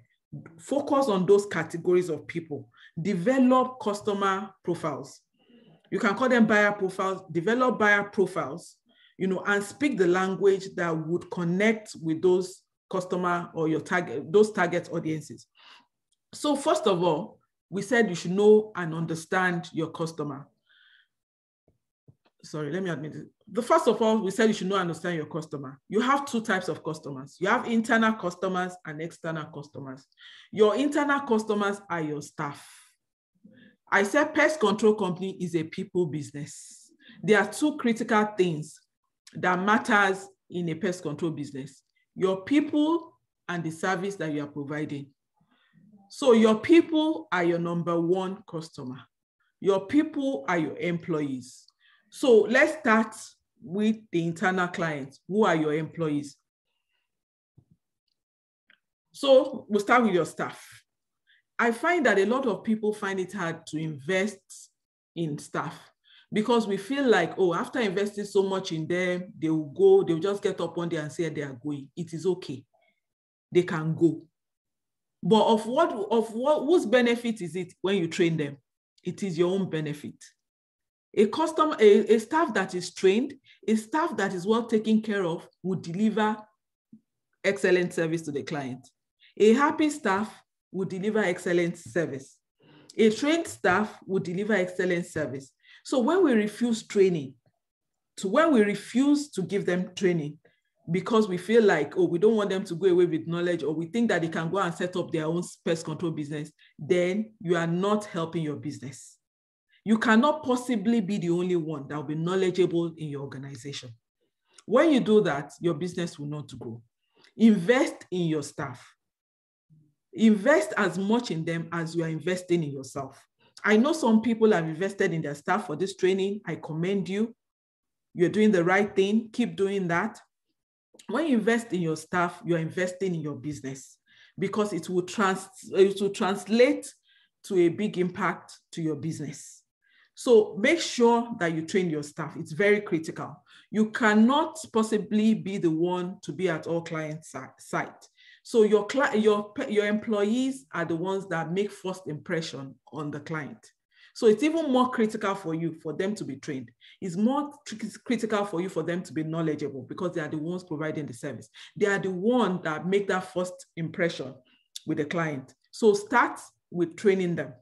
As you invest in yourself, invest in them. Yourself and your staff are the face of your brand. Yourself and your staff are the face of your brand. So invest in them. Then your external customers now are those that buy from you. Those are your clients, regular clients. So your first customer is your staff. Treat them well, treat them fairly, invest in them. The way you treat them determines how they'll treat your real customers. Your company is only as good as your staff. Your company is not as good as you, the CEO. The company is only as good as your staff. They are the weakest link. So your company is only as good as the weakest link. Invest in them. When you invest in them, you're investing in your business. It doesn't matter what they do. It doesn't matter if they leave. Invest in them. It has to be a conscious decision. Now let's talk about the real customers. The real customers, those external customers. Like I said, not everyone is your customer. The moment you accept that, the better for you. So who is now your customer? Who is your real customer? Who is your ideal customer? Like I said, you have to sit down and identify your target customers. And you can have multiple targets. So with your buyer profile, you start with a fictitious person, somebody who represents your ideal customer. You may have more than one buyer profile. It's not a problem. Especially in pest control, you have multiple customer audiences. Okay, so because the service you provide is a good fit for different types of people. And I give an example. For example, you have residential clients, you have commercial, you have industrial. So let's start with residential. From my own experience, I find that a lot of pest control decisions, buying decisions, are made by the female, the woman of the house. They are the ones that make that decision, especially for like families. So create a buyer profile. Who are the people you want to speak to? You have to speak to people who are receptive to your message. Like I said, if women are the one making more of those pest control decisions, then your message should be able to resonate with the women. So define your ideal customer. Is it female? Is it male? What is their age range? You don't want to be speaking to a 19-year-old. A 19-year-old does not care about pest control. So define your age range. Then what kind of people are you, speaking to? Do you want to speak with professionals? Do you want to speak to business people? Where are they located? We cannot possibly even serve the whole of Lagos, not to talk of the whole of Nigeria. And you can't service the whole of Nigeria, not to talk of the whole of Lagos. So speak to where are they located? There has to be specific location. And then, like I said, you have different buyer profiles. When it comes to commercials, what are the type of commercial clients you want to speak to? Pest control is critical to some industries. Identify those industries that are mandated or they are required to do pest control. So who are those industries? Which are those industries? We already know hotels, we know schools, we know restaurants, we know hospitals, we know manufacturing, distribution centers, warehouses, storage facilities, oil and gas installations, offices. There are so many out there. Identify those categories. And then for each category, look at what message is important for that category. The message that you speak, the kind of language you speak to the hospital will be different from the language you speak to a food manufacturing company. The language you speak to a restaurant is different from the language you'll be speaking to a school to a school. The language you are speaking, for example, to a residential is different from what you'll be speaking to a commercial. So sit down and document all these profiles so that you are speaking the right message to them. Then for all these buyer profiles, where can you find them? If you're on Instagram and you're looking for Food Factory, I think you're wasting your time, because they will not likely, you are not likely to reach out to them that way. On Instagram, on Facebook, you are likely to reach out more to residential clients. So you have to be intentional about your marketing. So when you identify all these buyer profiles, then you now have to think of, how do I reach out to each one of these audiences? Where can I find my residential clients? What are their interests? What are the things that matters to them? What are their pain points? What are the problems that residential clients usually have? So that you are speaking a language that they can connect with. You are speaking a language that they can resonate with. You are talking to a residential client, you are talking IPM. They can't understand. To be honest with you, even if they can understand, they cannot relate to it. Because as far as the residential client is concerned, I just don't want to see this pest in my house. I don't want to see this bug. But when you are talking IPM and you are talking to a manufacturer, they understand IPM. They can relate to IPM. But when you are talking to a residential client, the language you speak will have to be different. You have to speak to their pain. You have to speak their pain. Look at their pain points, look at their problems, and speak the language that they can connect with. So that is why it's important to break them into different buyer profiles. You can't just be speaking a general language. You speak the same thing on Instagram, you are speaking this, you are speaking that. No. You have to have different messages. Like, for example, what I post on, I don't post everything I post on Instagram on LinkedIn. No, because the people in LinkedIn are professionals. You likely find all those corporate clients on LinkedIn. So the message I put on LinkedIn is not the same message I'll come and be putting on Instagram. When I'm saying, let's help you to take back control of your home, I can't go and be putting that one on LinkedIn, because most people on LinkedIn are professionals. They are serious. If you want to reach out to corporate clients, that's where you find them. So I will not be speaking that language here. It's not everything you post on Instagram that you just automatically post to Twitter, post to. You have to be intentional about your post. Make sure that you are speaking to the right audience. Then what is important to that audience? You have to think through it. What message is important to that audience? So think through it, identify your buyer profiles, and think of the message. Sit down and document what are the pain points, what are the problems that this important, what are the things that are important to these different buyer profiles, and speak the message that they can connect with. That is what identifying your customer is all about. So it's something that needs to be documented. It's not something that should be in your head, because when you're intentional, even when you're running your promotion, you can know that, I'm running this promotion I'm trying to target residential clients. This promotion, I'm trying to target businesses like me. This promotion, I'm trying to target schools. This promotion, I'm running to target hospitals. So that is why you have to segment your customer audiences, so that you are saying that you are speaking the language, you are able to connect with pain points, or you are able to connect with the problems, and they can connect with you. That is why it's important for you to do this.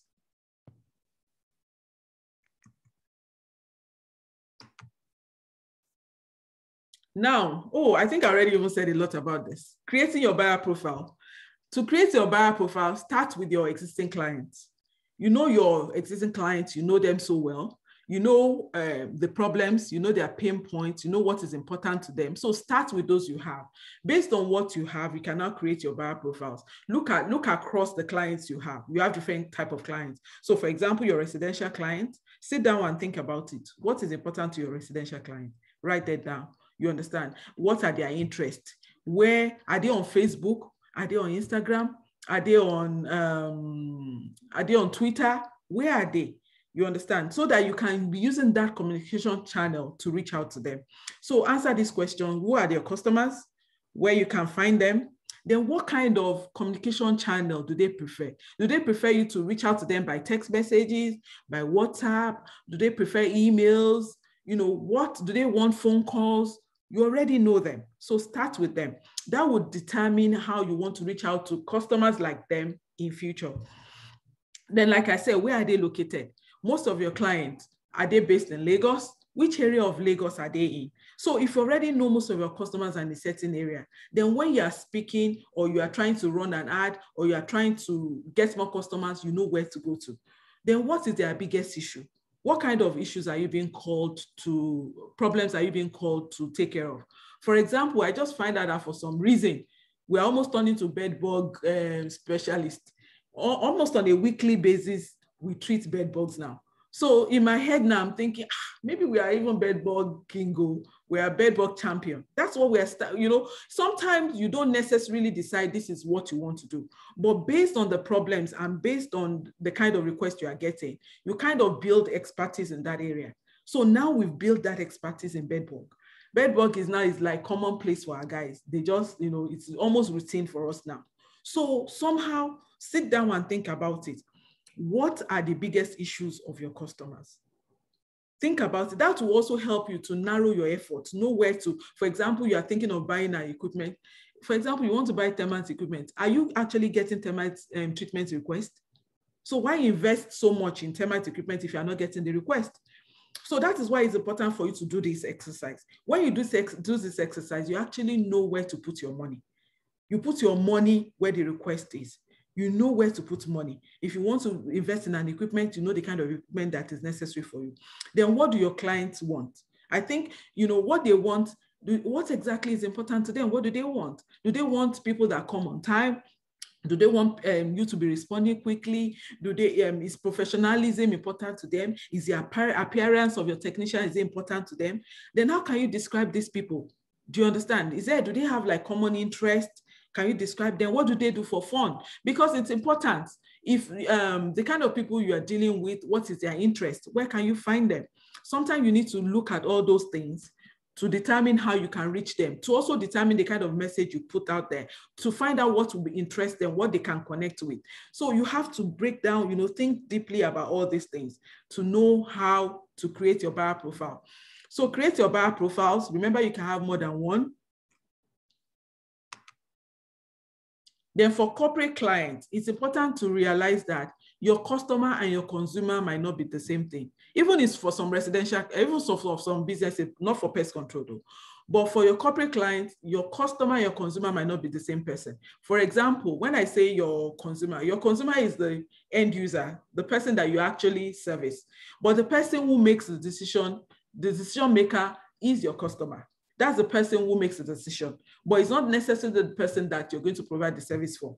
So you have to know, you know, when you are targeting your marketing effort, your targeting effort will now be targeted at the customer, but it doesn't mean that that's the person who is going to consume the service. So that's important to note when you are trying to get corporate clients. Then when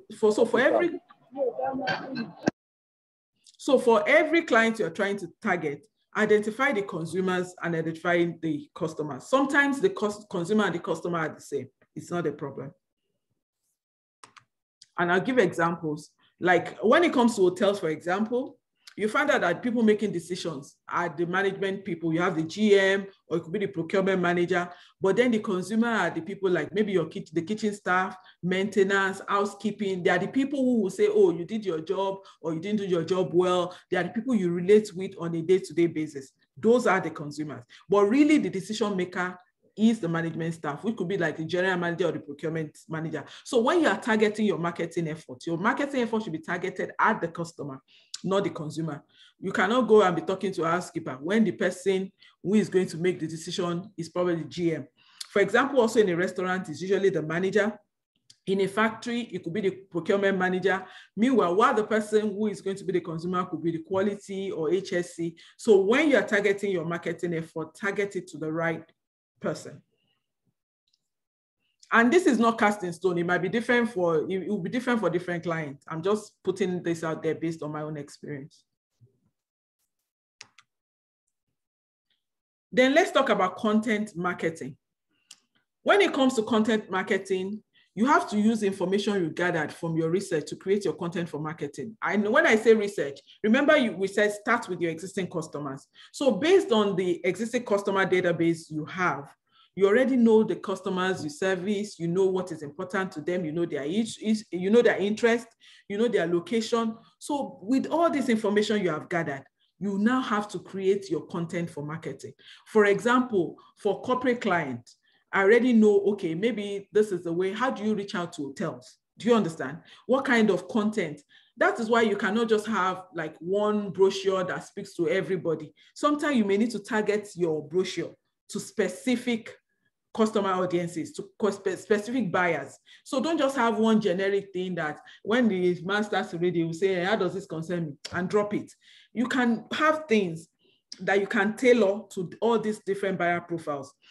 So from your research, let your content be targeted to different buyer profiles. Let it speak to their needs. Let it speak to their problems. And then, like I said, another thing is your service description should also ideal your ideal customer. Your message should speak to the target audience. I cannot overemphasize this. And also when you are designing your content marketing, focus on the benefit over features.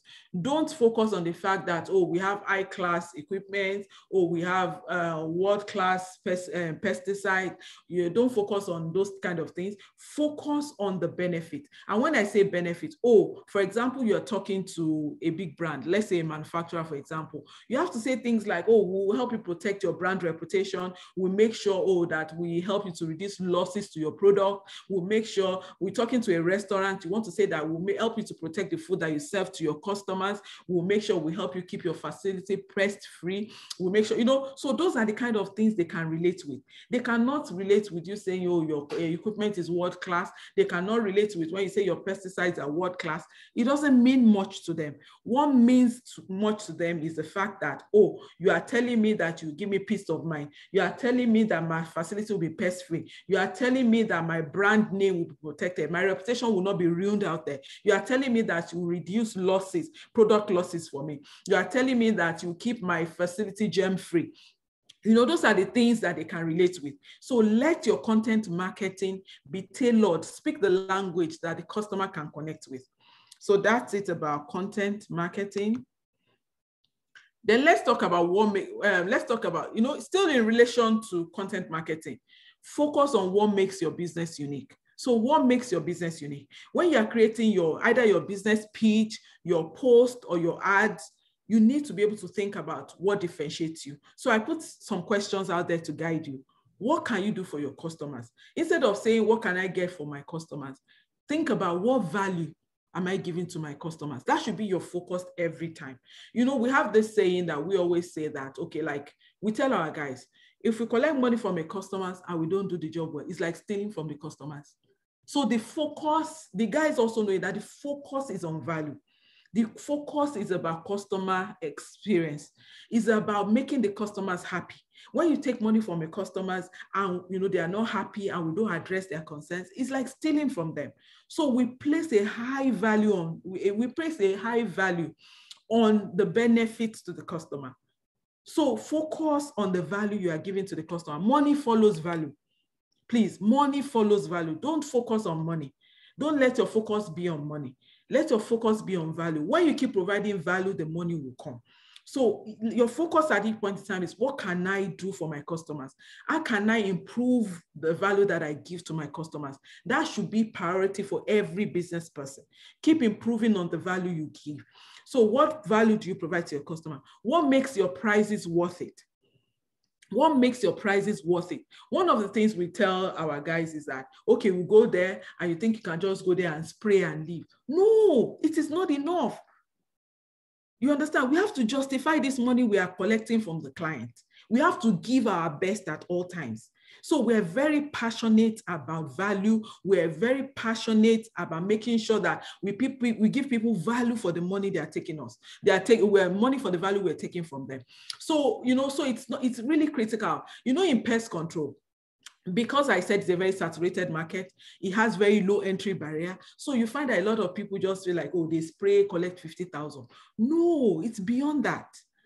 What value, other than spraying, what other value are you giving your client? Are you educating your client? What are you giving the client? Is it just to go there and spray? Are you getting to the root cause? Are you getting to the root cause of the pest problem? Are you trying to give them long-term protection? You understand? So what exactly are you doing? we should get to the point where we're taking away the focus from all this spraying and fogging and just focus on chemicals. The focus should be on long-term protection. The focus should be on getting to the root cause of the problem. And those are the things that will differentiate a professional from somebody who is not a professional. It should not just be about spraying. The focus should not just be about going there and applying pesticides. What other thing? What value are you giving the client?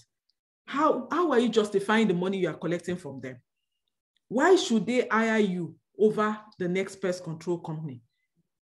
Those are the things you should think about. What value can I give that the other person is not given? What makes your business so special? What makes your business unique and different? What services do you provide that are unique to your pest control business? Like I said, pest control is so wide. A lot of us will say we are doing fumigation. Fumigation is a specialized aspect of pest control. A lot of people don't do fumigation. What we do is spraying and fogging. So what is unique to your business? For example, in the Western world, fumigation is it's not common. Very few companies undertake fumigation. And here you find that a lot of people, they differentiate their services so much. You find people who will tell you, oh, I don't do termite job. I just focus on general pest control. But in Nigeria, we do jack of all trade. And when you do jack of all trade, you are master of none. So somebody calls you, oh, that they actually want to do fumigation, actual fumigation now, not spraying and fogging that we all do.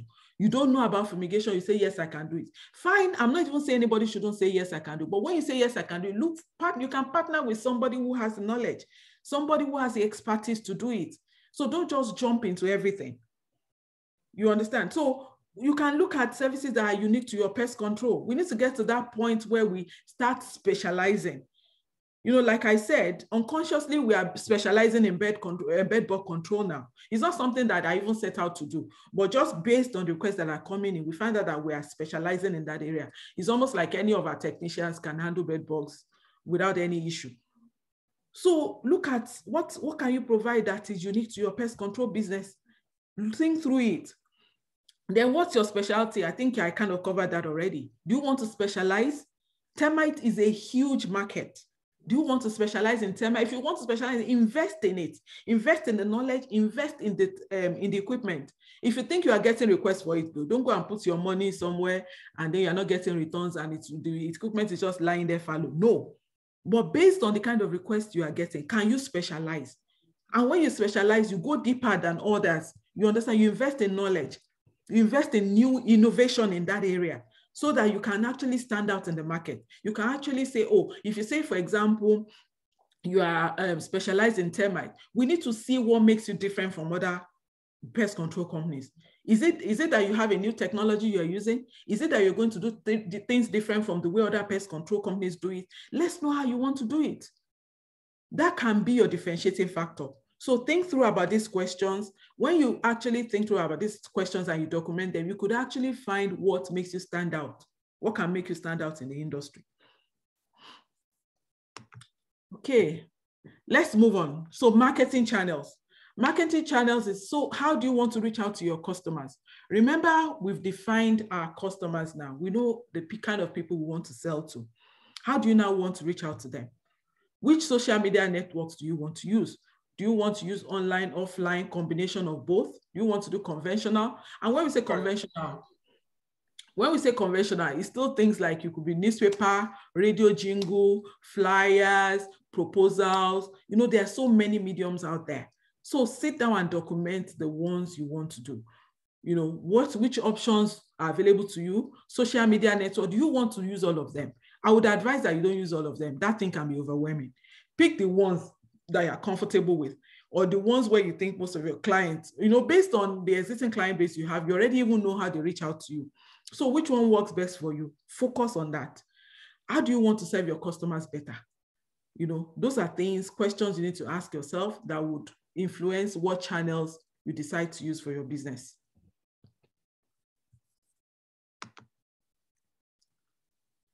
So in talking more about channels, common channels that can help you to get pest control customers, the number one channel is customer referrals and word of mouth advertising.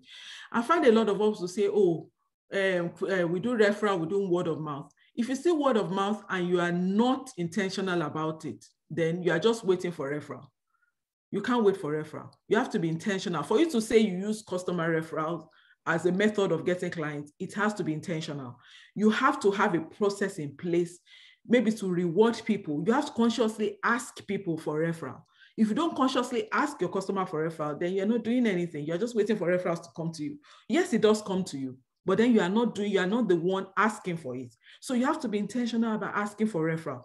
You work with somebody or your existing customers, go to them and just say, oh, we've been with you for so number of years. Because pest control is a repetitive business, you would have built relationship over time. So when you build this relationship, capitalize on this relationship, make use of it, go to them.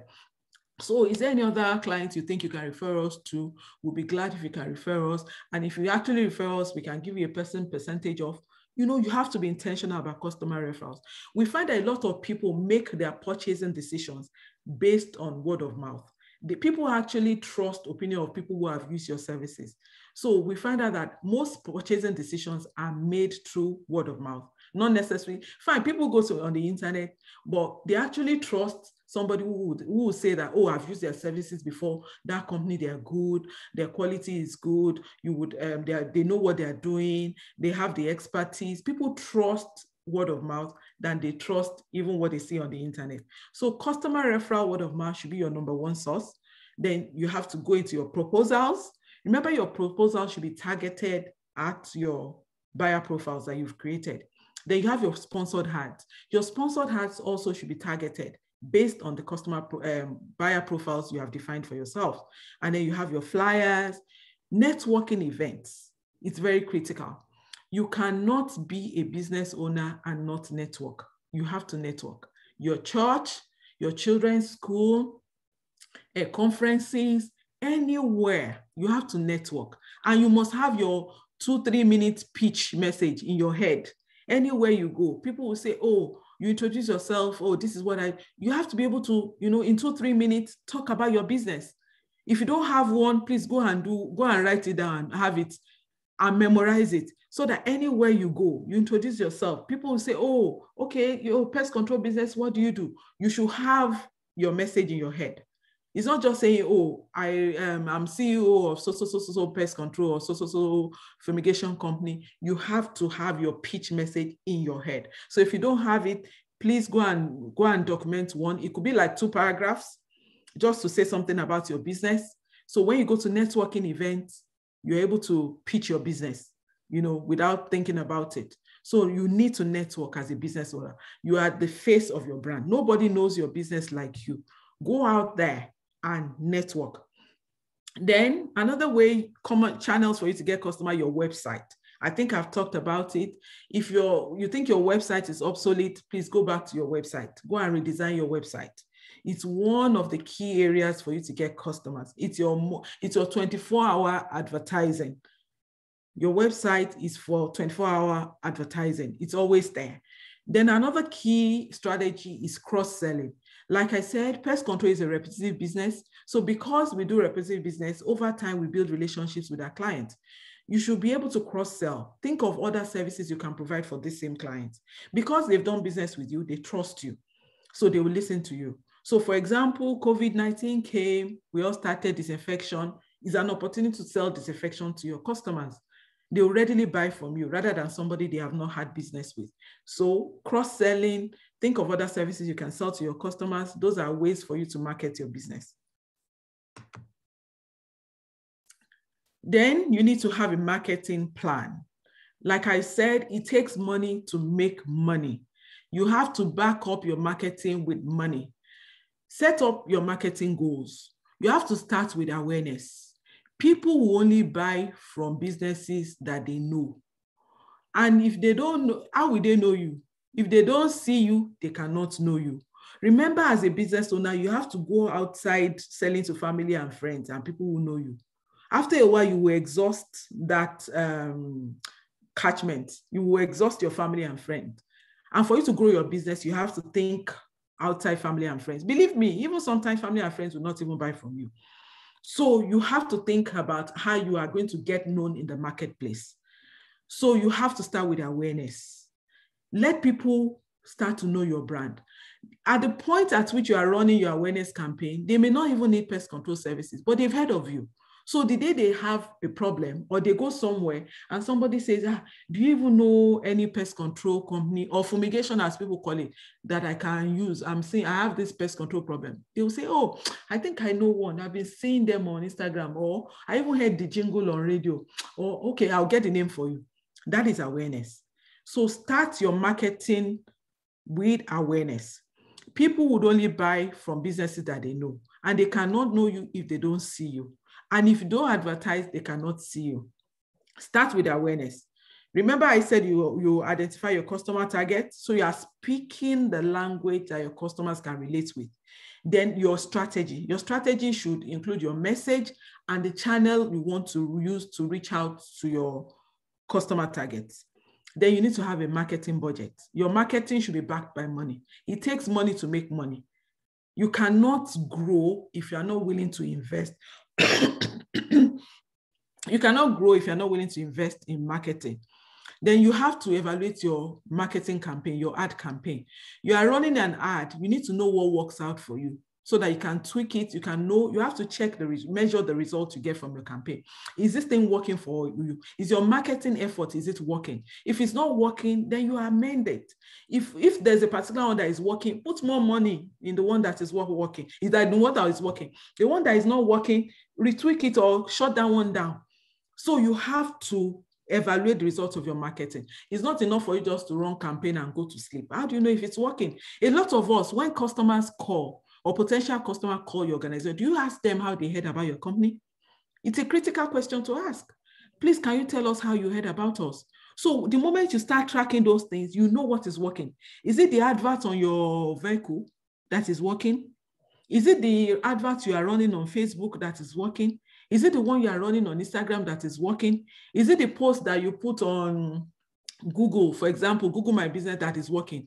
Or is it the e-commerce website? I've even forgotten the one in Nigeria now. I've forgotten. Is it the post you put there that is working? So you need to know what marketing effort is working for you. So you have to measure your results. So when people call in, ask them, please, can you let us know how you heard about us? Is it the word of mouth or referral that is working? You need to know what marketing effort is working for you so that you can put more money there.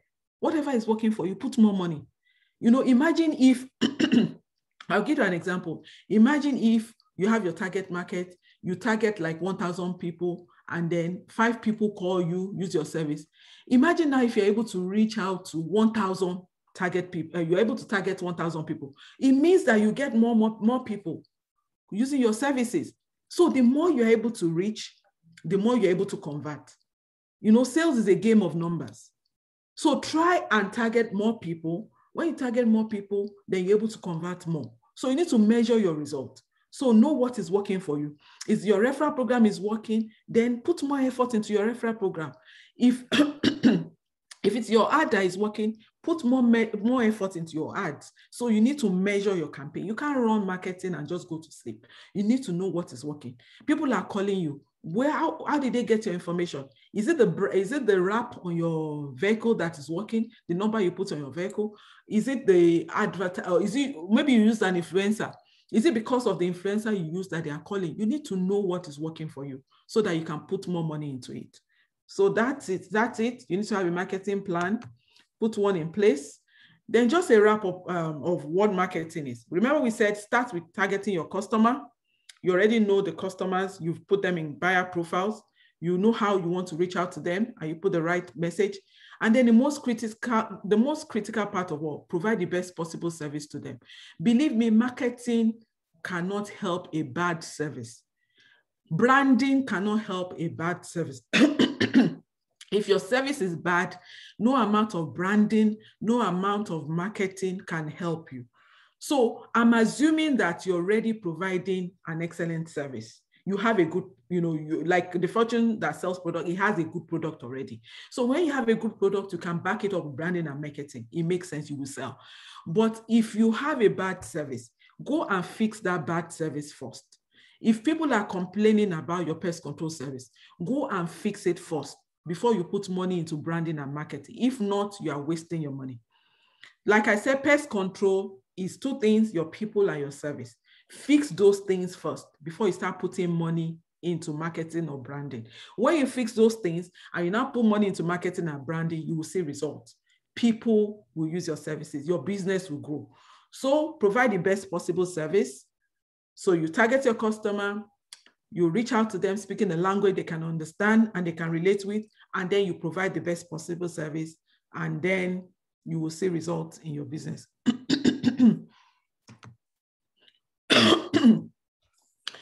Building trustworthiness and credibility in your brand and every stage of a customer journey is essential to grow your business. There's something called a customer journey. That means every touch point that you have with your customer in an effort to convert them from a potential to a paying customer. And there are 4 stages. You have the awareness stage. Awareness stage is when the customer has a problem. And I give an example for a pest control business. They have a pest, for example, they found a bed bug on their bed. So that's the awareness problem. They've seen a problem. Most times people do 2 things. Some people will go and think, oh, how can I solve this problem myself? Those are the do-it-yourself people. Sometimes they are looking for products. They will look for a product where maybe they can spray to take care of the problem. That is the do-it-yourself people. Then on the other hand, you have people who will say, oh, I need to look for a company that can fix this problem. And then they can go online and say, oh, I'm searching for a pest control or fumigation company, as most of them would call it. Look for a pest control fumigation company that can take care of the problem for them. Or they call their friends and say, oh, do you know any company that can help me? I just found a bed bug. So that is the awareness stage. They have a problem and they're looking for a solution to the problem. Then the attraction phase is when they now start looking for, oh, those are the people that want to use a provider. They start looking for, okay, how can I get a problem? Remember I said they can call their friends or they look online and they want to verify. They've never dealt with you before. So they want to verify that you can deliver excellent service. You can take care of their problem. So they are looking for proof. In looking for proof, what are the things that can help? Your reviews, your testimonials. So that is why we cannot overemphasize the importance of having testimonials and online reviews. Encourage your customers to put online reviews. I know that a lot of people in Nigeria are very reluctant about it. We personally face that. People are reluctant when you say, can you help us put a review online? People, they are not interested in all those things. So you have to look for incentive, a way to encourage them to do it. You can give them questionnaire after the service. So whatever they put on the questionnaire, maybe you can be posting, you can post it. Make sure you have, even testimonials on your website. It's a nice thing to have. So people are looking for proof that you can deliver. So that is the attraction phase. And then the action or the decision phase. Now they've made a decision to go with you. So they are ready to use your service and they have expectations. That is the stage at which you have to deliver. Make sure that they have a positive customer experience with you. That is the action and the decision phase. Then if you are successful with them in the decision phase and the action phase, that's when you can now push them to the retention phase. That is when they now become your loyal customers. They come back to you for repeat business. You now build relationship with them. You've earned their trust. So these are the 4 different stages of the customer journey. It is important for you to build credibility at every stage of this journey. So when you are talking about your branding and your marketing, think through the journey of your customer. From the point at which they are looking for service to the point at which you convert them to a paying customer. Pay attention to every one of this stage. The stage where they have a problem looking for solutions. Are you there? Can they find you when they are looking for solutions to their problems? Can they find your business when they're looking for solutions? When somebody goes online to say, I'm looking for a pest control business in Lagos, I'm looking for a fumigation business and fumigation in Lagos, can they find your company? Can they find your business? Those are important things to think about. So you have to be present at every stage of your customer's journey. See how you can influence every one of those stages. Do you have the proof to show that you can deliver? When they need, how can they earn your trust? You understand what brand recognition do you have such that they can trust you to deliver? So think through all those things. And then when it comes to action and decision and they decide to use your services, can you deliver the service? Do you have the knowledge? That's why I'm really I'm very big on training and being knowledgeable. People ask questions, not that I'm putting anybody down because we're all learning. I still learn. On a weekly basis, I try to make sure that I get some training. I do a lot of research. Internet is there. I find that a lot of people ask questions that they can really find answers to on the internet, which is not, it is not right. Start with the internet. If you are now facing anything on the internet, then you can now, ask people for answers. But sometimes some of the questions are just very simple things that you can find answers on the internet. So you have to be knowledgeable, invest in yourself. If you cannot deliver, no amount of branding or marketing can color your service, please. So at the point they wish to deliver, they've given you an opportunity now to prove yourself. Can you deliver? You have to be there. You have to be able to deliver that excellent service so that you can convert them, to a loyal customer, so that they can come back to you for repeat business and you can build a relationship and earn their trust. Most of the time, most pest control companies, especially the pest control companies that are good, it's difficult to displace them from an account. If you're a good pest control company, it's so difficult for them to replace you. I've realized that, they can put bids out there. Believe me, when you're bidding, you're just bidding on zero because they really don't have a problem with their pest control company. If you're a good pest control company, remember I qualify that. So if the company is good, it's so difficult to displace you because we're all human. What goes on in our mind is the devil I know is better than the angel I don't. I'd rather stick with this company I know. They are professional, they get the job done. So why do I want to change them? If it is not broken, why am I fixing it? So that's the mindset of a lot of people. So that is why you have to give your best at every time. I'm sure it is not just peculiar to Bulk Zapers. There will be so many companies out there where your customer from day one, they are still with you. So if you provide that service, if you are knowledgeable and you do the right thing, believe me, you have lifelong customers in pest control. For most of the foreign companies, because I belong to a lot of foreign groups as well, you find a lot of them tell you that they service old people that they've said for 20 years, 15 years. That is how pest control is. You build lifelong relationships. So because of that, you're able to convert your customers. They will even announce you to their family and friends.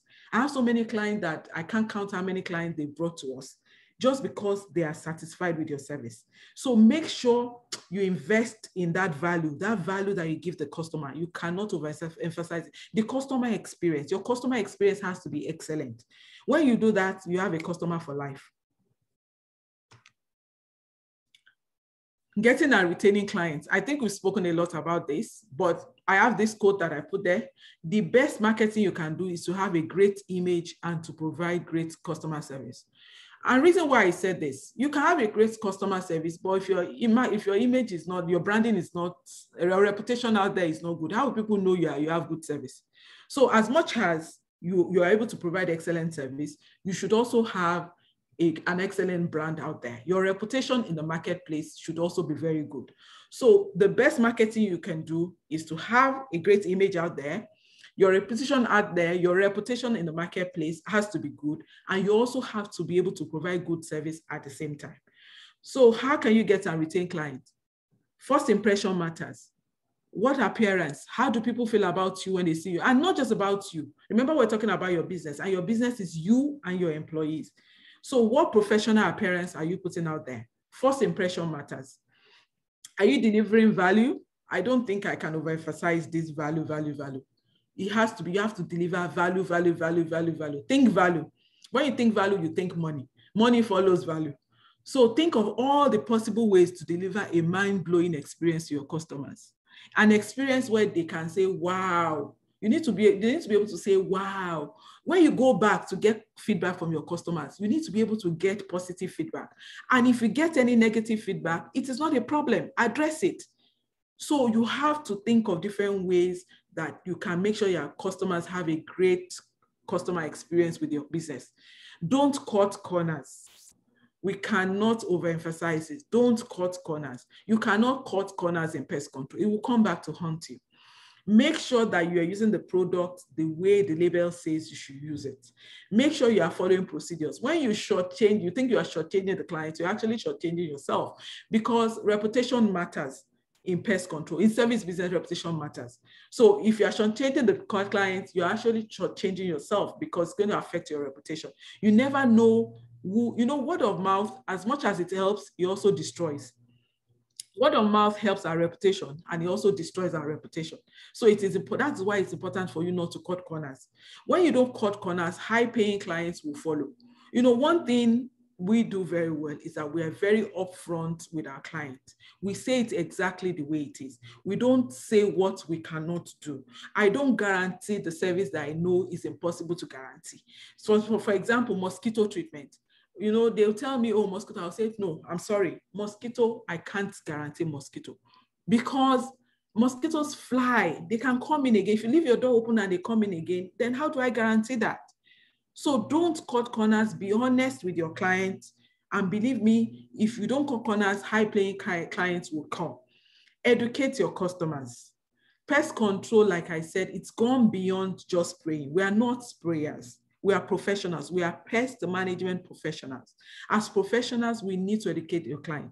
But you cannot give what you don't have. That is why it's important for you to be knowledgeable. It's critical for you to have understanding. Why are the pests there in the first place? If you as a pest control, pest management professional does not understand why the pest is there, how do you educate your clients? And the kind of things you can educate your clients on. Educate your clients on conditions, conducive conditions for pests, what they can do, you know, to make sure that they have a long-term control over pests. So educate your clients, what kind of things they need to do to make sure that there's no repeat of an infestation, you know. So pest control has gone beyond just spraying. So part of an effort, part of the way you can get and retain your clients is education. Those are things that can differentiate you from the next man. So you have to invest in knowledge because you can only give what you have. So you can only educate your clients if you yourself are educated. If you yourself have the knowledge, then you can pass the knowledge on, you know what to say to your customers. So educate your client, you know, tell them, you know, why, discuss the root causes with them, tell them about the conditions they need to avoid, tell them about what they need to do to avoid, to take care of an infestation or avoid a repeat of that infestation. So those are ways you can educate your clients. Then also, I see a lot of people shy away from this. You need to address customer objections. Customer objections are actually learning opportunities. When I started, we really had one customer who kind of put us on our toes. And believe me, we learned so much from that customer. Because they put us on our toes, I would always have to go back to the drawing board. I'll go and do research and say, how can you get rid of this problem? What else can I do? You understand? So if you don't have people that complain about your services, then you really may not improve yourself because complaints help you to improve. And what is also happens is that there are some customers, you service them, they are not happy. They just keep quiet. Even when you call them for feedback, they just tell you, I have no feedback, or they don't pick your calls. Those are not even helping. The ones that help you more are the ones that complain. So let the complaints keep coming. Encourage your customers to complain. The more they complain, the more you grow your business. Then get feedback. I don't think any service business should exist without getting feedback. Get feedback from your client. You can use a questionnaire. Get feedback after every service is very critical. Then when you service multiple clients, when you service corporate clients, develop relationships with different people in our organization. Don't just deal with one person, deal with multiple people. Develop relationships with them so that if that person leaves, you still have people that you can relate with in the organization. Don't overpromise your clients. Deliver on your promises. I see a lot of people say, you know, by the time we're done, no more pests, no more this. No, it is called pest control for a reason. It is not eradication. It is not elimination. You know, even though people can be pest-free, but they can be pest-free if, you know, in addition, if they do what they're supposed to do, because in being pest-free, you have to look at different criteria. If you have, if they're not able to even enter in the site in the first place, and the right measures are in place, then they can be pest-free. So don't promise what you cannot deliver. It is called pest control. It is not pest elimination or eradication, or even promising that they can't say pest again. Because to clients, that's what they want. They don't want to say pest again, but it's not possible. So please don't promise what you can deliver. Always be upfront with your customer, be honest with them. If we are honest with them, they want to use your services, let them go ahead. If they want to go with somebody who would rather tell them lies, it is fine. Everybody cannot be your customer. Then let's talk about useful digital tools for pest control business. Like I said, visibility is a key to business growth. If people don't know you, they can't use your services. If they don't know, they can't know you if they don't see you. So for you to be seen, you have to be visible. So how can you be visible out there in the marketplace? And I mean in the online space. Now, content is king. In fact, people pay a lot for people to develop content for them. So you have to develop content. One useful tool that I've used for my content online is Canva. Canva is very useful, and there's a free version. So if you're not there, go and get Canva. Focus on video content. According to research, people are able to connect more to video content. So you can do video content on your, you can make it educational content, you can make it behind the scenes, you can do different things on video, you know, just make sure you focus on video content is very good. Then if you don't have a listing on Google My Business, go on Google My Business. You need to be there. It is free. Please go on Google My Business. Then I've spoken about this before, online customer reviews. Ask your customer for reviews. If you have to promise them something, you can do that as well. Invest in online paid ads. If people don't know you, they can't use your services. You have to be visible online. In order to be visible online, you have to do ads and monitor your ads, see what is working and what is not. You can also blog. I don't do that. You know, all these things are a lot of effort. So you have to pick what will work for you. I don't do everything I put out there. You can blog, you can tell stories. People love stories. So you can tell stories, you can blog, tell stories about what happens when you go on client side. People are able to connect with stories, so you can do that. Then your website has to be optimized. You have to use keywords that when people are searching for people are searching for pest control business, can they find you? How does your website rank when people are searching for pest control or searching for fumigation, as people call it? Can they find your company? So those are things you can think about. Social media platforms. Which platforms are you using? Don't try to be everywhere at the same time. It can be very overwhelming. Focus on what will work for you and make sure the ones you are posting on, you are consistent and put the right material out there. You can also use email marketing, but you know, people don't want information overload. They don't want to be inundated with too much information. So be strategic with your email marketing. And you know, like I said, all these things take time. Make sure whatever you decide to do, make sure you're consistent with it. Don't just start and then stop. So try and be consistent with whatever options you select. Then I want to talk about what has worked for me. Branding. That's the number one. When we started out, we started branding from day one. We started setting ourselves apart from day one. And I think that actually helped us. Like I said, I started from my BQ, a very, very small room, started with one staff. But we started branding from day one because branding is like an investment and you want to build recognition in the marketplace. So start branding. You're not too small. Your business is not too small for branding. Start branding. Another thing that worked for me is proper business structure. Put a structure around your business. If you don't put a structure around your business, you're just going to be torn in different directions. You're just going to be putting out fires, and you don't want that. One other key thing that helped me is continuous learning and education. One of the reasons why we're all here, I'm happy you invested in yourself. Don't stop learning. Learning is continuous. The day we stop learning is the day we die. So we have to keep learning and educating yourself. Nobody knows it all in the pest management industry. It's an industry, it's a knowledge industry, knowledge-based industry. So we have to keep learning and educating ourselves. I personally invest in myself from day one. I attend conferences anywhere where we're talking pest control. I want to be there, both international conferences and local. You know, it pains me, you know, when I see people, when I hear people that don't want to invest in your business. Invest in your business, invest in yourself. If you don't invest in yourself, you cannot grow. So please invest in yourself, learn, pay for education, pay for coaching, pay for all these things. You know, even now I still keep paying. Just this week, I registered everybody in the office for good manufacturing practices. So invest in yourself, train your staff. You know, every learning is very key. Training is very important. Join professional associations. I know from the previous discussions, we're talking PECAN. Go and join PECAN.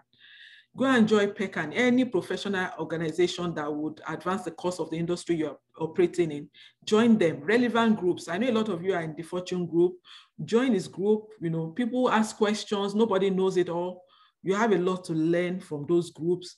I personally learn from industry experts, from mentors. I'm in groups. I said local and foreign groups. I'm there. I learn. People post things and I'm like, oh, funny thing. Sometimes when you even join groups and you hear what people are saying, you realize that, so even these people don't know it all. You know, we're all learning. So join groups. Networking events, I think I've spoken about it. Go for events. You are the face of your business. No one knows your business like you. Anywhere where we're talking about the industry, if you want to go in that industry, we should find you there. Clients communication, that also worked for me. We're very big on communication. We make sure we communicate with our clients. We put the right message to our client. We make sure that they know what to expect from us. We carry them along. Another thing that has worked is social media marketing. You know, we run ads, we're out there. So let your business be visible. That also helped and worked for me. I'd like to end with this quote. I saw this quote and I found it very interesting. There are only 3 currencies in life: time, money, and people. You are going to have to invest something in growing your business. I can't overemphasize this enough. You need to spend on your business. You need to spend money to make money. You need to invest time in your business. You need to invest money in your business. And you know the people part. The people part is the effort. So you need to spend time, money, and the effort in your business to grow your business. So don't shy away from paying for training. Don't shy away from paying to learn.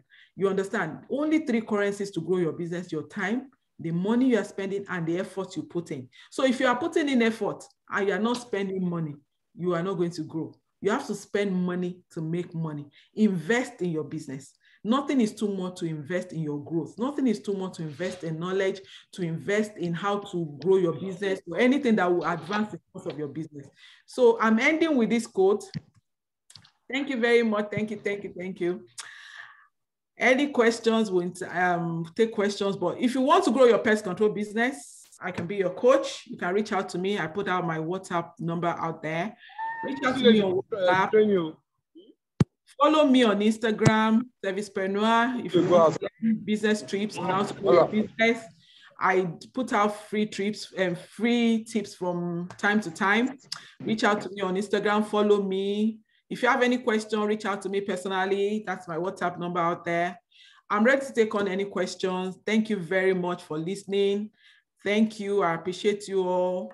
I wish you all the best in your businesses. And I'm looking forward to all of us working together to influence the future of pest control business in Nigeria. Thank you very much. Thank you. What a session. Hey. You know, I told you guys that this session is going to be fire. Always coming loaded, coming ready, coming prepared. Thank you so very much, man, for this huge impact. How much can we pay for this? You can't even pay for it. You don't even, I would say we don't even deserve it. But thank you for giving us the privilege of having this loaded, impactful flow, you know. And can we just on our mind, on our videos everywhere, and just give wow. Let's just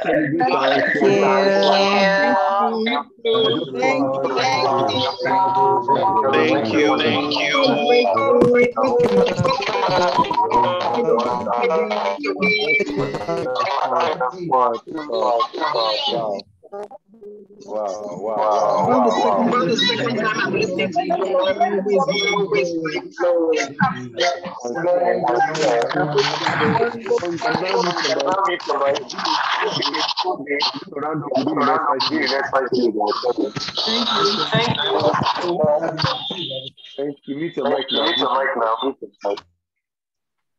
Thank you so very much, man, for this great impact this session has made. You know, you really pour out without holding anything back, and this is very inspiring. You know, I think I muted everybody. Why don't mute yourself again? Yes. So everybody that has participated in this training has really impacted, inspired, and everybody knows really what it is worth it. The time, the resources, you know, the hype is not just for the hype. The hype is real. And we thank God for the impact of this training. And I believe truly we have all been really inspired. And I really want to thank you. And I want to especially thank every of our facilitators from Kubo, Jason Korea, Brian John, Sanitarian Obiora, Pest Control Prof, and every other one, Tokumbo, the engineer, Francis Nwapa training, Nitin of Eva Software, you know, everyone. I hope I did not leave out anybody. Everyone, I would say thank you. I can't pay you, you know, for this. I really wish, but you came prepared. You took time to study, to prepare, to put your slides together, and all this, you know. If we are giving you $1 million each for this session, it is over worth it. And I want to say thank you. May the Lord reward you all, honor you, bless you. And I pray that as you have shared, may you also, like the Bible says, he that watered shall also be watered. May you be watered accordingly. May you be blessed. May you be inspired in the name of Jesus Christ. And every area of your business that need watering shall receive watering in Jesus' name. I really want to thank all of you. It's been a whole long day, and it's been really worth it. We are going to process the video. You know, we have a pest control forum. For some of you that are not there, after we are done with that, you know, we have a WhatsApp group now for this training. We are going to use that WhatsApp group to process your certificate. After now, the certificate of participation will be issued to everybody. So the WhatsApp group will help us in organizing. Then after that, we are going to graduate many of you into the pest control forum, the larger family of the DFORTUNE pest control forum, where you will still see Bukky there, Sanitarian there, Francis Nwapa there, all our facilitators. That means learning continues, inspiration continues. So you can't get everything just here. Just be humble enough to receive knowledge. And I really appreciate all of you for being so patient, for being an amazing audience, for being so consistent, for being available, not minding the data. You just put commitment to this. And I commend you, and I pray that the Lord bless your business, prosper. I know you have a lot of questions, but a whole lot of the, you know, it's Friday here in Nigeria. It's almost get to close up. Many of us want to go to the bank, but you see, we are going to go to the pest control forum.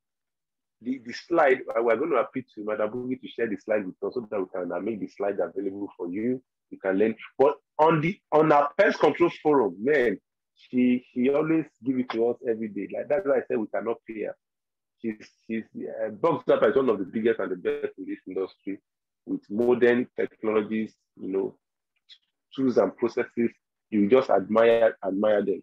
And I think we should appreciate her for what she has done for us in preparing for this training. And I know that it can be for the industry, it will be from glory to glory. We are just doing our part to contribute, to build, to make the industry a better place. And I know with all of us working together, it can only get better, bigger, greater, and greater in Jesus' name. Thank you, everyone. I know all of you want to ask questions. Maybe I will just allow only one person because we need to round up. Also, I'm Nathaniel, just ask a question. Only you. Every other person will look at the pest control forum. Good afternoon. Thank you. Yeah, Yes. we can hear you, Nathaniel. Before I proceed, I really want to commend you for setting up a platform like this for everyone to learn. I commend you on that. Thank you so much, my apostle. My question is, sir, the platform you created, the WhatsApp, please, I want the oil to keep running. Like honest, because there are some persons that the MD organizes training for. I mean, a sponsor for this program, so they can be asking questions from there as well. And so I don't know if you have intention of closing the platform. No, because you made mention of everything we need we'll be getting from the major. Which some of the maybe managers are not opportunity to be in that platform. So please, information can still be flowing in this. What company do you represent, Nathaniel? What name of your company? I represent Top Shift. Top Shift. Okay, Top Shift. Okay, no problem. Learning continues. We keep the energy going, and we will not leave everybody. Part of what we promise is that we will keep everybody along. We will not leave everybody alone. Mentorship continues. You know, we will continue to bring leaders. In fact, on the pest control forum, we are going to have some of our pioneer leaders of pest control in that forum that we will keep sharing ideas, sharing inspiration with us, and we will all be better for it. I assure you. Thank you, Nathaniel. Maybe I should give one more person one more opportunity to say something to me, Madam Bukky. Do you want to say something to her? Just let me give you the opportunity. One person, please. One person. You guys are not talking. So your certificate. Okay, Bukola Idowu, can I ask a question? Oh, no, it's not a question. I just want to say thank you to Mrs. Soleye. God bless you. Thank you for giving all out without holding back. We appreciate you.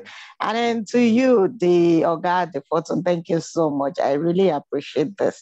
Well, I've been doing cleaning business for a while, but of recent, during COVID, I ventured into fumigation, as we call it here. But I've learned so much, as in a lot in this. Yesterday, the network was kind of bad. That was why I was asking, can we have the recorded version, a link to the recorded version of yesterday, because the network on my side was not too good. But today I've learned so much.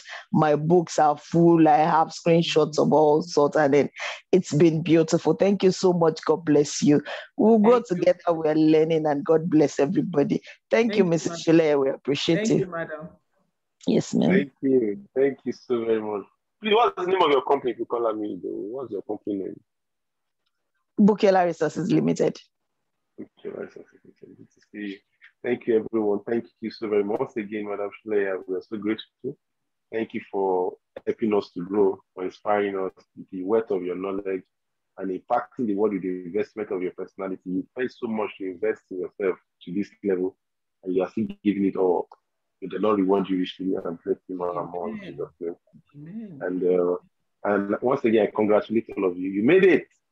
You made it, man. You made it. You did it. Yes, we did. When I set up to do something, I do it based on the inspiration that personally we receive. I don't look at how many numbers of people. If like maybe 5. You understand? So if it is only 5 people that have registered, we say I've done the same thing. If it is 1,000 people, we say I've done the same thing. You get it? So because I'm doing what I'm doing, not because anybody said, oh, it's no. Because in fact, if it is about convenience, I would say it's not convenient for me. You know, but you see, you need to do what you got to do. What you got to do. You understand? So yeah. Yes, so the privilege to do what we need to do. Some of you will be seeing my eyes. Why is your eyes looking like this? After yesterday's training, I see was in operation overnight. From work down straight to the office to get set for this training. But we still have to turn up. That is what it is. That is what it is. And I see flow with all the session for the past 5 hours or about, not closing down at any point. You know, and so that is how much commitment you can put into what you are doing. And I encourage all of you, open up to innovations, innovate in this industry, create new things, and you can, like Bukky said, learn specialization. You may not have ability to do everything. You can just specialize, and you'll be better for it. There are companies that are only doing termites in the United States. There are companies that, the only thing they know them for is bedbug. There are companies that the only thing they know them for is rattlesnake, snake remover. That's all. And they are multi-million dollar great companies. So you can actually specialize. And people will know you all over that. If it is mosquito, it is you. Nothing else. They will call you for time and say, you will not do. But once again, one area I want you to all look forward to is that termites. We are working on something about termite treatment training, and I believe it because it's an area that people have not really taken advantage of.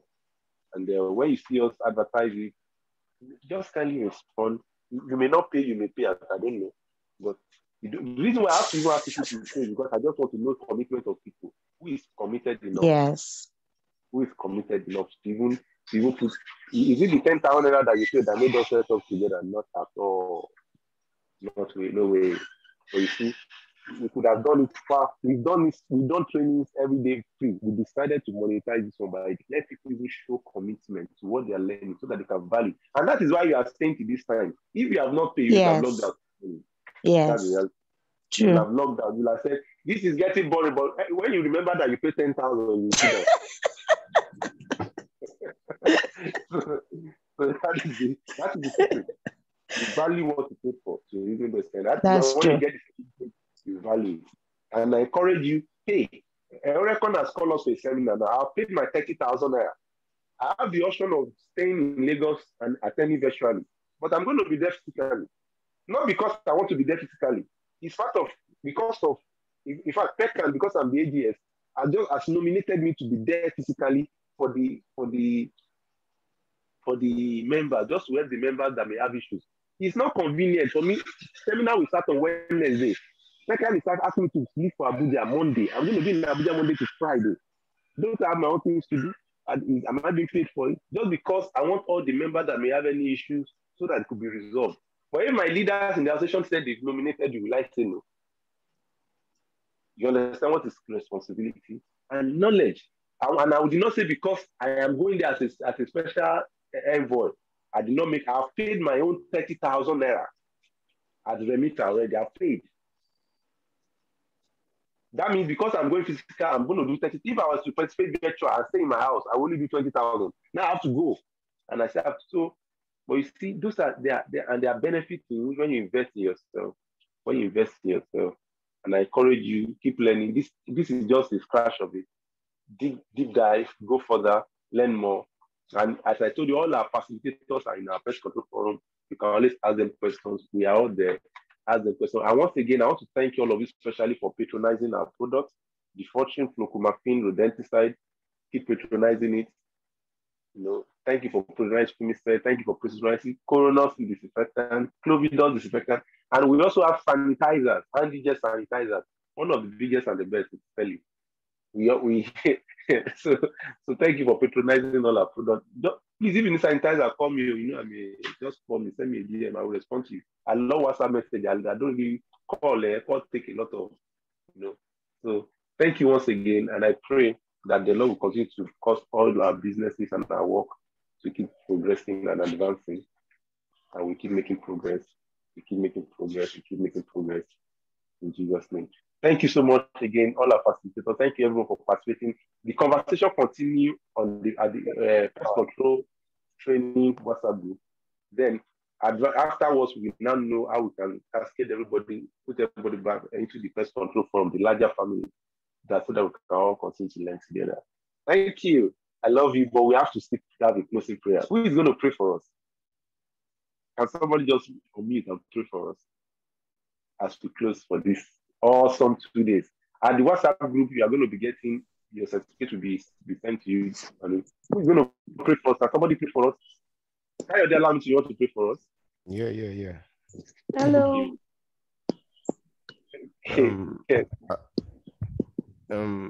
And so, Heavenly Father, we bless you for this beautiful section. We thank you because you made it impactful for us. We thank you for the facilitators, the organizers. We pray that wherever they've taken this from, you shall replenish in 100-folds for them in Jesus' name. We pray that our businesses shall all flourish. We pray that you shall give us the grace, you shall give us the wisdom to control whatever it is you've placed in our hands.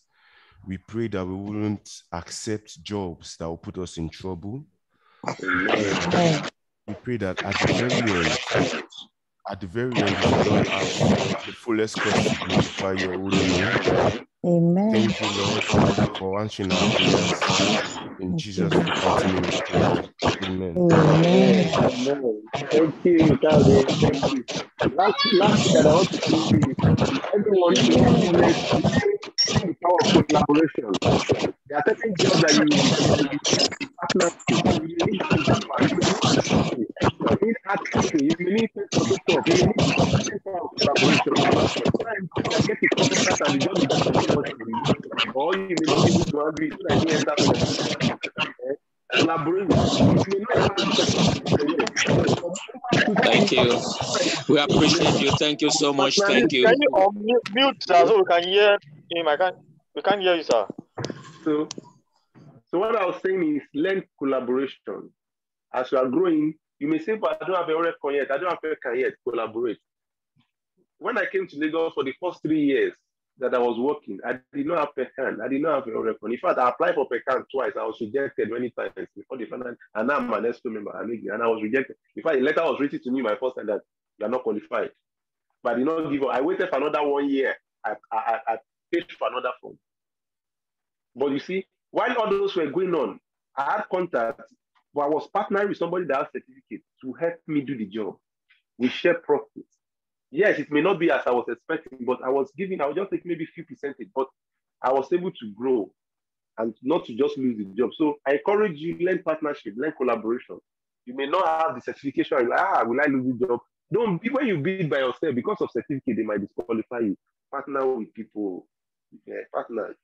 Just for a while, you will quickly develop yourself and get to where you are going to. That's my personal message for you this evening. I say, take care of yourself, enjoy yourself. See you. All your video now. Let us say hi to one another on your video. You can send us a message for your free offers on Ever Software. So, thank you, everyone. Thank you. Bye. Thank you. Have a beautiful. Thank you. Thank you very much. Thank you, everybody. Bye. Thank you very much. Thank you.